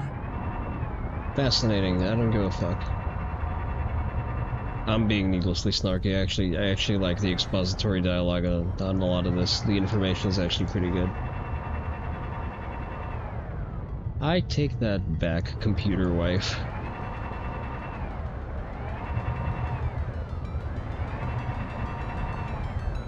You prefer shooting things? Shooting things is appealing, but like here's the thing. I recognize that this is not a shooting game. At the same time, I also understand that I am supposed to have some kind of deterrent, you know, when faced with hostile wildlife. And that seems to be what we're currently trying to hammer out with the devs. Or building a house and decorating it. You can do that. You can do that quite a bit. I'm very plain with my bases. I don't invest a lot of time into designing them well. Welcome aboard. We still don't have quartz. I can build a mod station, though. Which is something. Titanium ingot system chip. Strontium. Strike armor. Added strike plates greatly reduce incoming physical damage from attackers and collisions. Optimize engine functions in real time to reduce power usage by 20%. Stacks up to 4 times. Aha. Enameled glass and strontium. I'm probably gonna have to go over to my other base, aren't I? Okay, let's leave this here. Take this with us. Make some water.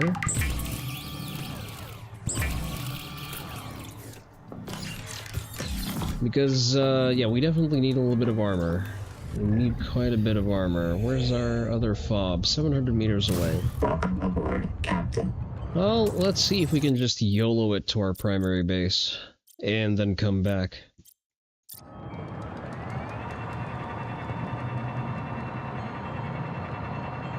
I feel like we've made some pretty you know what, before we do so, let's go quickly check in on the Noah over here, because it's going to... Oh, another grow bed. Going to scan that. Aquafarming can do more than turn carbon into nutritious dietary fiber. Consider growing lucifer rock sacks for light and oil, oxygen tunics to clear your head, or juvenile sand spears for home defense. Ah. Alright, I need to dip inside.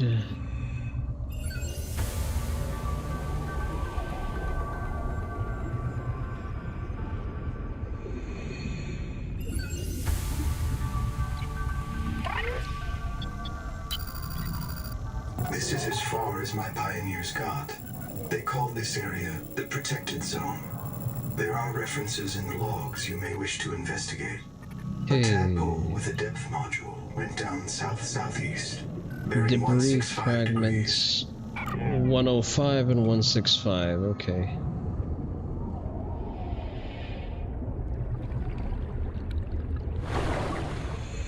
One 105 and 165. Actually, yeah, we need to fix you up. Alright, bearing 165 southeast. What's at 105? Let's check that first. 105.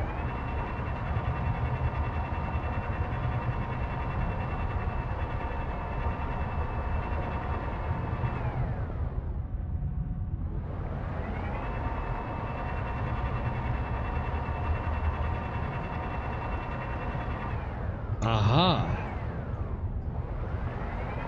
That looks interesting, but I can't reach it. I can disembark on my own, surely. Oh, I'm actually seeing a lot of quartz there too.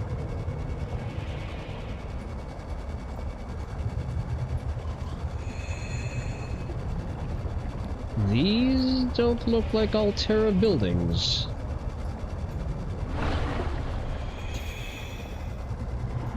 Interesting.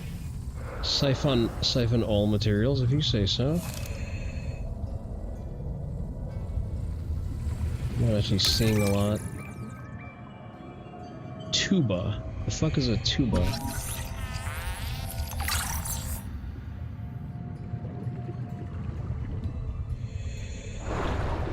Get back to my tadpole because I'm not on infinite oxygen.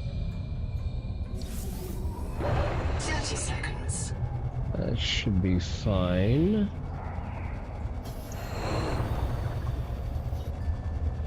Welcome aboard, Captain.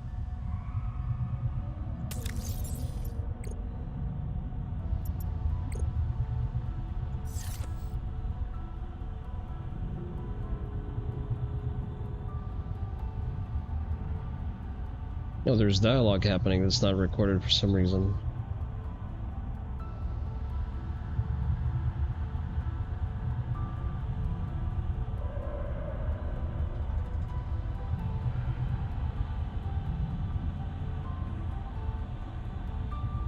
So they're shrimp-like locals.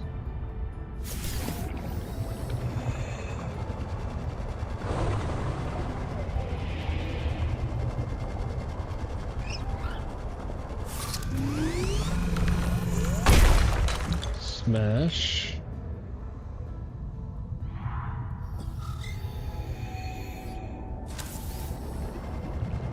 What is that? It's a copper. Aha! I don't know what you are, but I'm about to find out.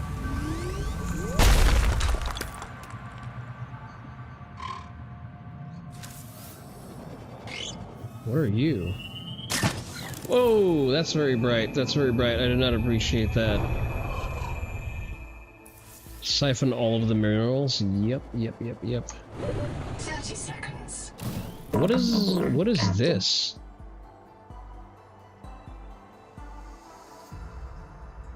Thermomagnetic behavior. Enable localized cooling. Okay. Let me bring that back to my auxiliary base real quick.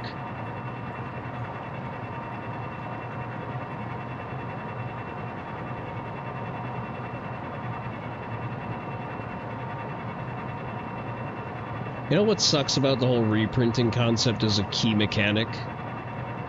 It's... okay, say I die somewhere, I don't know, collecting resources and whatnot. How am I supposed to get there without my damn tadpole? Like, how do we solve for that?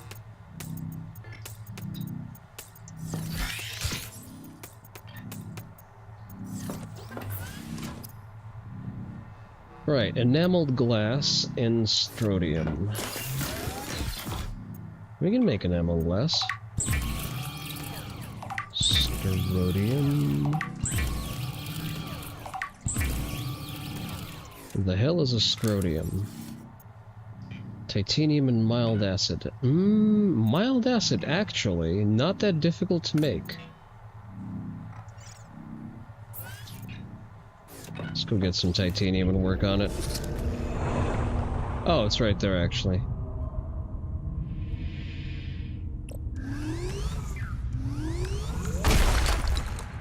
To work on the speed with which this thing charges up.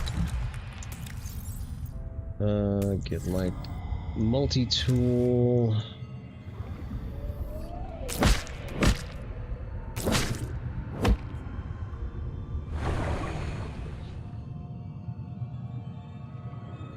We'll possibly have all we need. We don't even need to travel all the way back.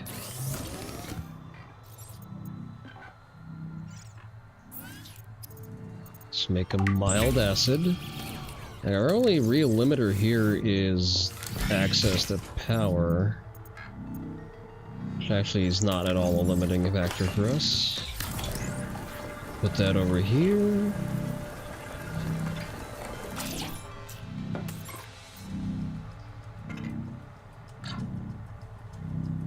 Axum-derived technology, okay. Glass, steel, germanium, strontium. Ah, okay, I need more of that. Refined from Celestine, so I need more Celestine for that. What do I need for a scanner room? System chip.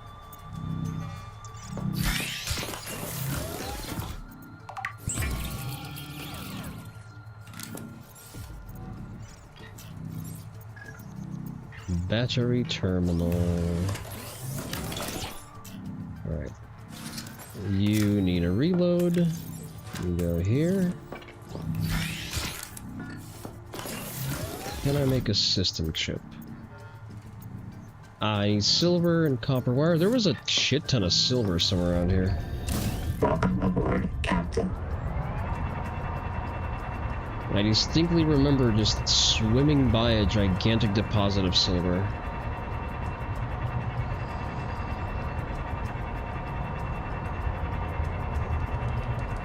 We probably have everything we need to build this thing out, so I don't even need to go back.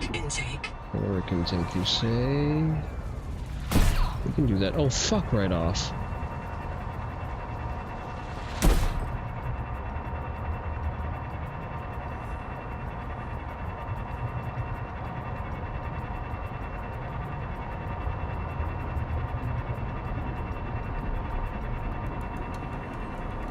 Need to be mindful of my... Huh? Titanium...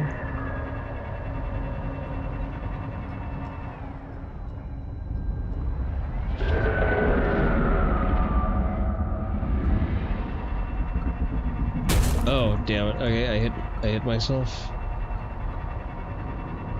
Let's go around. Let's not directly interface with a gigantic Leviathan. At least not yet.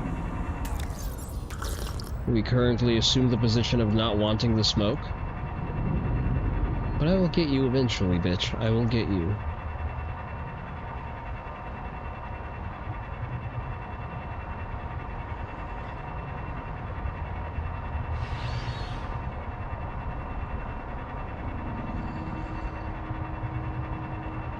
I actually need to go and collect some edible fish.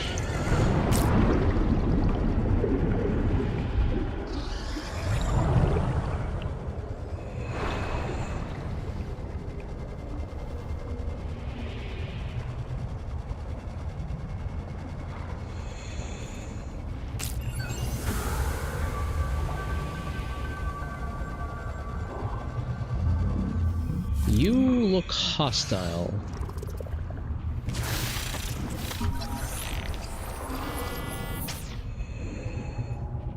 Are you hostile?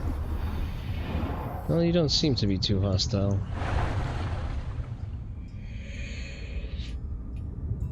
Right, where were we? Silver.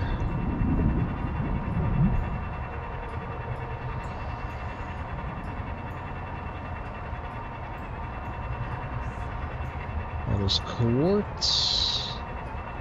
Oh, that's someone's workbench.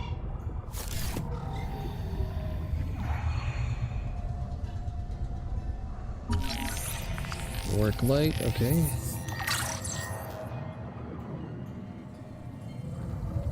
Sophie, I'm sorry I destroyed your colony. Please listen. I did it because you couldn't. Because you're a good leader and you never give up on the mission. And I know where this mission will end. Noah is going to start printing duplicates. You and me and Zip and Mantis and Mogami's kids and Thing 1 and Thing 2 and all the rest. Every morning, the biobeds will print 10,000 of us. Every day, we'll maximize our KPIs and OKRs, and Noah's utility function will say, these people are happy and healthy. Mission complete. Humanity is thriving. Okay. And in the evening, we'll all climb into the beds, and Noah disintegrates and resets us. A perfect day. Forever. No more mutinies, no more Macefield. No aging, no retirement, no waste. Just peak performance. Wait, but that sounds like Noah is the problem. Noah would need human help to bypass its restrictions. And you'd help it, Sophie. I know you would. If it was the only choice you had left, you'd do whatever it takes to keep your crew alive. So I had to stop you. That sounds like projection. That sounds like you're fucking insane.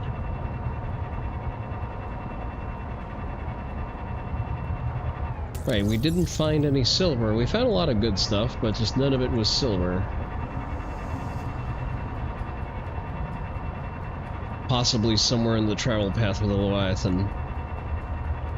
Because there was a sizable deposit and couldn't have just disappeared.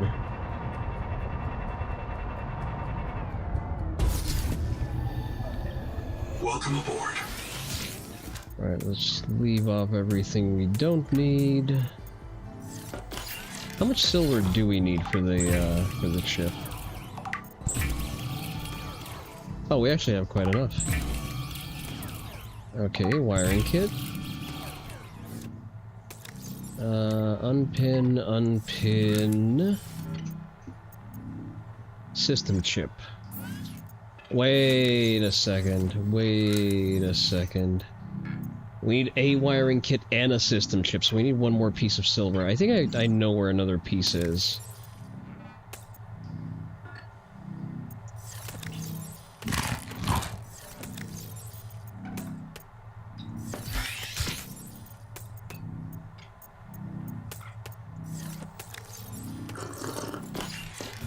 Kinda running a little low on resources here. Welcome aboard, Captain. There was another piece of silver right by us. Bearing 165, where we found the other Sophie recording.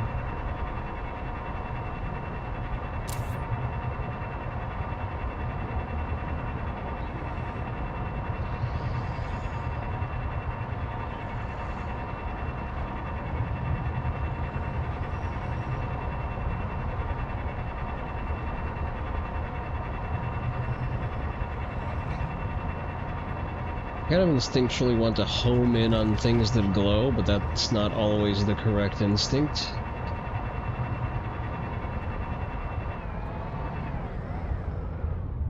I do need water slugs.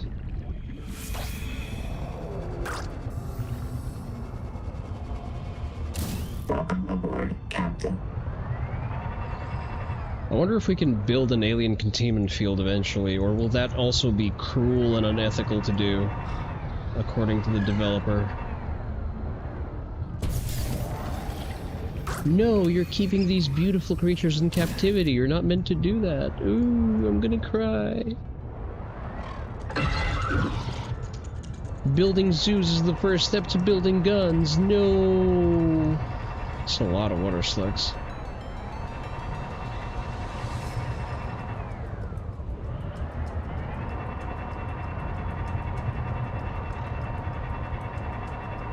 Imagine being Californian. I shudder at the thought.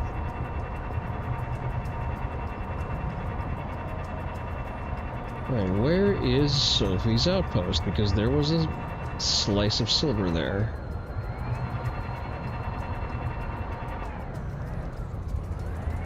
And I remember it being visible.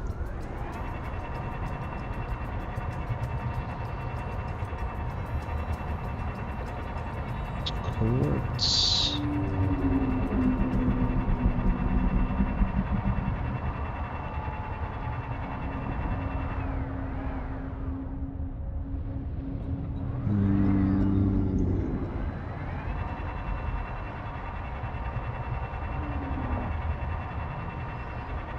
I like these little sand pockets. Look organic in nature. What is this? This is...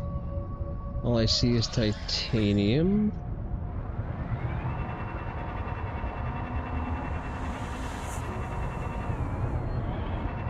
Titanium, copper.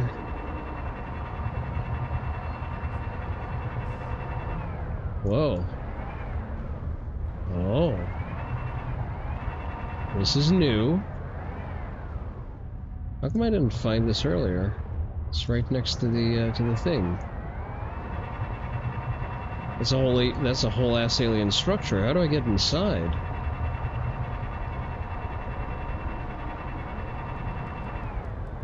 What are you?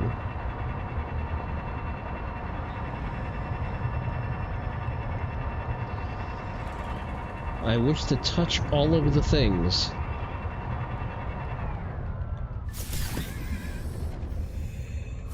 Ooh. Rosetta Stone. The glyphs on this monolith present the same messages in 2 languages. the architect symbols known from 4546B, and an unknown writing system, designating alien language Axum Radial A. Translation underway. Locate examples of Axum language to test and improve translation. Okay.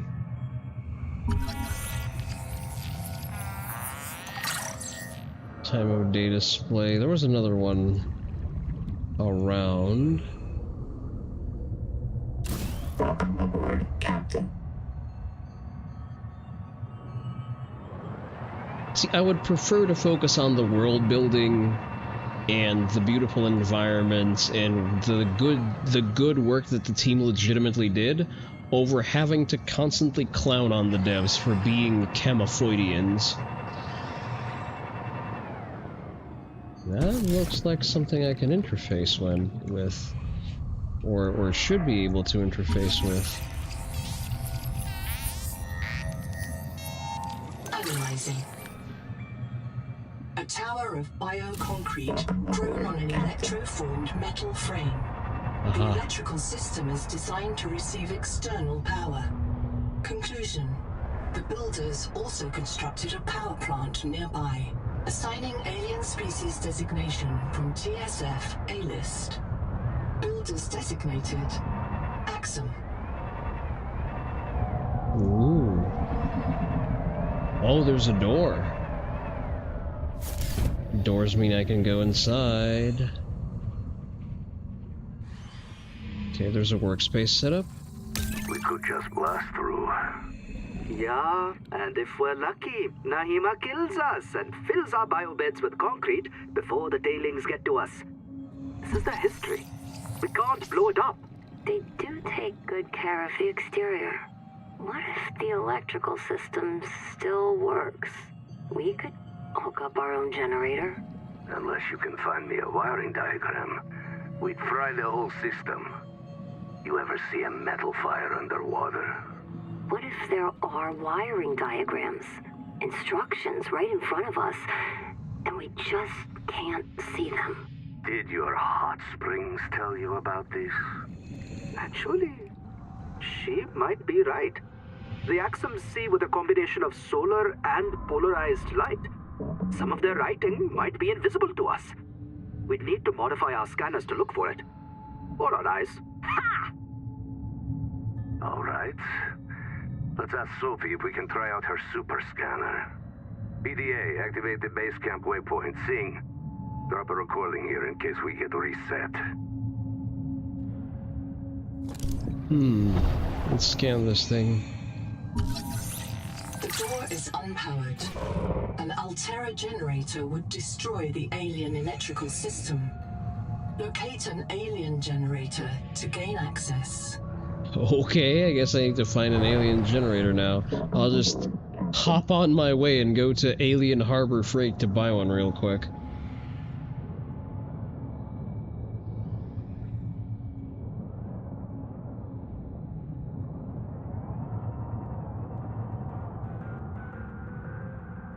Where's the damn silver deposit?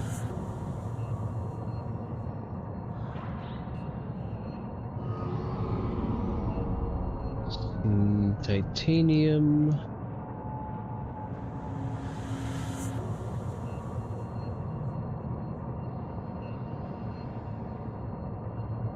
It was underneath one of these stells. Maybe it's deeper?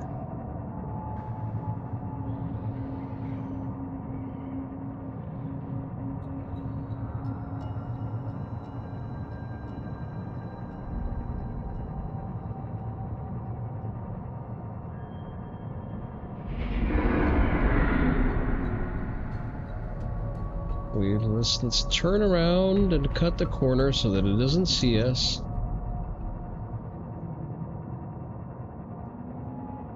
So Celestium usually seems to form just beneath our current crush depth.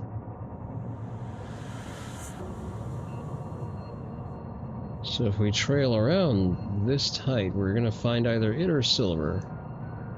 Either one is fine. Copper.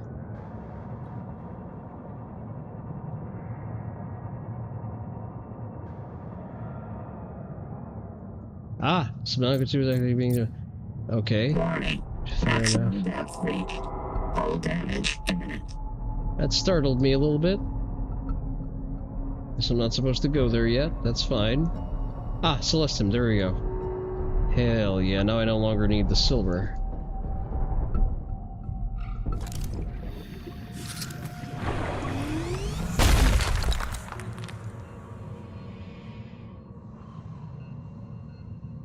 Let me grab that other chunk so that I have that.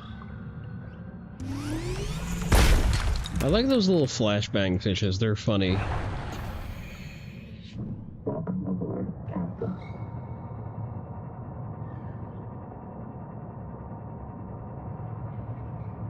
I was right underneath my base too.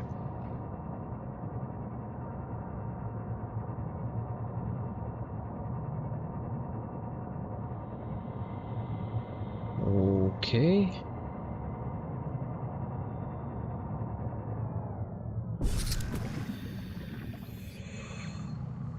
Welcome aboard. Strontium, right? Or whatever that was. Strontium. Alright, have that work here. Offload the rest. Get some food.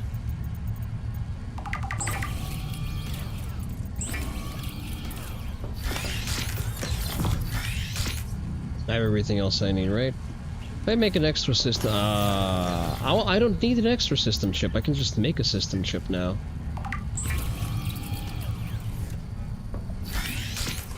What else do I need for this? Glass? We have that in abundance. Alright.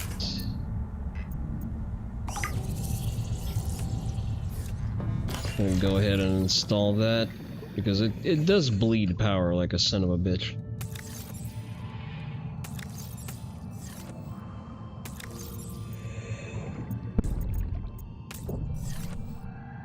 Alright, swap your power out.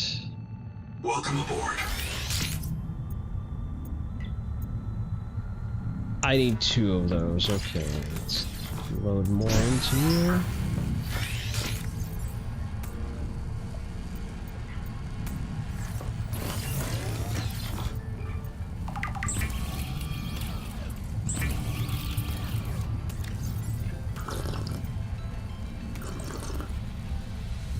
Okay, we're doing pretty good.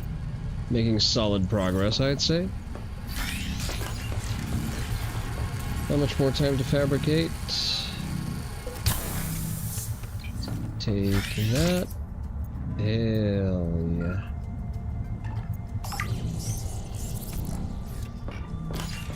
Alright, let's make you a little bit harder to just crunch on. So right now you're just kind of fucking free.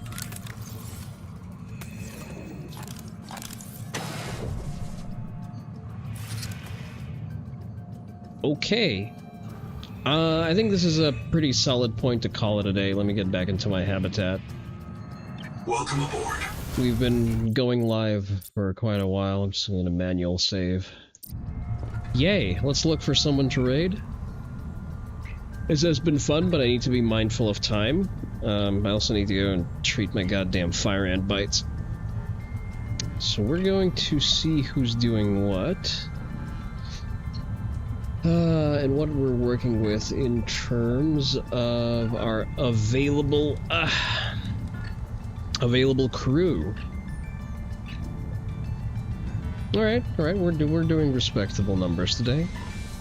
Let's see who is on to whom we probably owe a raid.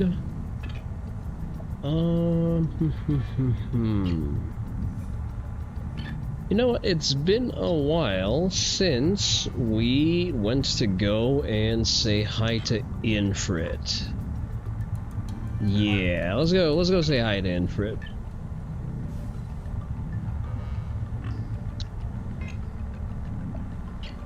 Whatever Infrit is doing looks like fun, so...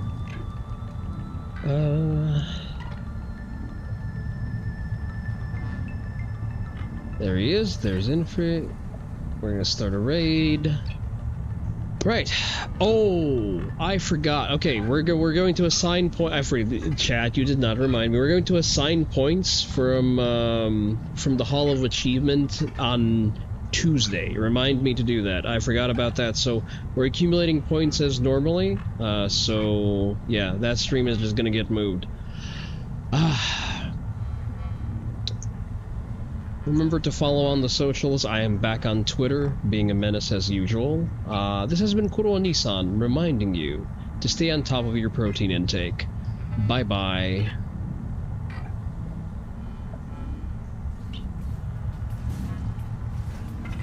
So...